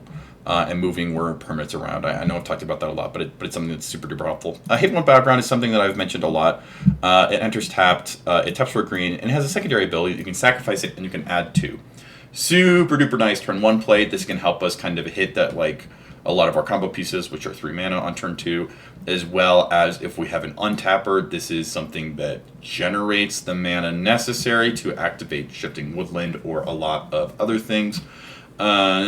All by itself. And so this has saved my ass so many times. I love this card, and really, really wish I could run more than 1 copy of it.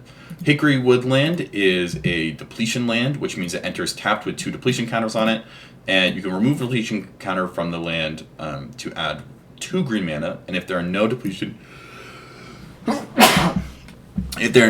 counters on this land, sacrifice it. It probably has a similar amount of pros and cons that Havenwood does. It can't tap for 1 like Havenwood can, so it is automatically on a clock always, but it is somehow not on, like, it can't sacrifice itself immediately. Like, if it enters untapped, it's only going to go down to 1 depletion counter.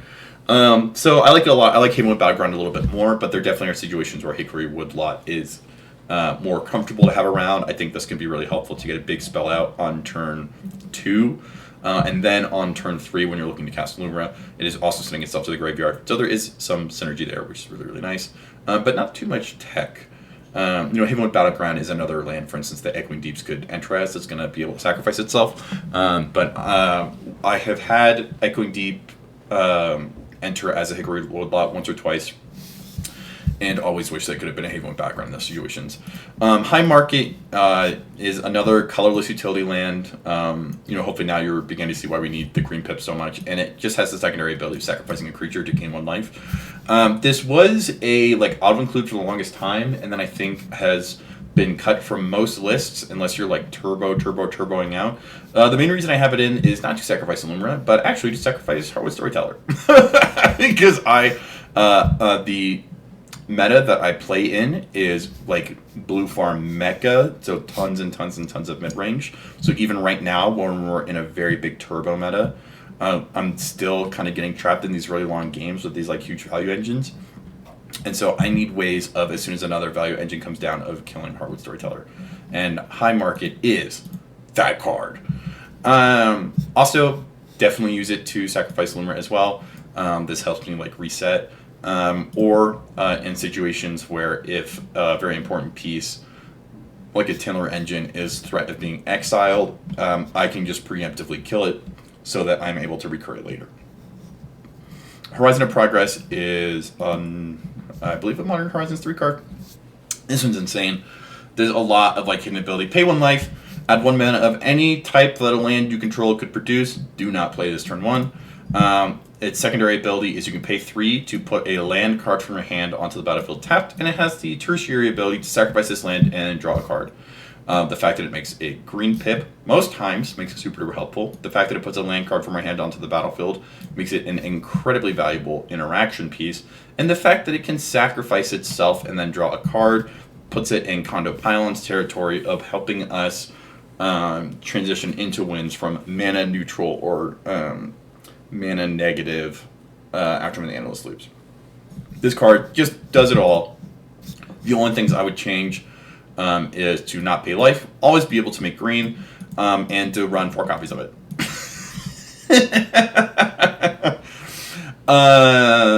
This third ability makes Worldly Tutor and Sylvan Tutor more viable to run. I'm very rarely using this ability for value. I'm usually using it to sandbag interaction. And overall, this is just one of those ones that I'm always excited to see off a flip. Very, very, very nice. Thank you, Modern Horizons. Here we go. Beseiju, who shelters all. This is a card I think has been floating around for a while. I think Wandering Minstrel has really popularized it. It enters the battlefield tapped. It's legendary. You can pay 2 life. But you can add a colorless, and if that mana is spent on an instant or sorcery spell, that spell can't be countered. After Gaia's Cradle, I think this is our second legendary land that we've covered so far. No, Gemstones is also legendary. All of these are ones that you can also have Echoing Deeps enter as if you want to immediately kill it and send it back to the graveyard, which is nice. This card plus Scapeshift and Mystic Sanctuary can do some really, really crazy stuff with some gnarly loops. I mainly added this actually because of Nature's Rhythm. The fact that, like, if I'm really aggressively casting Lumra, I will be bringing this from the graveyard to the battlefield and then putting this from my library to the graveyard. So being able to tap it, pay 4 green, and then harmonize Lumra to uncounterably be able to get most creatures in my library is super duper nice and is primarily the reason that I'm on it.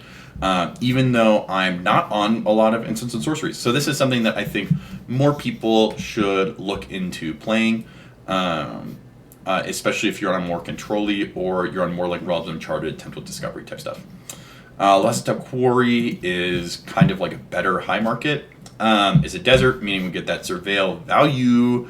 It taps for colorless, so it's going to help us cast Eldrazi Confluence. It has a secondary ability where we sacrifice a creature, and instead of getting 1 life, like High Market does, we add 1 mana of any color. There's our green pip. If we have a food chain, this is really, really nice. If we have, like a Field of the Dead, or we're doing Springheart Nantuko stuff, this can also be really, really nice. But one of the coolest things that it does, and while this doesn't come up all the time, it definitely has saved my booty many a time, is you can pay X into generic, tap it, sacrifice a desert.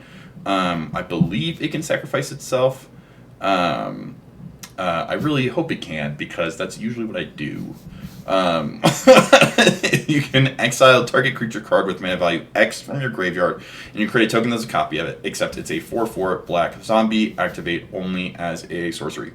This, in combination with Shifting Woodland, is one of the primary reasons I have cut all of the Dryad's Revival and Timeless Witness effects from Lumra, just because the vast majority of times, the ability to recover any permanent from the graveyard plus 1 creature is always been enough for me, at least over the course of the last 4 months. And so being able to use those slots for other things has been really, really nice. And oftentimes, even though you are exiling the target creature and it's theoretically gone forever, with Mirror Pool, which we're about to talk about in a second, you can make copies of it, as well as the fact that usually by the time I'm doing that, I'm in a position where I'm unable to be stopped. And we have enough redundant effects that even if I'm exiling, for instance, like my Horizon Explorer, that it then gets killed. If I just sequence it correctly and do the Lazda Ikoria effect first to bait out interaction, or maybe it gets like Agatha Soul Cauldron in response, then I can have Shifting Woodland become a copy of 6 and then recast my Killer Engine, for example. Big fan of Lazda Quarry. This and Horizon Progress, I both... I wish I could run like 4 copies of these. Lotus Field is so much fun. Alec or Act Natural, I think, really, really opened my eyes to how crazy this land is. I think for the longest time, I thought... when I first started playing Magic, way back in... way back when, I thought the fact that it was hexproof was the most important. Not necessarily. When I started playing Lumra, I thought the fact that it generated 3 mana was the most important thing about it. Now, the fact that it is sacrificing 2 lands far and away is the most important part about this land to me. This means that it is, upon recursion, able to sacrifice itself and 1 other land. That means that if we are doing a loop that's only via triggers, like with Vesuva and Ashaya, we are able to utilize the infinite ETBs just to have Lotus Field sacrifice itself in combination with Sunscorched Desert. And we do not need a Zuran Orb or a Sylvan Safekeeper. Or, if we are doing like a soft loop with like a food chain line where we don't have Command Beacon yet, we can keep sending Lotus Field back along with another land in order to generate mana with like Nissa or Lotus Cobra, especially if we're doing Aftermath Analyst lines as well. Super duper fun. I find that this is a very consistent tutor target for me, and that I am almost always sacrificing itself along with another land. Mirror Pool is kind of the big baddie. I think that this is I think the primary card that Lumra put on the map. I think that like when people think of Rock Thrash, they think of Guy's Cradle, and I think of when they think of Lumra, they think of Mirror Pool. It enters tapped. It taps for a colorless as a secondary ability that I think not enough people pay attention to. That allows you to sacrifice it to copy target instant or sorcery spell you control. You may choose new targets for the copy, or the most consistent one that we traditionally used to win the game with. It's tertiary ability to pay 4 generic and 1 colorless. We sacrifice the land and create a token that's a copy of target creature we control. Most often what we are doing is generating a copy of Lumra. Your pool then send itself to the graveyard, bring itself back. Hopefully we have some form of untapper and either land sacks that we can use to tap our Beseiju and our Cavern of Souls and our City of Traders for mana, then send them to the graveyard to be recurred along with Mirror Pool on the ETB that it generates. Or we've got lands like Crystal Vein and Haven Battleground that sacrifice themselves upon use. This card is awesome. Usually you don't want to see it in your opening hand, but you are looking to see it off of the first couple Lumra casts. I will say, once this land hits the battlefield, a lot of your ability to politic goes out the window. Like, even if you're nowhere near ready to combo off, once Mirror Pool and Lumra are on the battlefield together, even if those are like straight up your only 2 cards, like all you have is a Mirror Pool and a 1/1 Lumra Belle of the Woods. Your ability to collaborate with your opponents is done. It is an uphill battle from there. So super duper powerful. You can do all sorts of quirky stuff. It enables us to, if we're doing a Gale Reach Sanitarium line, we can continue to make copies of our Endurance token copies to keep kind of like refreshing that ETB effect to shuffle our library into our graveyard as we're drawing our opponents out. It can generate a second Tiller Engine. If like Azusa is about to get exiled or Icetill is about to get exiled, but we have access to both, you can create a Mirror Pool copy so that you're still able to just be throwing a ton of lands out. It can help you get a second Tireless Provisioner. It does create a second ETB for Famished Worldsire, which is really, really nice. So it lets us kind of like play through Drannith. And then also you can do some pretty nifty like Mirror Pool loops with Blossoming Tortoise. It's just, this card is so much fun. It's so cool. And it's cool enough that all of our opponents hate it when they see it with a fierce and fiery passion. So thank you, Mirror Pool, for that. Misty Rainforest fetches Rule. We have so many landfall effects that being able to develop them is really nice. While it does cost a life, you are able to send it back to the graveyard if you are trying to generate a mana positive loop, even if it's only 4 or 5 times until you get to a deeper part of your combo. It is not uncommon at all for us to run out of fetch targets, so sometimes it is absolutely worth tutoring for Yavimaya Cradle of Growth. It is notable that it does specifically search for a forest. There are some cards which we would prefer if they searched for basic land cards, and we'll talk about that why here in a minute. Pit of Offerings is something we have talked about a ton so far. I believe I have covered everything I guess the last thing I would say is there have been a couple times where I've chosen to exile cards specifically so that Pit of Offerings can tap for green, and that has almost never been relevant. I think looking back, I'd almost always preferred to have gotten more cards from a Breach player's graveyard. So, not to say you should never do it, but to say that like I would prioritize taking cards away from people with Pit of Offerings more than I would prioritize the ability to generate for green mana, which is like basically the only time I'm going to choose not to generate green mana when I could. Sanctum of Eternity is a fun land that comes in and out. Right now it's in. You can tap for colorless, or secondary ability, you can pay 2, tap it to return target commander you own from the battlefield to your hand, activate only during your turn. This is my preferred way, and I think most people's preferred way of getting through Gilded Drake effects. We were on Homeward Path for a while, but this is also able to bounce Lumra in a situation where we're resolving like an early cast and we don't get like the combo pieces we need, or maybe we went down to like 2 or 3 and the only thing we had was like LED Mycosynth. This is a way for us to kind of like keep things churning, keep things moving.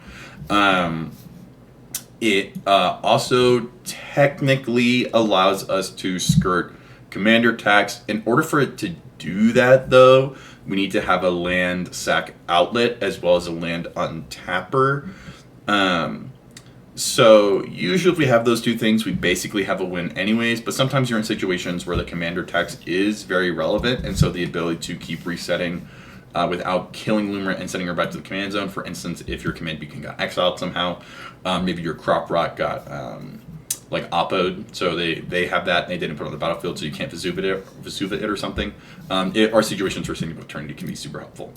Shifting Woodlands is another one we've talked about a ton. It enters untapped if we control forest. It got that Castle Garenbrig afoot. It taps for a green, super duper fun. Delirium, 2 colorless, 2 green. This land becomes a copy of target permanent card in your graveyard until end of turn. Activate only if there are 4 or more card types among cards in your graveyard. It is almost always active with Delirium. Sometimes it isn't, and that makes me very sad, but it almost always is. Something that's really nice about it is a lot of the permanents that we have, we don't care if they are tapped, meaning that we usually can tap Shifting Woodlands to help pay for its activation cost, bringing it down to 3. And oh boy, if we have a Blossoming Tortoise out, it's only going to cost us 2. What? And this card is, in my mind, kind of the real secret sauce in Lumra, and I think one of the most slept on cards in CDH. Like, a lot of Kinnons aren't on it, which is very surprising to me. A lot of Rogthras is usually on it, but sometimes they will cut it, which is just baffling to me. This card does so much and is the reason I have cut a lot of the kind of like Eternal Witness style cards. And I'm so thankful for the slots that it has opened up. I adore this card. I am very often having Vesuva or Echoing Deeps enter as a copy of it. Super, super, super good. And also something we've talked about a lot. It is capable of being de-swatted. That part sucks. And there is an opportunity for people to respond with an Aguil's Soul Cauldron in response. So it's targeting a card in our graveyard. You are able to respond on top of them. But that is kind of a like rock, paper, scissors, or like kind of like game of chicken I often find myself playing, is people have the opportunity either to interact with 1 or 2 Shifting Woodlands activations. So I am trying to hold up 12 mana so I can play on top of them. Snow-covered forest. They're like normal forest, but a little bit more white. We have Strip Mine. This is a pretty famous card. I think it's on a lot of TikToks, YouTube Shorts, and Instagram Reels about casual players complaining or pretending that they play land destruction. You can tap to add a colorless or the secondary effect, sacrifice this land, destroy target land. This is awesome. Very, very similar to Ghost Quarter. We are primarily going to be targeting our own lands to help increase the efficacy of various loops that we're doing, or to put ourselves in a position where we're able to reuse or reutilize various parts of our combo. Super duper nice. Most things that could be said about it, I think, were already said by Ghost Quarter. I think the biggest difference is more people know the name Strip Mine. So specifically, if you're trying to bluff or try to like stall out, for instance, like a Derevi player who has like a Manamo or like a Guy's Cradle or something, There are situations where like tutoring 4 or talking about your strip mine is going to get their attention more than a Ghost Quarter is. Next is Sunscorched Desert. The only thing this card does is win the game. I have it taps for colorless, and when it enters, it deals 1 damage to target player or planeswalker. I don't think I have ever hit a planeswalker, and for the most part, the 1 damage it has when it enters, just like if it's like a land for turn, or if I just get it off a Lumra flip, is very rarely a relevant decision since it's just 1 damage. It primarily is most important when you have infinite mana, infinite Lumra ETBs, and you are just looking to kill the table. There are sometimes situations that has come up where specifically Obnix, Captive Kingpin has been at the table, where technically you're going to be exiling cards, but all you have to do is target the Obnix player with the pings and then wait until you get a Talon Gates for their commander. This card is awesome. Is not strictly necessary. It is not mandatory in order for you to be able to win the game, but it is the only way for you to win via only triggered abilities without activated abilities. So that is relevant, and it's very clean. It's also somewhat commonly well known. So in the same way that like Kinnons can kind of just like generate a ton of mana and then go like, okay, now I'm going to just like draw my whole deck and then swing out with Finale Devastation, right? Like Sunscorched Desert is the same thing. You can just make enough mana and start taking enough game actions that people say like, do you have the ability to win? And then you can just say something, Sunscorched Desert, and then they'll concede. And that is a nice effect to have. I like that. But like I said, it is not strictly necessary. So if you cut it, that's fine. Do that. Talon Gates is another one that we talked about a lot. This is a fantastic piece of interaction. Absolutely adore this card. Thank you, Modern Horizons 3. You definitely didn't give us any cards that need to be banned immediately in all formats. When it enters, up to 1 target creature phases out, so it can't be deswatted. You don't have to choose any targets. Its first ability, tap for colorless. Second ability, kind of that Conduit Pylons thing going on. We can pay 1 generic to then generate 1 mana of any color. But then it also has the ability to pay for it, and you can put this card from your hand onto the battlefield. Something that's interesting is, 1, this is an activated ability of a land, so it's reduced by Blossoming Tortoise. But also, if someone tries to play on top of it and you have enough mana, you can just keep activating it. Because all this does, right, this doesn't target, this doesn't phase anything out. This just puts it from your hand onto the battlefield. So, but the ability hasn't, like, resolved yet, so it's in this, like, weird place. And as far as I'm aware, if someone tries to play on top of it, you technically have the capacity to pay another 4 mana to have it, theoretically, to have it enter again. Like, the first ability, I believe, just fizzles. This is something I am a little bit fuzzy on. I believe that I thought it worked a different way, and then someone from the community corrected me. And so this is an area where I may have the incorrect understanding of it right now, because I have not run into a situation where I've done this in a tournament setting since that came up. So that is an addendum that if someone corrects me on, thank you so much, and I will use that one from now on. Next we have Magus Gardens. We primarily talked about this one. Similar to Talon Gates, Conduit Pylons, it's got the colorless, or we can pay color static, generic of any mana. And then we can do the combo that we talked about with LED, or we can also have it become a copy of Amulet of Vigor. I think is the most consistent to use cases, because you have to tap it. It usually is not worth having it become a Mana Vault or a Grim Monolith. It also can become a Zuran Orb if necessary, for very similar reasons that it could become an Amulet of Vigor. Just a generically useful card. Big fan. Love that it's in the list. I'm always happy to see it. Urza's Cave, another one from Modern Horizons 3. This set was very, very good to us. It's another cave. There's that spelunking value. And it taps for colorless, and then we can pay 3 to sacrifice this land and search our library for a land card, put it onto the battlefield, tapped. We are paying slightly less than we usually do for Sowing Mycospawn. which results in the fact that the battlefield that it enters a battlefield tapped. So that's not great sometimes. Other times we don't care as much. Mostly just the fact that it's on a land means kind of what we were talking about earlier. If we are in a like very, very small Aftermath Analyst loop where we're able to do it like once or twice, where we have Shifting Woodland, we have Aftermath Analyst, but we maybe have like a Lotus Cobra and not a lands to like sacrifice themselves or things like that. Urza's Cave can really, really help us. I'm so sorry. Urza's Cave can really, really help us cross the finish line in those situations. And I think I have tutored almost every single land in the library with it. I've done it with fetches in order to just generate a shit ton of Nissa triggers.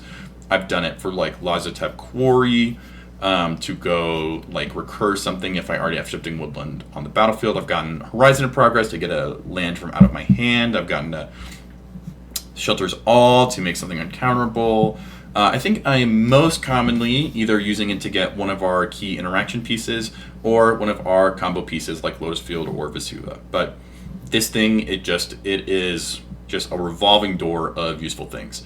Urza's Saga I would put in a similar spot as Sylvan Library, where if we have the ability to get it out turn 1, it signals a snap keep. Sometimes if it's in a hand with like a Delighted Halfling or like an Elvish Reclaimer or something, I will opt to play this turn 2 and get something else out turn 1.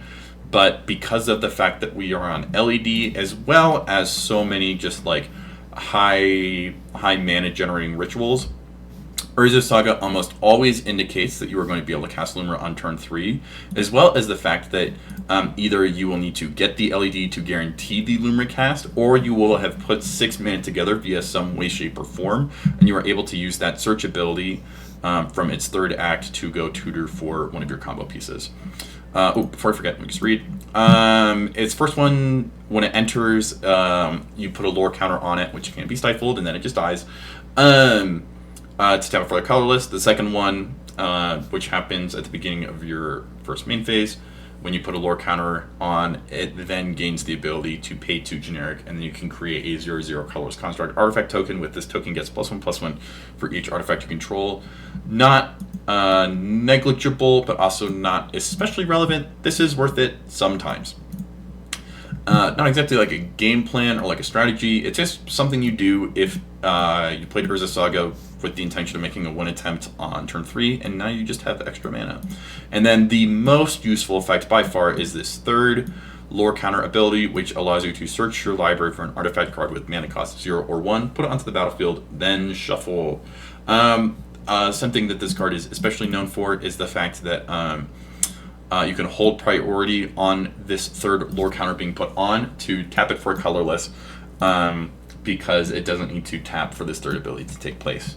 Like I said before, there have definitely been situations where I've had to kind of nip this ability in the bud via various land sacrifice effects to prevent from getting oppoed, but for the most part, this is going to happen on your third turn after you played it on turn 1.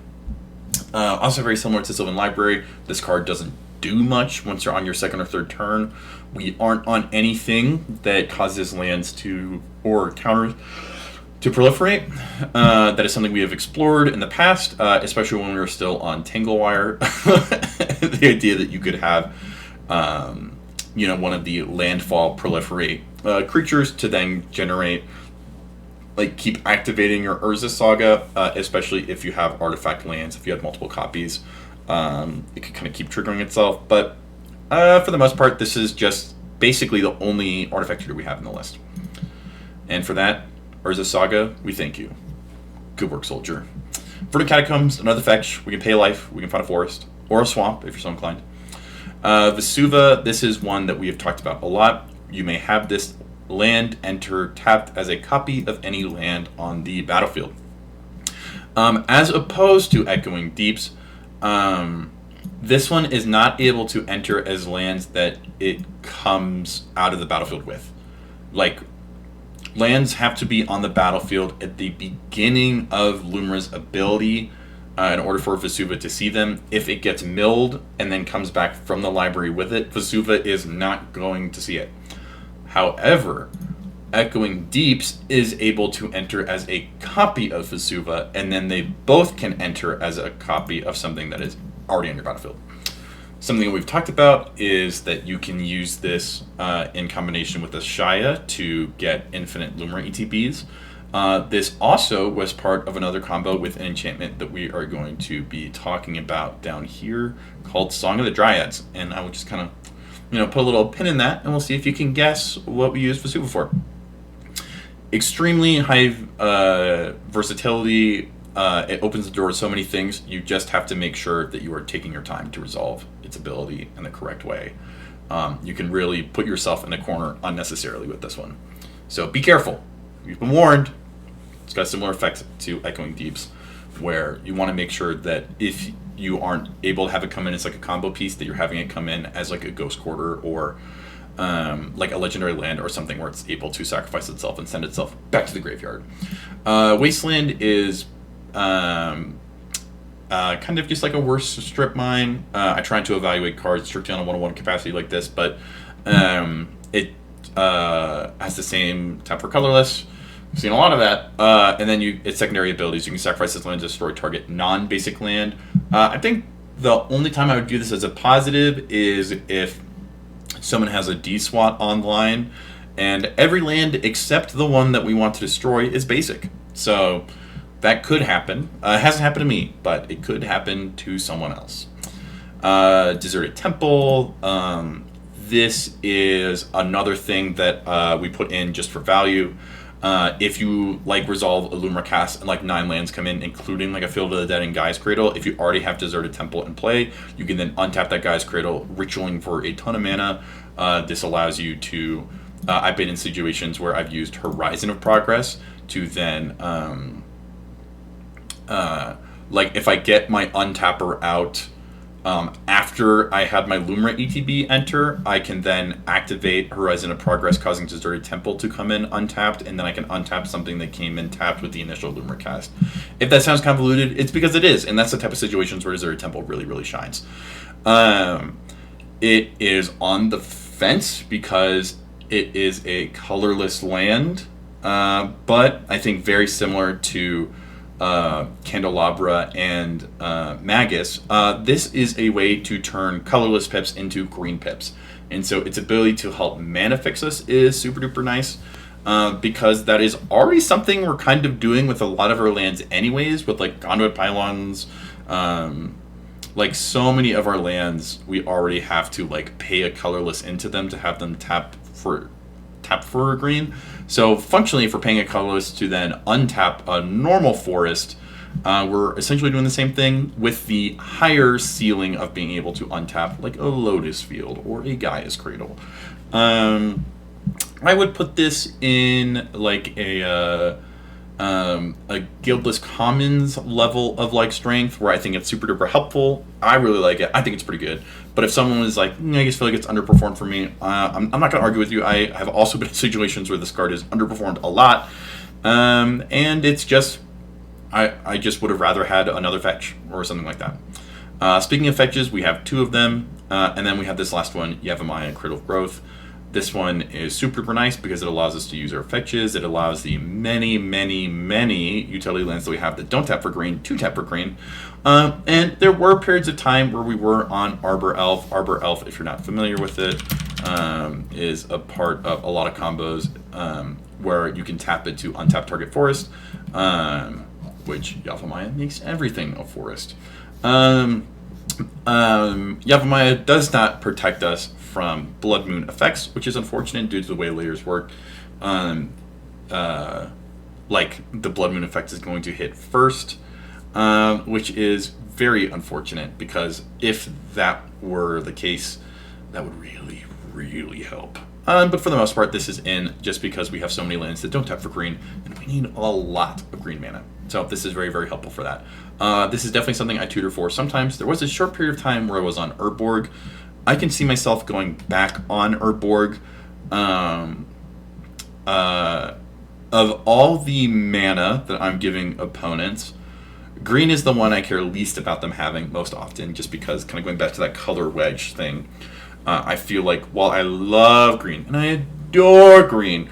I think green and white are most often some of the colors I'm least afraid of my opponents having in solid, like by themselves.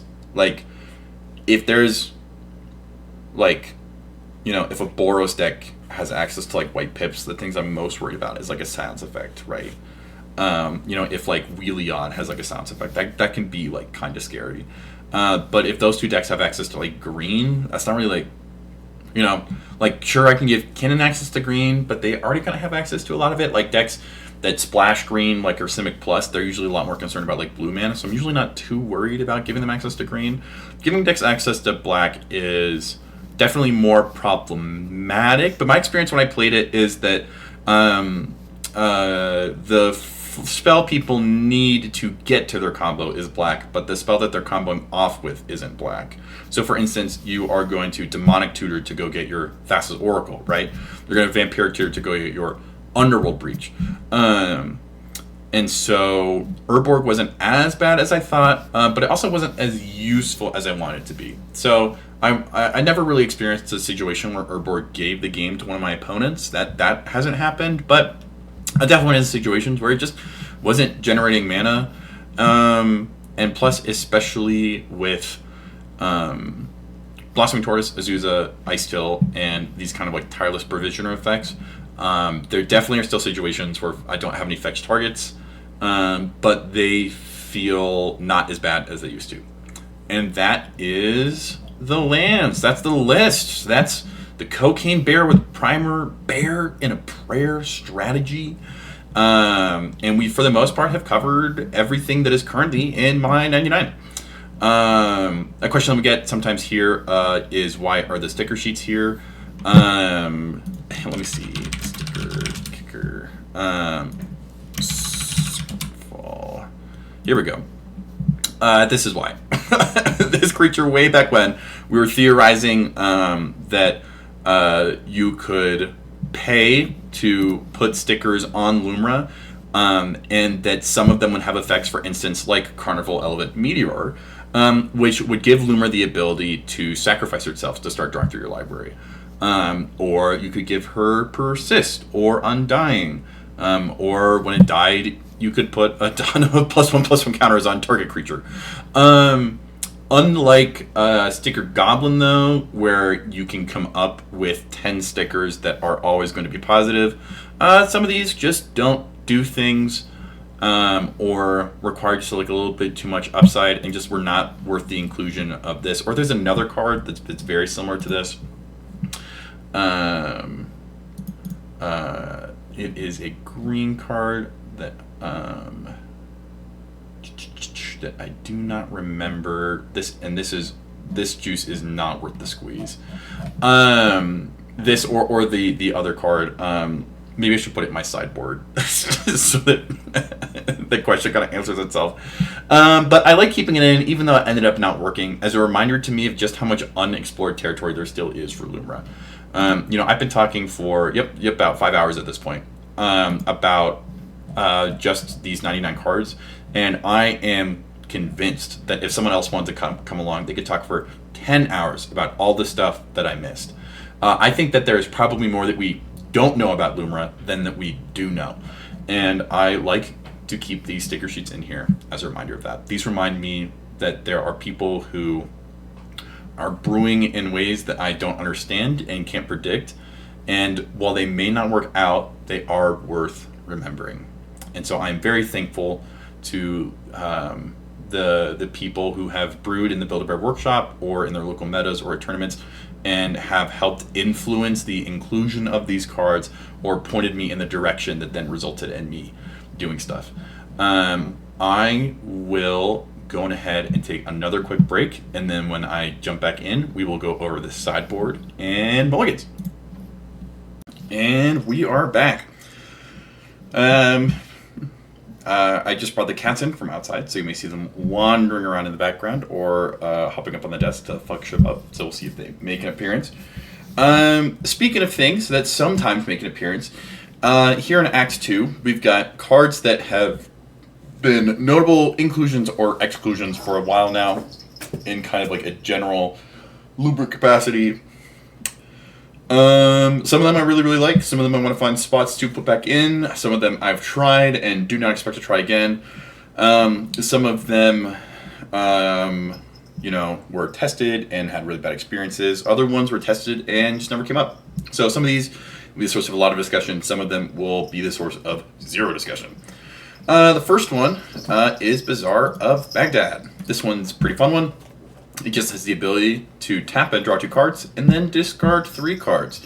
One of the reasons we don't see this in CDH more often, a format obsessed with drawing cards, and a game obsessed about drawing cards, is because technically it is card negative.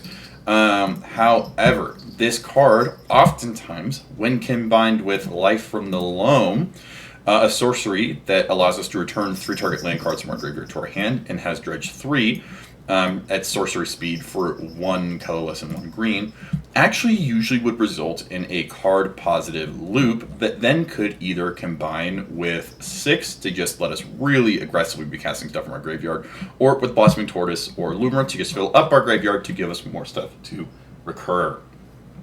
For the most part, I really enjoyed this because it gave me something to do in grindy games where I would turbo out a Lumra and then not really have anywhere else to go. But for the most part, I found that the fact that it didn't generate mana, even a colorless mana, meant that I would usually have to mulligan past it.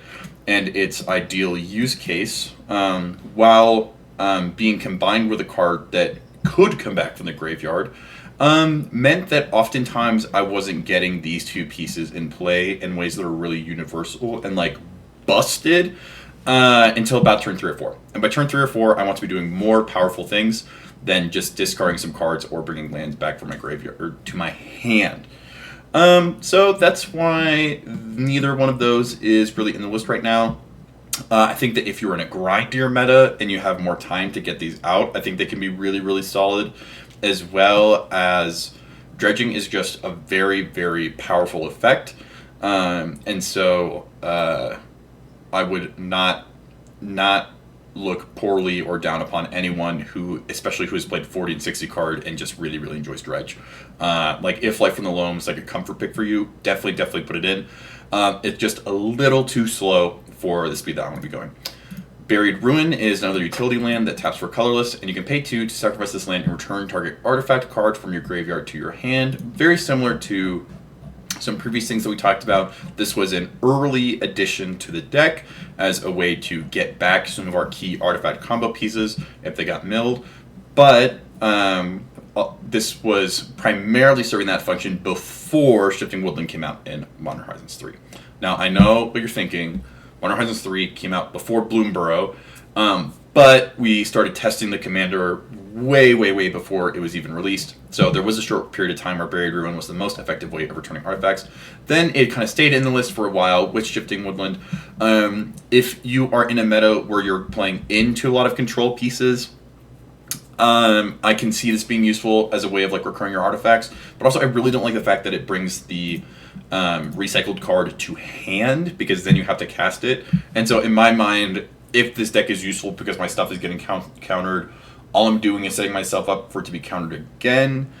It just doesn't synergize quite in the way I wanted it to. And then also I, over the course of like multiple hundred games, just wasn't using it, which is a similar situation that I found Mouth of Renan being in. Taps for colorless for mana, or you can pay for generic and 1 snow mana to sacrifice this land and have it deal 4 damage to target creature. For the longest time, this was in as the best way to deal with Dranith, with Appa, with Dothi, all these sorts of things.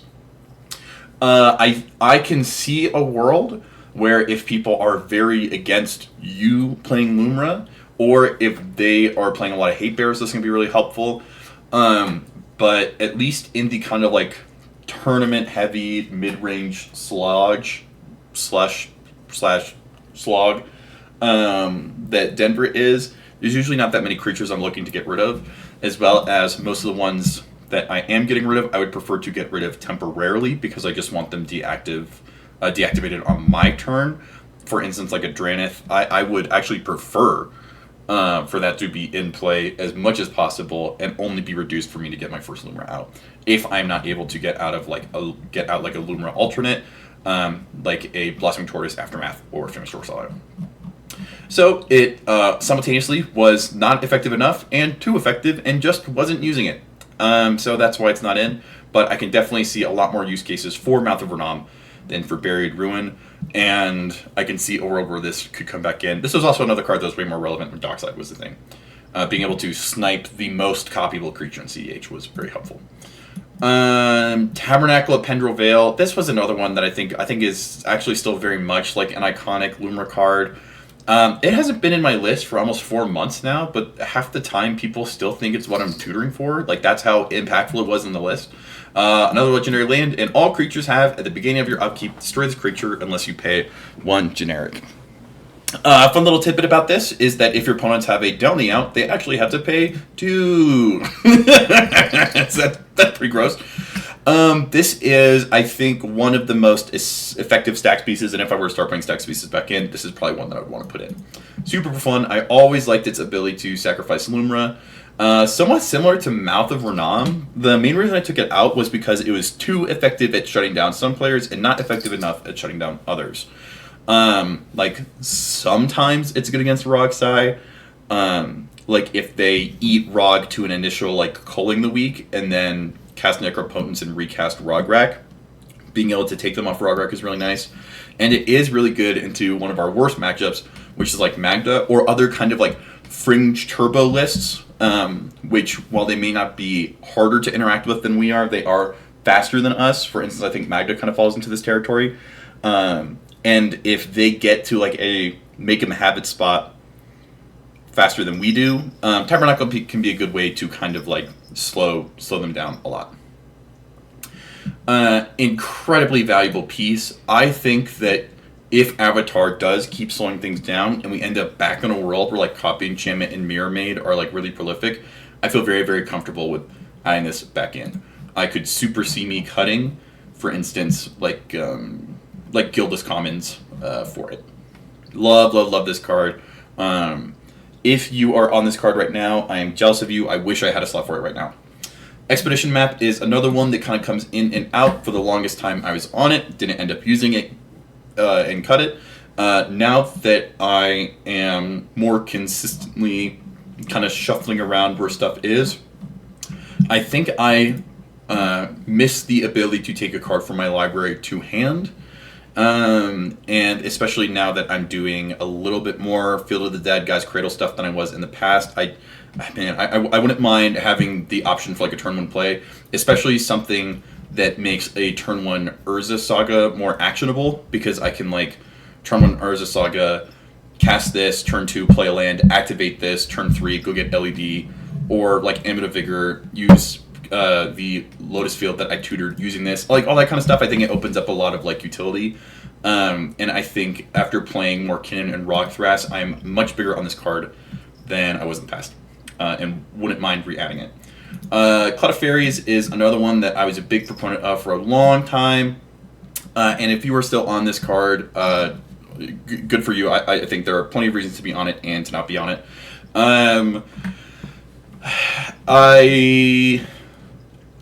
I think this is oftentimes really good at helping us get to that either 3-mana hump on turn 2 or helping us resolve our creature tutors for 2 or for 4. And, you know, for instance, like, you can play Forest, cast this, go to your second main phase, cast a Green Suns for 0, go get a Dryad Arbor, and then on turn 3 play a land, and now you have access to, like, 4 mana, even if no one plays, like, another island, which is super duper good. But also, there were just enough times where this was in hand and did nothing, and or this was the only green pip, so I didn't have the ability to cast Carpet of Flowers. And so that's one where it's kind of more of a personal preference thing. I definitely could see cutting Magus of the Candelabra or Candelabra itself for Carpet Flowers if I am trying to play a little bit greedier or go a little bit faster. Speaking of being really greedy and going fast, Mana Bond is next up. This was one that was a little popular for a little bit. I don't think too many people want it for too long. I think some people are still on it. It's an enchantment. At the beginning of your end step, you may reveal your hand and put all land cards from it onto the battlefield. If you do, discard your hand. Very similar to LED, I actually, one of my favorite things about this card is that it caused me to discard my hand. I also really liked that it oftentimes would function very similar to Burgeoning for me, where I would just keep a hand with like 6 lands, dump all of them, and then cast Lumra on like turn 2. I think that like this deck is built to thrive in that scenario, and I experienced a lot of success with it. The main reason I came off it was just because I was fighting for slots, and very similar to kind of like Sylvan Library. If you draw this like turn 4, man, you are up a creek without a paddle. And so I was trying to reduce the number of cards I have that were only good pre-Lumra or pre-turn 3. Traverse the Uvenwald is one that I am... This is one of my favorite cards that I apparently love cutting. It's a 1 green sorcery. You can search your library for a basic land card, reveal it, put it into your hand, then shuffle. And then if you have Delirium, if there are 4 or more card types among cards in your graveyard, instead search your library for a creature or land card, reveal it, put it into your hand, then shuffle. In this list, it is functionally a universal tutor, because most of the effects that are on artifacts or enchantments we are able to get on creatures or lands as well. Weirdly, Delirium was active for this, way less than it is for Shifting Woodland for me. So while its floor is not that bad at all, just getting a basic land card is super nice, especially if you are on Rootpath Purifier. We'll talk about that in just a second. It just wasn't doing enough. Like, if we could run 110 cards, I'd probably be on this, but with just 99 slots to work with, it just didn't do enough. And then also, with so many different other tutors, all of these are either able to sacrifice Lumra, win the game, or have additional functionality, or are about as aggressively costed and utilitarian as a spell can be. And so Traverse was just beaten out by those. It does, however, search for a basic land, which is relevant if you're skipping forward on Rootpath Purifier. Rootpath Purifier is, I believe this is another one that Icarus was the big one pushing this forward. 3 generic, 1 green, Elf Druid, so it can be hit off of Nissa's second trigger. Lands you control and land cards in your library are basic. There is a bit of a package that goes with Rootpath Purifier, in addition to cards like Ghost Quarter, which are going to tutor for a basic land card. You can also get like Prismatic Vista and Fabled Passage. And there are some very, very cool lines you can do that essentially result in tutor chains, largely designed around the fact that Fabled Passage is going to overwrite whatever ability, or I guess whatever writer is on, for instance, like Crumbling Vestige, causing it to enter untapped, because it's going to enter tapped, but then Fabled Passage's ability is going to resolve and then untap it. Plus, it's also super duper good with like Horizon Explorer, because it's going to generate Lander tokens, which, if you remember from 4 hours ago, search your library for a basic land card. So you just get to do some really, really fun stuff. And I really enjoy it, and I am looking for ways to get it back on the list. So I think this would be a great example of a card very similar to Tabernacle, that it's not in the list because I don't like it. It's not in the list because I'm actively trying to find a way for it to get back in. Can't say that about Turn the Earth. Turn the Earth is an instant. It's a green mana. You choose up to 3 target cards in graveyards. The owners of those cards shuffle them into their libraries. You gain 2 life. It has flashback, which means it's a colorless and a green, and I can exile this card, or I can cast from my graveyard and then exile it. This does meet some of the criteria I have of being castable from the graveyard. Flashback is very nice for that, kind of like a Lava Dart situation. But the main reason it was put in was to either protect ourselves from being drawn out while we already had mill our entire library out, or to hit Thassa's Oracle lines. In practice, this just never came up and never happened. At least for me, and in upwards of 50 plus games, it was just never relevant, and it felt as if I was wasting a slot. Very cool. It just didn't come up. I'm sorry, Turn the Earth. Veil of Summer, super duper cool card. Like it, can see why people are on it. It just doesn't hit the matrix of like it protects my combo, but it doesn't stop other people's combos. And once it goes to the graveyard, it's going to be really, really, really difficult to get back. And I am either playing Hellbent because I've dumped my hand out to play Lumra, or I have so many cards in play because I have a Heartwood Storyteller in play. And if that's the case, I do not want to be casting instants or sorceries that don't also kill Heartwood Storyteller. Those are 2 or 3 kind of criterion that for me go against Veil of Summer, but I think if you remove even like 1 or 2 of those, like for instance, if you're not, if you as a player are not playing Hellbent very much of the time, play Veil of Summer. This card rules. And then it does protect some of the interaction that you use to stop other people's one attempts. Vexing Bauble, this I'm going to put in the category of like Veil of Summer and Tabernacle, where I like it. I think it's a really good card for a couple of reasons. It's not in my list right now, but I can guarantee you I am going to put this back in my list at some point. As things shuffle around and I make some changes, this is going back in at some point. This card is phenomenal. I think a lot of Lumra pilots have had the experience of it overperforming. And at the very least, kind of going back to that Expedition map situation, this gives you something that you can do on turn 1. It's usually going to slow down the really, really fast players. It's a piece that sometimes people will jump in to help protect. And it's relatively easy to get rid of it whenever you are done with it. I like this card, and I think it's really, really cool. I used to don't have the spot for it right now, but hope to find one someday. Altered Dementia, super fun card. This is actually the most consistent way I get wins on Arena, but I tend to find it unnecessary in CDH games. It's a 2 mana, 2 generic, semi-famous, definitely a big Timna Dargo card, basically any Dargo card. You can sacrifice a creature, target player mills cards equal to the sacrificed creature's power. The 2 most consistent and highest quality use cases for this are you hold priority on your Lumra's ETB, sacrifice her, milling additional cards before you bring lands back. Traditionally, of the early cast of Lumra, however, her power toughness is only 2 or 3, so paying 2 mana to mill 3 extra cards didn't feel super valuable. Even though it was a way of killing Lumra, it also was an alternate win condition of you would mill opponents out and then force them to draw with Gilreach Sanitarium. But then we refined the Gilreach Sanitarium loops enough to you could just do it an infinite amount of times with cards that we already had, like Greensun Zenith and Endurance, which made Alter somewhat superfluous. Yeah, it's a cool card. I like it. Yeah, especially with cards like Famished Worldsire, there's huge potential for this to just put your entire library in your graveyard. But, for example, like with Famished Worldsire, you've probably already looked at 30-40 cards and put all the lands there from your library into the battlefield. So this is one of those things where it's like, it's almost there. It's so close. And if you play this card, very similar to Life from the Loan, if you play this card because you like it, you have a lot of fun, and it gives you positive game experiences, keep it in, don't ever take it out. Collector Oof.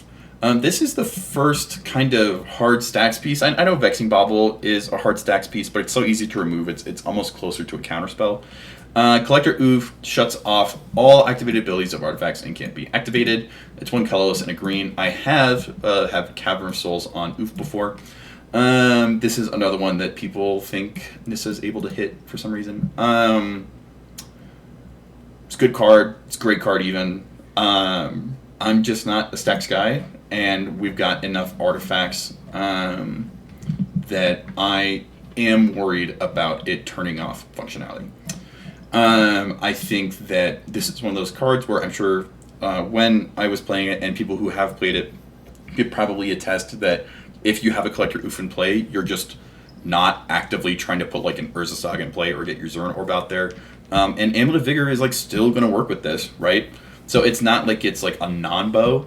I think that I just tend to play a little bit greedier, and so I need my opponents to have access to their artifacts, so they have access to their counterspells to stop my opponents who have artifacts and have access to their combo pieces. And I completely understand why people would want to just play Collector Oof and skip that whole thing. We have a lot of things that can tutor it instant speed. You can bring it back with Shifting Woodlands. I think that like as far as stacks pieces go, if I am looking at putting a few more in, this is definitely going to be one of the first I go back on. It is a great reason to be in green. It is a great way to slow down faster decks, and kind of going back to that thing we were talking about earlier of if you are playing against Magda a lot. I know Magda pilots, Drew, if you're watching this, I'm sure you're going to agree. Obviously, Magda can play through Collector Oof, but you do have to work a little bit harder. And if you can pay 2 mana to get 1 more turn, that is not a bad rate. Speaking of paying 2 mana for things, we have Earthcraft, another enchantment. 1 colorless, 1 green. You can tap an untapped creature you control to untap target basic land. This is another reason to be on Rootpath Purifier. And in the same way that I am looking to be back on Rootpath Purifier, I am looking to be back on Earthcraft. The main reason I haven't is because despite having played a lot of Rockthras and a lot of Lumra with Earthcraft in the list both times, it just never came up, and I have yet to have the kind of like positive paradigm shifting experience that I feel like a lot of people have had with Earthcraft, which meant that when I was looking to slot in some cards for more aggressive testing or other cards that people have had really positive experiences with that I also have had really positive experiences with, it just didn't make the cut. So this is going to go in the like expedition map bucket where I very well may be on this card within like 2 or 3 months, and if you do, everyone who told me to put it in gets to say I told you so, and I will celebrate with you that you had the correct opinion of that card. Hermit Druid is a super fun one, kind of a notorious and iconic card. Hermit Druid is a creature, human druid, colorless and a green. That's coming up a lot these days. You can pay a green and tap it to reveal cards on the top of your library until you reveal a basic land card. Put that card into your hand and all other cards revealed this way into your graveyard. Now, I know what you're thinking. Eric, doesn't this non-bow with Rootpath Purifier? While that technically is true, I don't think Hermit Druid and Rootpath Purifier have ever been in the list for very distinct reasons. Hermit Druid was initially part of the Turbo strategy, but these days, not only are there a few more Curse Totems flying around, but it's just not as necessary. While we are on a lot of basics, so you could say, well, at most we're going to be hitting, 9, 10 cards. Putting 10 cards to the graveyard was traditionally really, really valuable. And trading a green pip for a green pip, because you're probably going to hit one of your basic or snow forest, wasn't that bad. I've also been in situations where multiple times Magda players have sacrificed dwarves to give Hermit Druid haste so I can react to opponents. At the end of the day, for something that is summoning sick and is hard to get out on turn 1, it's just it just doesn't do enough. I can see people wanting to be on it. I think it's fun. It's cool. But since we don't have the ability to do Dread Return, since we definitely don't want to go down on basics because that hits our fetch targets, which are very, very important to us, and there's no Thassa's Oracle or anything like that, it generates too much threat for how much value it gives us. And it gives us a ton of value, and it's so great. But it's definitely a bit of a boogeyman card. And so I'm sorry, Hermit Druid, but while I love you and your hair and your ink, people are just too scared and they just aren't ready for you yet. And I will definitely put in Earthcraft before I put you in. Life from the Loam, we already kind of talked about a little bit when we talked about Bazaar. This is a quintessential you love it or hate it card. Very similar to 6. Most often it is either never coming out of your list or never going in. And for the most part, you guys know who you are. I really, really liked having this in the list. The main reason I took it out was actually when I started playing Rydia, Summoner of the Mist, because that helped me realize how even more broken Dredge was. And I just kind of ended up in this space where if I wanted to be doing Life from the Loam stuff, I just wanted to be playing Rydia, so I just took the slot out for something else. Life's Legacy is part of a package that used to be kind of mandatory in Lumra and now isn't something we see as much as, which is these kind of greater good effects where you sacrifice a creature and then you draw cards equal to its power or its toughness or its mana value or whatever. End case, you're paying 2 mana to draw 14 cards, oftentimes. The main reason I started coming off these, and this was before I apparently developed a desire to have a Holy Crusade against instants and sorceries, and die a martyr. No, I mainly took this out because I kept getting Flare duped in tournaments. Because I would pay 6 mana for Lumra, then pay 2 mana for Life's Legacy, and then a Rockside player would pay 0 mana and draw just as many cards. And that felt really, really bad, and it just kept happening. And also I ended up in a spot where more and more often I was less and less inclined to have cards in hand. Now that I am playing more kind of like extra land effects, I can see a world, and I think this is the direction I'm going to be headed in once we see how Avatar The Last Airbender shakes out, where I'm on more cards like Vexing Bauble and Collector Oof to stop my opponents from having access to cards like Flare of Dupe, and then I am like killing Lumra and then using cards like Azusa to just absolutely dump my hand. Included in that would be Momentous Fall. Very, very similar, just with the addition that you gain life. It is important to note, very similar to Life Legacy, that if someone copies the spell in the same way that modal spells remember what mode they were chosen, Momentous Fall is going to remember the power of the sacrifice creature. So if someone copies that effect, they are, copying all the cards that you're going to be drawing, which is pretty good for them. Bridgeworks Battle is an MDFC, also a Modern Horizons 3 card. Bye. Bye. Love you. Mwah. Bridgeworks Battle, another Modern Horizons 3 card, sorcery. People talk about MDFCs as if they're basically free. I think that's kind of true. I had this in my list for a while. I never used its effect, and then it would just go to the graveyard and never come back. So I just didn't have positive experiences with this card. I can see it offering versatility. It gives us a green pip, which is something we really, really struggle with. But we have Archdruid's Charm, we have Talon Gates, and I found that usually those were enough to deal with any situation that I wanted this in. And so that meant that it mainly was just actually kind of a worse land for me. But that was my experience. I can definitely see it being different for other people. Dosen was actually one, a generic and then 2 green. It's a human monk. Players can cast spells only during their own turns. A City of Solitude effect, as it were. a light City of Solitude effect. This was actually one that I was on for a while when I was on Protean Hulk. And I used to like it when I was like really, really aggressively pushing. But now I would put this in Hermit Druid territory where like a lot of times the stuff I was doing was already kind of like really, really difficult to interact with. Like people were limited to bounce spells because I'm not really like casting anything. And so even though I had Dosen out, it wasn't really stopping them from doing anything. And Ottawa and Beseiju were still active. So I guess kind of ending up in situations where I either didn't want to cast it or I was casting him and he wasn't doing anything.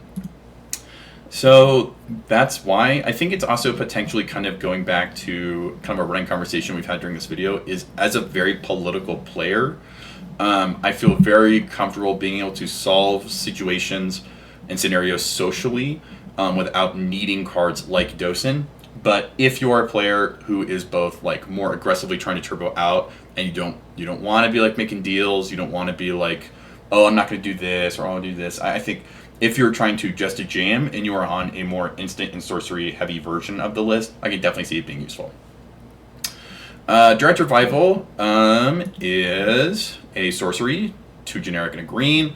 Return target card from your graveyard to your hand. And it has flashback for 4 colorless and a green that does the same thing. This was a card that was considered mandatory for the longest time. You guys weren't playing Lumra unless you were on Direct Revival. And then I just never cast it. I never needed to. There were either ways to win with what I already had on board, or really all I needed was 1 or 2 pieces that I had other methods of getting back. And so it ended up just being a 5 mana do nothing. And the list just got concise enough that it just got harder and harder to justify the spot. And at the end of the day, I cut it, I think, for Beseiju who shelters all. And so it's weird. And so that's why, and I haven't missed it at all. I also am not on Timeless Witness. Timeless Witness I have thought about going back on, but these are two cards that I have yet in the almost like 4 months, I think, since I haven't been on them, missed. I cut and added and cut and added and then cut and just never put them back in. And these are two cards I'm not quite sure I ever see going back in. These, I feel like, serve a function as like a safety net, and I could see if someone is picking up Lumra and wants to have access to these, I support that, and I think that they can be very, very helpful early on in the Lumra pilot experience. But at the end of the day, now having like a little bit more experience beneath me, I tend to find them relatively unnecessary. Now we're back to Song of the Dryads. Those of you who may have guessed earlier from when we were talking about Vesuva, this, for the most part, is actually just a second Ashaya in terms of how we use it. The main goal when we put this in was to cast it targeting Lumra, and because of the way layer effects happen, even though the permanent that it hits becomes a colorless forest land, at the end of the day, a lot of Magic rules are designed around the fact that it is a physical card game. Meaning the rules, when it comes to copy effects, happen before any of the layers kick in. So if I am playing Vesuva and having it enter as a copy of Lumra, which is, at the time of being enchanted, only a colorless forest land, Vesuva can technically only copy what is physically printed on the Magic card, causing it to enter as a Lumra, immediately dying. We covered this earlier in the video. This has the bonus of being able to hit opponents' permanents.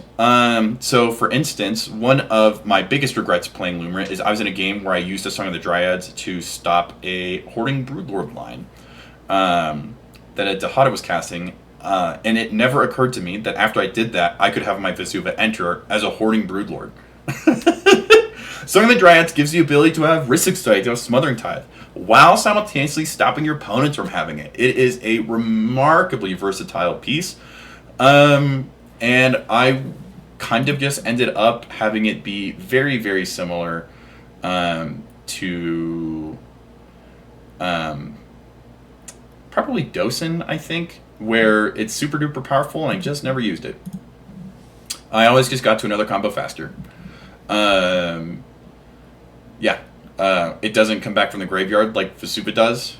It's not tutorable with most of our creature tutors like Ashaya is. It's just harder to get to, harder to get out, and easier to stop. And so it comes in and out. I played with it at Fishbowl. I used it to force a draw, but that was just because this was... I used it to force a draw because it was a counterable spell, and I was like, if you counter this, the next person wins. If you don't counter this, I win. And so we drew. But there are a lot of spells that cause us to win that are easier to tutor for and are harder to counter. So I would prefer to be on those. But I do think it's fun. Love this art. And I think it's very, very cool. Tinglewire is another stacks piece that I like. Very, very similar to the other stacks of piece that we've talked about with Collector Oof. This just disproportionately shuts down some decks as opposed to others. And the decks that I tend to have the hardest time interacting with are very spellslingery Grixis effects, which oftentimes are just able to play in flash speed on top of this. So it's very, very good. It's fun. I like it. And I don't know, maybe for 6-study and Thassa's get banned. Not going to say if I think it will or won't happen or what I think about if it should or shouldn't. But if it does happen, Tanglewire might be in a better spot. Same thing with Trinisphere. Trinisphere is very, very fun. There's very few spells that we're looking to cast that cost less than 1 mana. And for the most part, any spells that we would cast would have been cast beforehand in order to get us to this 3 generic mana. For those who aren't familiar with it, as long as this artifact is untapped, each spell that would cost less than 3 mana or cost 3 mana to cast... so, like your Deflecting Swat, even if you can cast it for 3, you're going to have to pay 3 generic. Your Lotus Petal, you're going to have to pay 3 generic. I forgot to say what Tinglewire does. Tinglewire has fading counters, and then at the beginning of each player's upkeep, they have to tap down an artifact, a creature, or a land for each fading counter on Tinglewire. So these both have relatively similar effects of kind of taxing our opponents for normal game actions. If people are playing Chief Rocks, they then have to like tap them down, like their Soul Ring or their Mana Vault in their upkeep, or they just have to pay a ton of extra mana for that Soul Ring. Another way of taxing artifacts is Karn, the Great Creator. Love this art. Came out with Bloomburrow, thank you. Activated abilities, artifacts your opponent's control can't be activated is like the number one reason to have this. We can't run, well, we can run, but it's just not really worth it to do the Karn lock with Mycosynth Lattice, where it makes everything an artifact. It also has a +1 ability where one target non-creature artifact becomes an artifact creature with power toughness equal to its mana value. Right, we're not trying to like give Aetherflux lifelink and then shoot a ton of people down. This mainly was used to snipe mana crypts, which aren't around anymore. So that's sad. Maybe if wish effects get brought in, I could see this coming back in. But for the most part, it's got all the downsides that Tezzeret has with significantly less upside. I think that if you're going to be on an effect like this, you should start with Collector's Oof. And then if you want another one, you should probably go on Titania's Song, which I don't have here. So I will actually pull up right now. Misspelling Scryfall, that's okay. This is this is the Stacks player. This is your Stacks player's favorite Stacks piece. It's an enchantment that's 3 generic and 1 green. Each non-creature artifact loses all abilities and become an artifact creature with power toughness equal to its mana value. If this enchantment leaves the battlefield, this effect continues until end of turn. I'm so sorry for hitting the microphone again. That is not an indication of how I feel about Titania's Song. I think that like if you want to be on like a Stacks Your game plan, you want to be on this card. This is backbreaking. This is like game ending for so many decks. And I think things that hit artifacts are far more likely to kind of be symmetrical as opposed to non-artifact effects like Tangle Wire or Turnisphere or Tabernacle, which may disproportionately affect some players. This card is incredible, and if I was interested in putting a lot of anti-artifact stuff in, I would probably put that in before Karn. Talked about Momentous Fall, talked about Root Path, Scape Shift. This one's a controversial one. Controversial because it's so good. It's sorcery, 2 generic, 2 green. Sacrifice any numbers of lands. Search your library for up to that many land cards. Put them onto the battlefield tapped, then shuffle. Super duper powerful effect. And the reason this card isn't in my list isn't because it's too weak. It's because it's too strong. You guys have been doing too much with this card. This card is a heavy hitter. But also, its downsides mean that it lacks the synergy I would like it to have in terms of like it being an instant or sorcery. It functionally has to be in my starting hand. Also, this is in like Amulet of Vigor levels of like opponents have to counter this. They can't let this through. They have to counter it. You can't do this for value. I can't finale for 4 and then I'm only going to sacrifice I'm only going to go get like a Delighted Halfling or something. Like our opponents are traditionally of the opinion that they can't even let us sacrifice 1 or 2 lands. And also I think the downside of doing so is you're just committing a lot of mana. I am aware that if you resolve this and you have a land untapper, or if you resolve this and you have a land untapper and a sacrifice outlet, that you win on the spot. But there are so many cards that already do that.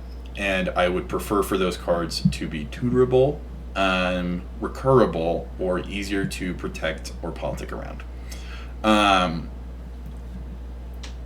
I think this card is fantastic. I think that most other lands lists I play, I put Scape Shift in. I have played it and had really, really positive experiences. It's just not right for me. I think that if you are interested in playing a more like Turbo or a more Baron of Prayer strategy, this is a fantastic rip off the top. If you Mycosynth to LED, you got like 5 lands in Iron top deck mode.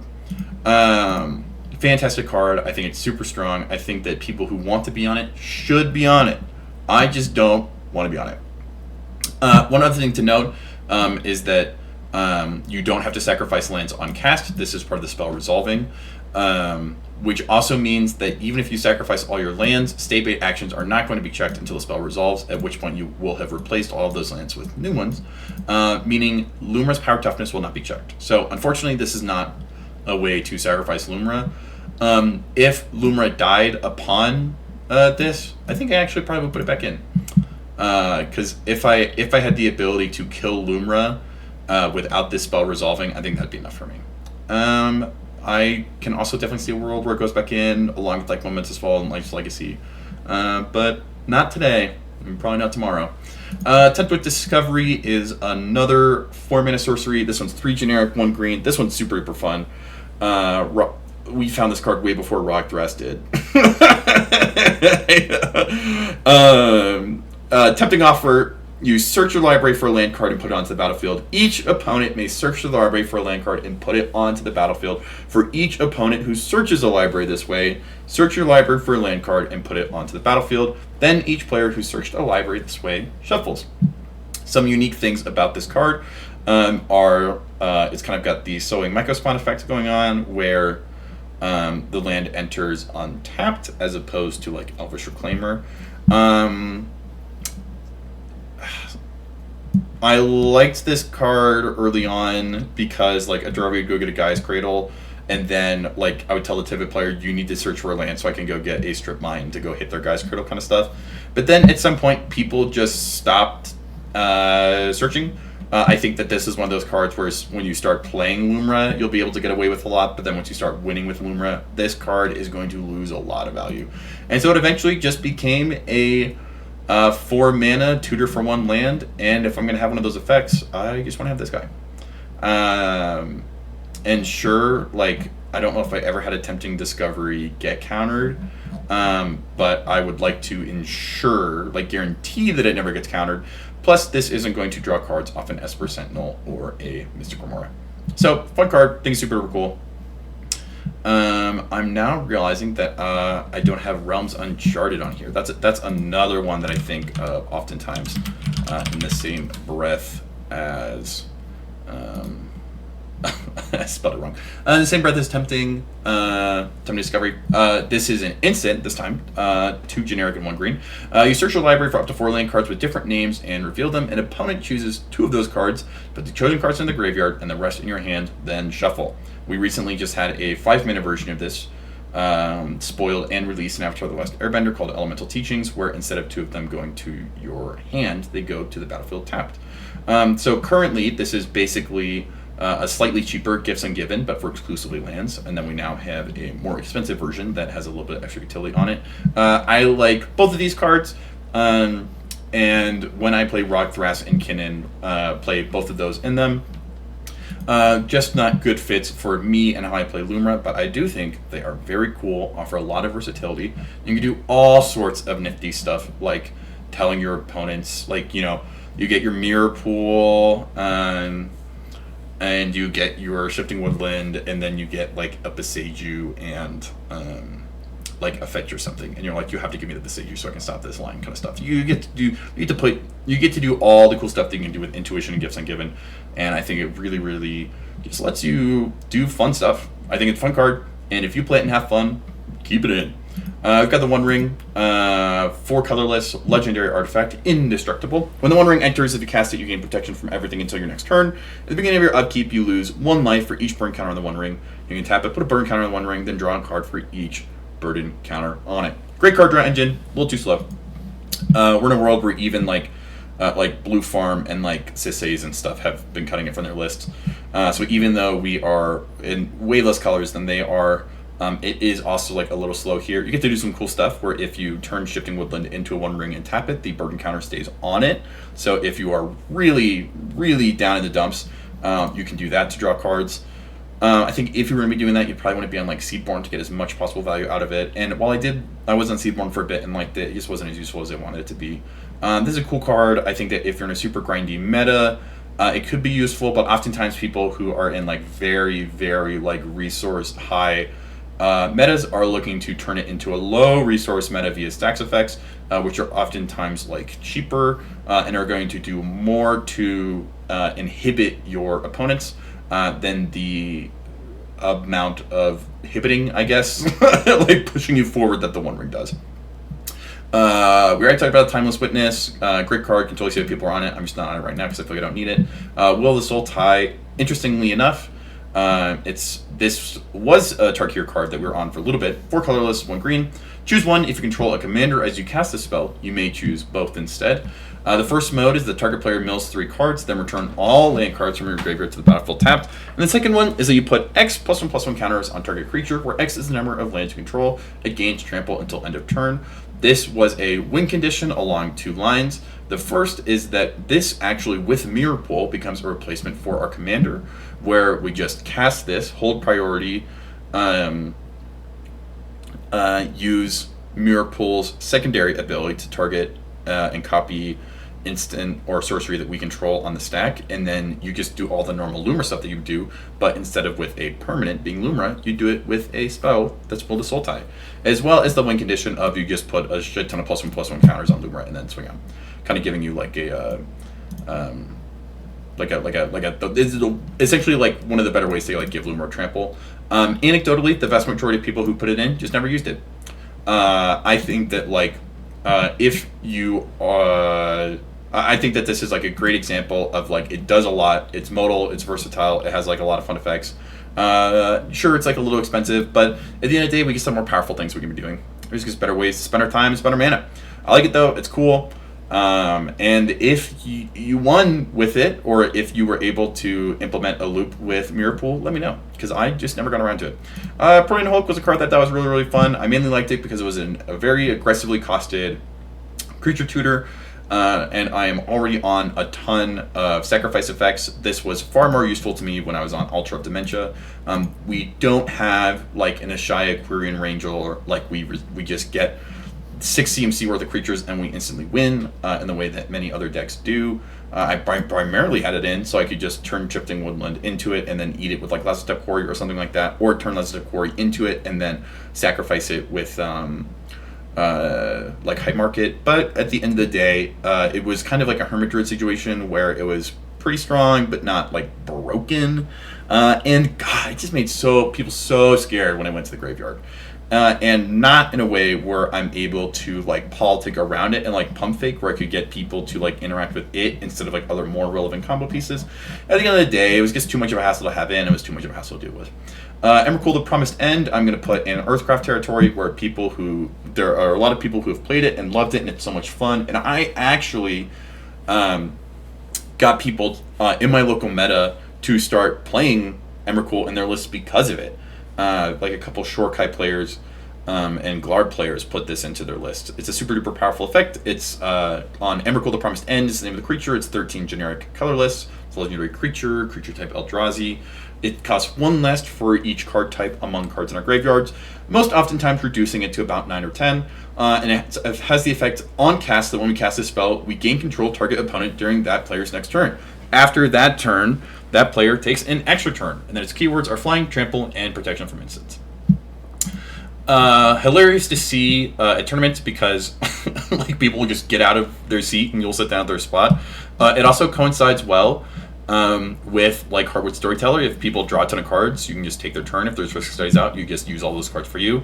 You just brain freeze everyone else, force that person to die by passing the turn, and then they'll die in their upkeep by drawing their own card. And then you just activate like Garage Sanitarium, where you get to do all sorts of crazy stuff. Also, being able to turn Shifting Woodland into a 13/13 with flying and trample is also a really, really great way to you can spend 4 mana to take a Necrobones player off 13 cards, which is like really, really, really good. Super duper awesome card. I just never used it. All of the cool things that it does, I have never done anything with. It was in my list for probably about a month, and just nothing ever happened. I think for me, this is an indication that Lumra has so many different lines, so many avenues that you can push for value, or wins, or both simultaneously, and you're just going to gravitate towards the ones you're most familiar or most comfortable with. You're going to have some players who are always going to try and go down some Ashaya line. They are going to try and get Nissa in as quickly as possible. For these days, I'm like kind of tunnel visioning on Icetill a little bit. You've got people who Blossoming Tortoise is their bread and butter. Emrakul is definitely one of those cards where it is not necessary. There are so many ways to win without it, but if it is on your mind and if you are prepared and ready for it, you are going to end up in a like all roads lead to Emrakul kind of situation, very similar to like Breach and Breach decks. And it's fantastic, and I can't wait to put it back in and not use it again. So I think it's super cool. I love this card. It comes in and out. It just never really shows up in testing for me. I think it's really, really cool, and I would put it in Song of the Dryads territory, where it's good. I like it. It's just usually there's easier things to do.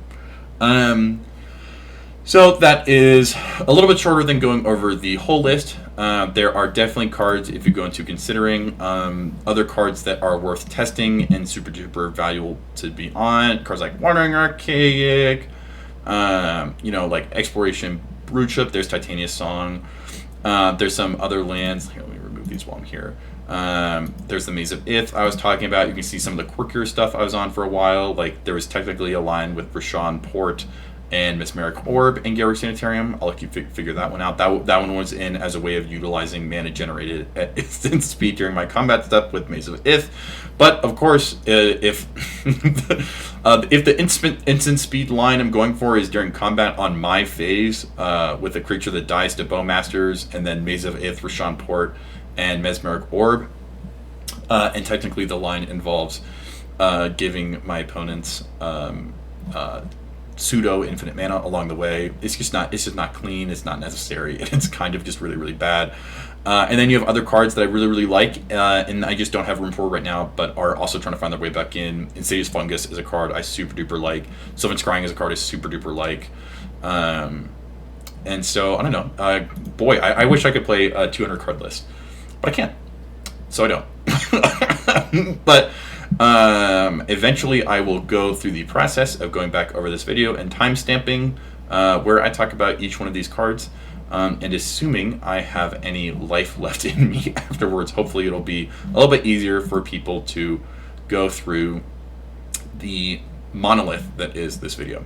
Now, I promised you guys I would do some playtesting, and then hopefully this is something that I can point people to down the road when they are looking to figure out how to resolve Mulligans and Lumra. Give me a second to take a sip from my fridge cigarette.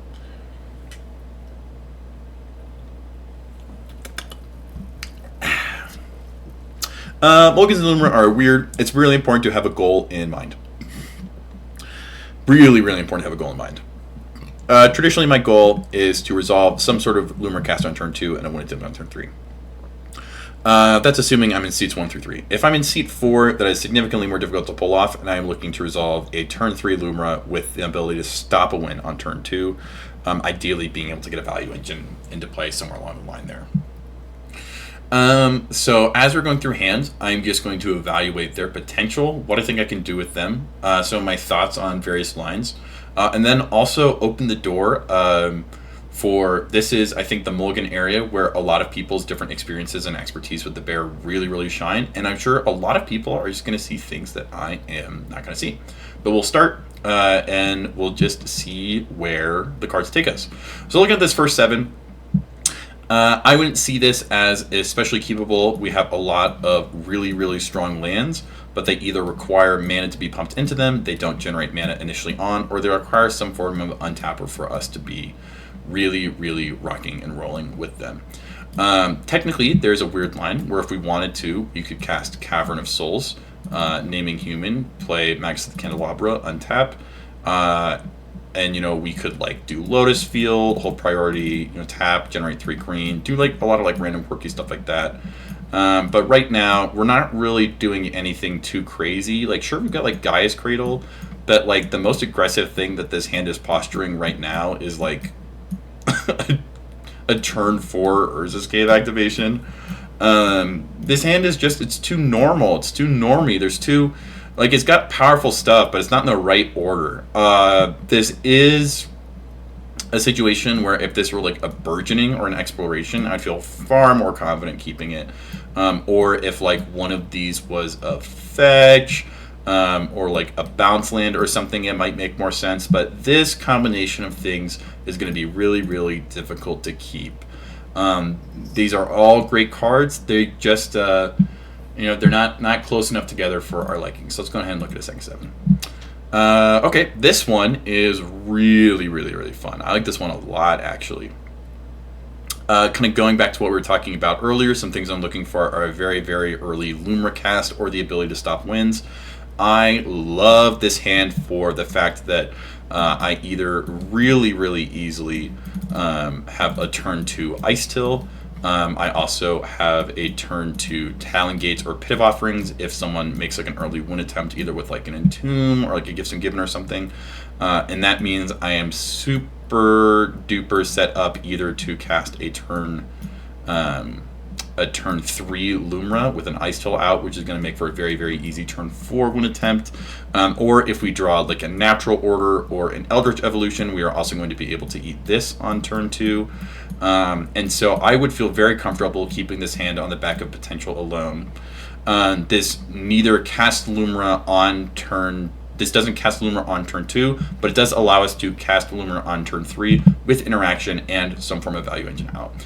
This is a hand that I would feel incredible in on seat 1, but also very safe in seat 3 or 4 as well.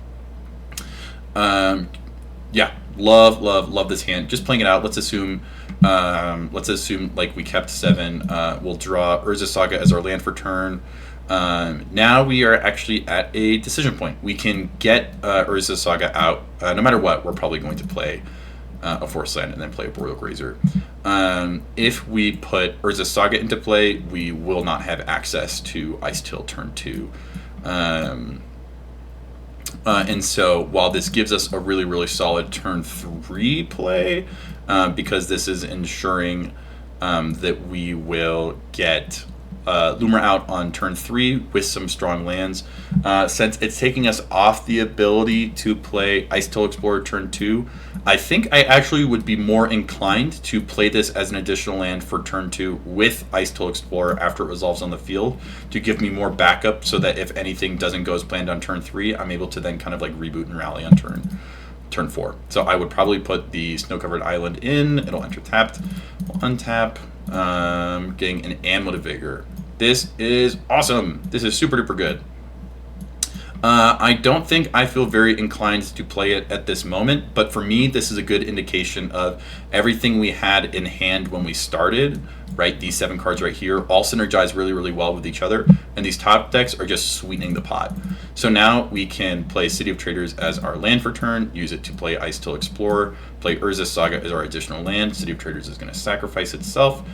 We will mill a card because of the Icetill trigger, sending Delight Halfling to the graveyard, and then this will get a counter on it. If we want to, we can now play the Amulet of Vigor, and then we have the ability to replay City of Traders as our additional land return, and then we could either play one of these or hope that we mill something or draw something, or like the world is kind of our oyster at this point. We also could choose to wait to play the Amulet of Vigor if we are not interested in generating a lot of threat. If we're in seat 1 and we're playing against greedy decks, it makes sense because now they have 2 pieces that they need to deal with. And if you're at a low interaction table already, they're probably going to have to pick one of these, and you are, for the most part, okay with either one getting hit. They are probably going to prioritize the Amulet of Vigor, which is totally fine, because then we still have the ability to cast Lumra on our next turn, assuming we draw that.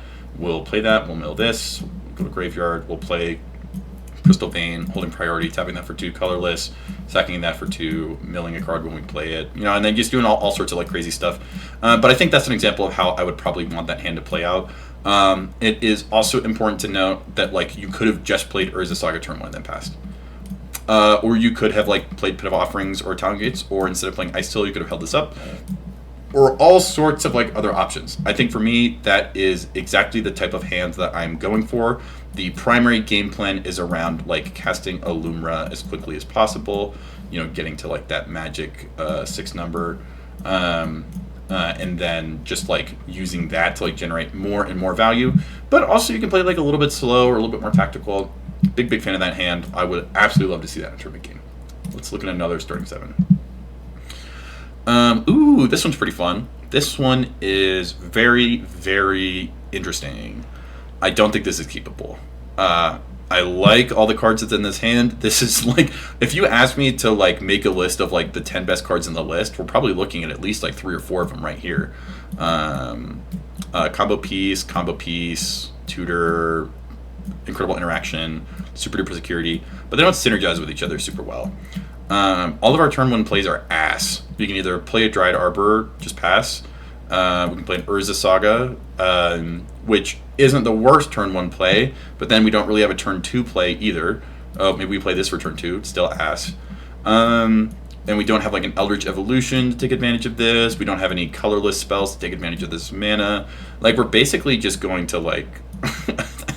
we're basically just going to generate like a construct, and then hope that by turn 6 we can resolve like an invasion for 3. So unfortunately, these just don't work together. Usually, Urza Saga signifies that you are able to keep, and then you are comfortable developing really, really slowly because you're going to have the most explosive turn 3 in the world. But there's no like Havenwood Battleground to let us cheat out like an invasion later. There's no, like we said, no Natural Order, no Eldritch Evolution. Kind of going back to that rubric of like, when are we casting like Lumra? Geez, I don't know if this hand ever casts Lumra. I think we just lose before we cast Lumra. And then while we technically have interaction, our ability to get to it is we have a Beseju online turn 2. And that is our interaction for the table, which is awful. We can do so much better than that. So let's go to our second 7. Oh, here we go. This hand rules. This hand is super, super fun. I don't know if it's keepable, but it's fun. I like the fact that this hand, we have a turn 1 exploration, probably go into Beseju Who Shelters All. If we wanted to, we could probably play Delighted Halfling first. Well, we run the risk, depending on seat order, that we're then going to be drawing opponents' cards with this later. At the end of the day, these are effectively going to be generating the same mana between turn 1 and turn 2, and so giving us access to an uncounterable mana source, just in case we absolutely like hit the nuts, is nice. And then that also gives us an additional, we'll have the first card draw for our turn as well as for turn 2 to play with exploration. So odds are that we not only are going to be developing mana pretty quickly to give us a turn 3 Lumra, I think we can like pretty confidently, because we already have access to 1, 2, 3, 4, 5 mana right here, plus the ability to tutor for more mana as well as a land sacrifice outlet. We are able to protect the cast of our crop rotation, which means not only do we have high quality interaction for turn 2, but it's also protected. Overall this hand does like a lot of things. If someone has it out for us, literally every single spell in hand can get mental misstepped, and we don't have like a Blossoming Tortoise which is able to like push us forward in value. This entire hand, for the most part, all of its value is in the cast of Lumra. And so right now, we are only able to cast Lumra on turn 3. Theoretically, we could definitely end up in a world where we can cast Lumra on turn 2 if we get really, really lucky with our top decks. But for the most part, this is a turn 3 Lumra with a Sylvan Safekeeper on board, and a Crop Rot. So depending on seat order, I could see this being a super duper valuable hand. So this, I think, is a bit of a gamble, and let's see how it works. Let's draw. Cavern of Souls. Is that going to push me down the exploration route? Yeah, I think it is, actually. I think this is a situation where I'll play exploration, then I'll play Cavern of Souls. And because we have the Sylvan Safekeeper and the Delighted Halfling, I already have access to an uncounterable Lumra, and then I can use the Sylvan Safekeeper to reset the Cavern of Souls in response to the cast. So I'll name Citizen and put Delighted Halfling out. So now we're looking at 3 mana next turn. I will untap, I'll draw a card, and there we have Food Chain. Awesome. Do I I think that like any decision tree from here on out is going to vary based off of what draw engines are on board and how aggressive our interaction is. But we started with the game plan of trying to get a turn 3 Lumra with some pretty solid like options to affect just what that cast technically means, and then now the addition of 2 extra cards not only codified our game plan but really protected and accelerated it. And so that is a way in which I am looking to ask those types of evaluative questions in the mulligan phase with the expectation that the cards I'm drawing are going to help, especially because of exploration. I'm like, even if I draw like a fetch or a basic forest instead of this food chain, I'm still in a really good spot. Because of the fact that I'm putting permanent mana on board, I'm also super comfortable. Like if I draw like an LED, I'm super comfortable like crop rotting for like an ancient tomb or something like that, and then dumping my hand, including like the food chain or the Sylvan Safekeeper. Especially because like depending on the type of mana I'm getting, I also could turn this into a shifting woodland, so then I just have access to the food chain anyways. Let's do one more, but hopefully I think this is kind of like illustrating the type of options that I try to hold open for myself. Let's see. Okay, here's one that's pretty interesting. I think this is a good example of another hand that's like almost there. Technically, we have like a relatively like active turn 1, but then we're going into our next turn with not a lot of room to develop. Like this is going to be like what, like a turn 2 Horizon Explorer, but we don't have access to like a guarantee of any more mana. So we have a crazy color pip heavy. Technically, we are going to be able to keep generating mana by swinging out with the Arboreal Grazer, but you are probably only going to get 1, maybe 2 lander tokens before someone has a creature big enough on all their boards that they can just kill it. This Sylvan Library is maybe a defensible turn 2 play. Yeah, not convinced. Like, if I am down to 4, I would feel pretty comfortable keeping this 4, I think. Depending on like the pod composition, because this is like a turn 2 Sylvan Library, which means on like turn 3 you're going to draw for turn on turn 1, draw for turn on turn 2, then draw 3 cards. So you're looking at 5 cards in hand. So our odds of like making land drops and being able to cast Lumra in that situation are like pretty solid. But in terms of like a 7, as you've seen so far, we can prioritize much more explosive starts. And so even though we have a land on tapper and a Zuran Orb, we don't have the guaranteed mana to get to where we need to go. We absolutely could just draw LED and then have our entire combo right there. But we also don't have enough lands right now to keep, like, even if we like did draw LEDs, like let's say that this card is like LED. Let's as a thought experiment. Let's say that we keep this as 7 and then Lion's Eye Diamond is our turn 1 play. So here's our hand. We'll play the Verdant Catacombs. We'll fetch 4 Forest. Use it to play the Arboreal Grazer. Arboreal Grazer is going to put Archway into play, which is going to bounce this Forest back. Then we'll play the Lion's Eye Diamond. We'll go to our next turn. We'll play this. I guess we could have played the Zuran Orb too. While we have the ability to cast the Lumra, we are somewhat like honor bound to play this Horizon Explorer first, because if we cast Lumra right now, the only land it's going to bring in is going to be Verdant Catacombs, and so we are like essentially like blowing ourselves out for the most part. And so now what we've done is we've put ourselves in a position where we're in a very obvious choke point for our opponents, where we already have a land on tapper, we already have a land sacrifice outlet, we already have access to Lumra next turn, and then now we're looking to resolve a land on tapper. And so while we have gotten most of the pieces that we need in play to make a decent win attempt, we have done so in a position that leaves us incredibly vulnerable afterwards, and with and there's nowhere where we are able to cast this Archdruid's Charm right now, and this Sylvan Library is like basically useless. So if everything goes perfect, if we draw Lion's Eye Diamond, this would have been our draw for turn 2, and then our draw on turn 3. So theoretically, if everything goes perfect, we are able to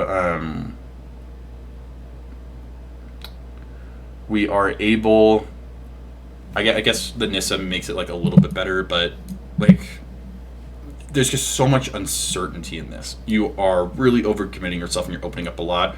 I think we can do stronger things faster. And also keep in mind, this is only like decent because we got like the LED. If like these were our first draws, we're like kind of hosed. We do have the ability, even as far as like being hosed goes, we have the ability to swing in, generate 2 lander tokens, crack both of them, get 2 basic forests, which are going to generate 2 mana with Nissa, as well as 2 mana from like the actual lands themselves, plus like whatever we get. So if we get like an Aftermath Analyst, and then now we're like doing like pretty crazy stuff. Like if we get Aftermath Analyst, we're in a really, really good spot. But for me, this is far closer to the floor of what I'm willing to accept than it is to the ceiling of what I want to aim for. Here is a hand that we kind of just have to pitch. Elvish Reclaimer, turn 1, is not Urza's level Saga on 1 levels of strong, but it is still like super duper strong. But you have tapped land, land that's not green until turn 2, combo piece, value engine. But the value engine isn't going to be online until turn 3, which once again we are hoping to either have already cast Lumra or be casting Lumra then. We do not have the mana to get to Famished Worldsire, and while technically we have the ability to cast Food Chain, we don't have the ability to create any zombies right now. So it would just, for the most part, be a naked Food Chain without the ability to cast Lumra. Technically, theoretically, there is, I believe you're able to cast Lumra on turn 4, assuming with what we have here, right, you just like play either of your tap lands on turn 2, you play this. No, see, even that wouldn't work. Well, let's just go to second 7. Second 7, here we come. Okay, this one's pretty decent. It's not casting Lumra on turn 2. It's not casting Lumra on turn 3 either. We're able to get an Aftermath Analyst out quick. We're not able to get, if we were able to get this Blossoming Tortoise out on turn 2, like if we had like a soul land or even like a sacrificing land, I'd be more interested in this. Like this is really good. Like we have a pretty nice curve, but this is all too fair. This is too normal, right? Because we could do this, probably put the Sunscorch into play, ping somebody, and then next turn, what? Like we play this, we play this. You know, we do have the ability to like hit someone's cradle or something. So theoretically, this is interaction, but not for most decks that we're really worried about. And then while odds are likely that we would have drawn a land by this point that will allow us to play Blossoming Tortoise on the next turn, turn 1, turn 2, turn 3 is just not the most powerful thing we can be doing. And while I do love seeing Lotus Field in hand, I need to see it with some form of untapper or a way to like send it to the graveyard and bring it back really quickly. So let's go to 6. Okay. Ooh, this is a very, very interesting hand. Not keepable, I don't think. Because we've got a gemstone, but there's nothing we can really afford to pitch. We need both these lands to be able to either cast Azusa, Tireless, or Eldritch. And so maybe we probably pitch the Chord here, I think. Probably play this. So technically our interaction is going to be untapping someone else's land. And then we either play Azusa or Tireless Provisioner, depending on what we drew. So this is just not a super solid 6. We are super duper held up at a choke point of 3 mana for sure. And we aren't able to do a ton in the meantime. This is like a decent hand. I don't think it's worth keeping as like a 5, 6, or a 7, and I don't think it's even potentially keepable if you're on like a 3 or a 4. So let's go down to 5. Okay, this is a situation where I'm more pro Gemstone Caverns. So we'd probably play this. Probably pitch one of the basics to it.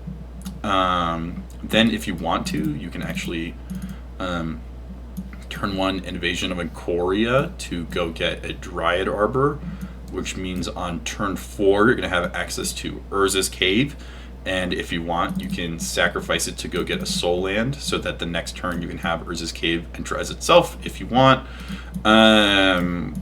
There's interesting things that this can do, but not good enough. And now I think this is an important place to be as a Lumra pilot.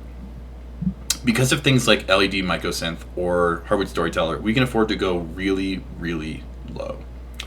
This hand does a lot of things. You are able to take game actions with this hand. You are able to do interesting things with this hand. You have the potential of like doing whatever you want with this hand.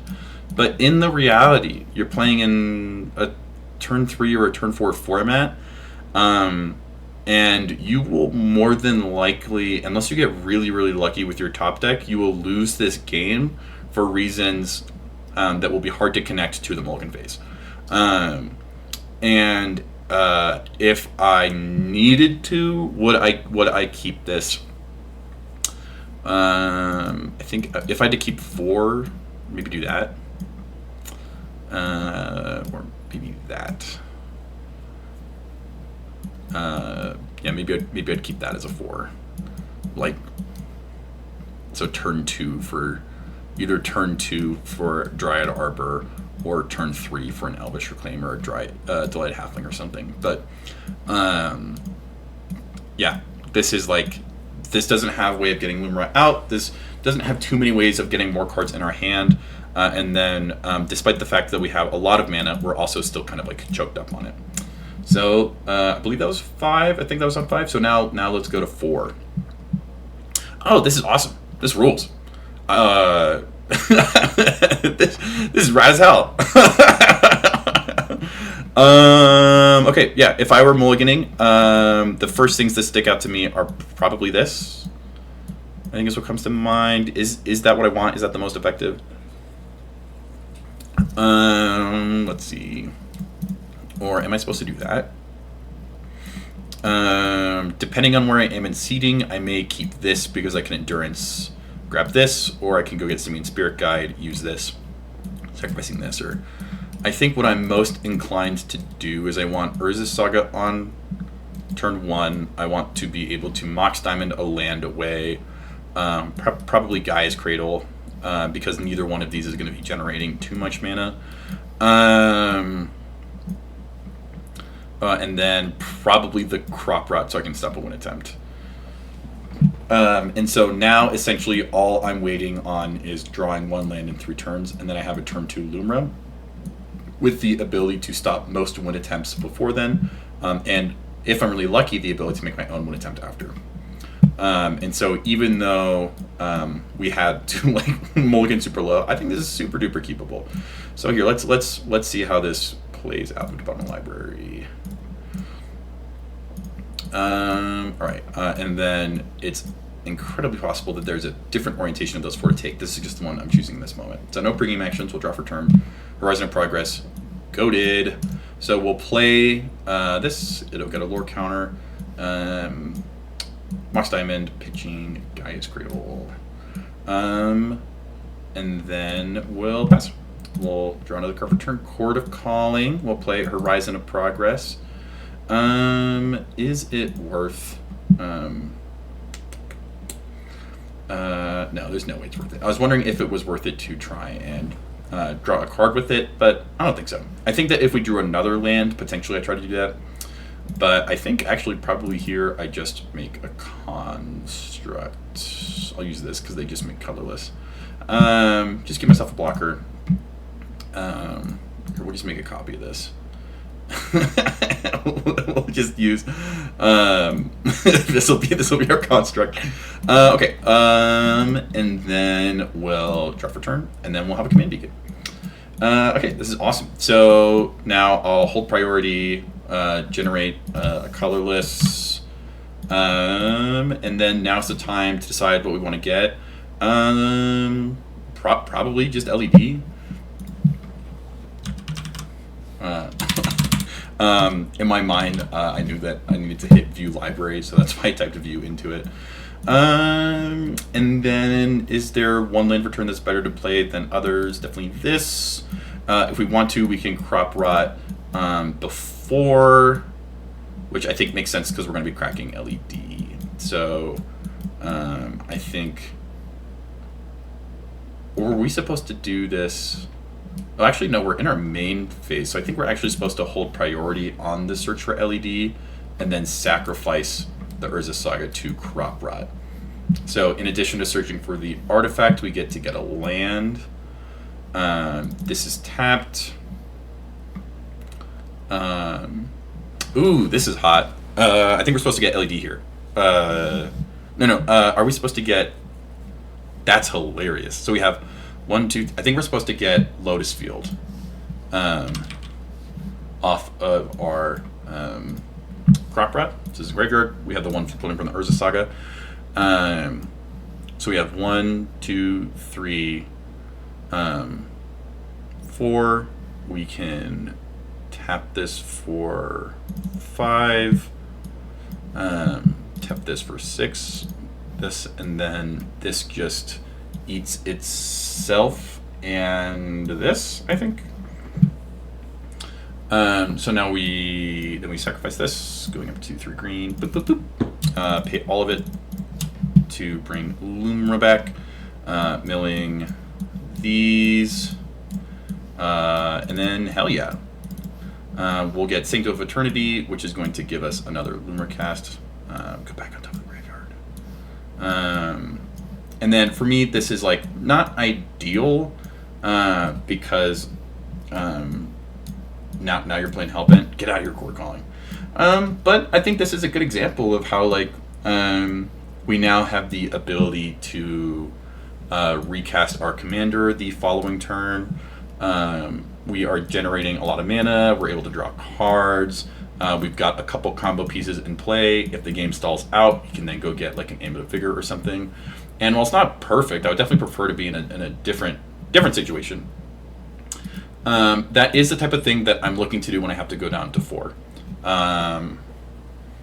And it met the initial criteria. And once again, not that I am not a fan of like hard and fast rules, but just for the sake of conveying how to do mulligans. Those are some analytical questions of like, how do I either cast Lumra on turn 2, or how can I cast her on turn 3, either with combo pieces in play or the ability to stop a one attempt if it happens for my turn. Thank you guys so much for your patience. This is definitely going to be a pretty long video, but I mainly just wanted to just get like a lot of stuff like out there. I feel like there's a lot of information, and I know that I've tried really hard to compile a lot of it in the primer, but that may not be the best way to consume it. For some reason, I thought a 5.5 hour video would be more accessible than a primer you can read in like 5 minutes. So that was apparently a decision I made, and I'll have to live with for the rest of my life. But hopefully, at least some part of this was helpful for you. Regardless of if you are someone who's just watching this video for the spectacle of it, or a lifelong Lumra player who's just looking for one piece of information or something like that. Thank you so much for your time. And if you have any questions, please go to the Build-A-Bear Discord. I will link it in the description of this video. The community that surrounds Lumra are some of the coolest, most awesome people I've ever met. There's so many different deck lists, so many different play styles, so many different discussions. And if you disagreed with anything I said, I guarantee you can find 100 people who do agree with you and have had a lot of success with cards that I haven't had, or cards that aren't in my list are never coming out of their list. And so find those people, figure out the best way for you to play Lumra. I think of all the decks I've played, this one responds the best to pilot preference and deck building like discretion. And so like lean into that, play it your way, and just have fun. Just jam, just play, and just at the very least, at least once or twice, just try the bear to prayer strategy. At the very least, I promise that you won't forget it. We'll put it that way. So thank you guys for watching. Have a good one.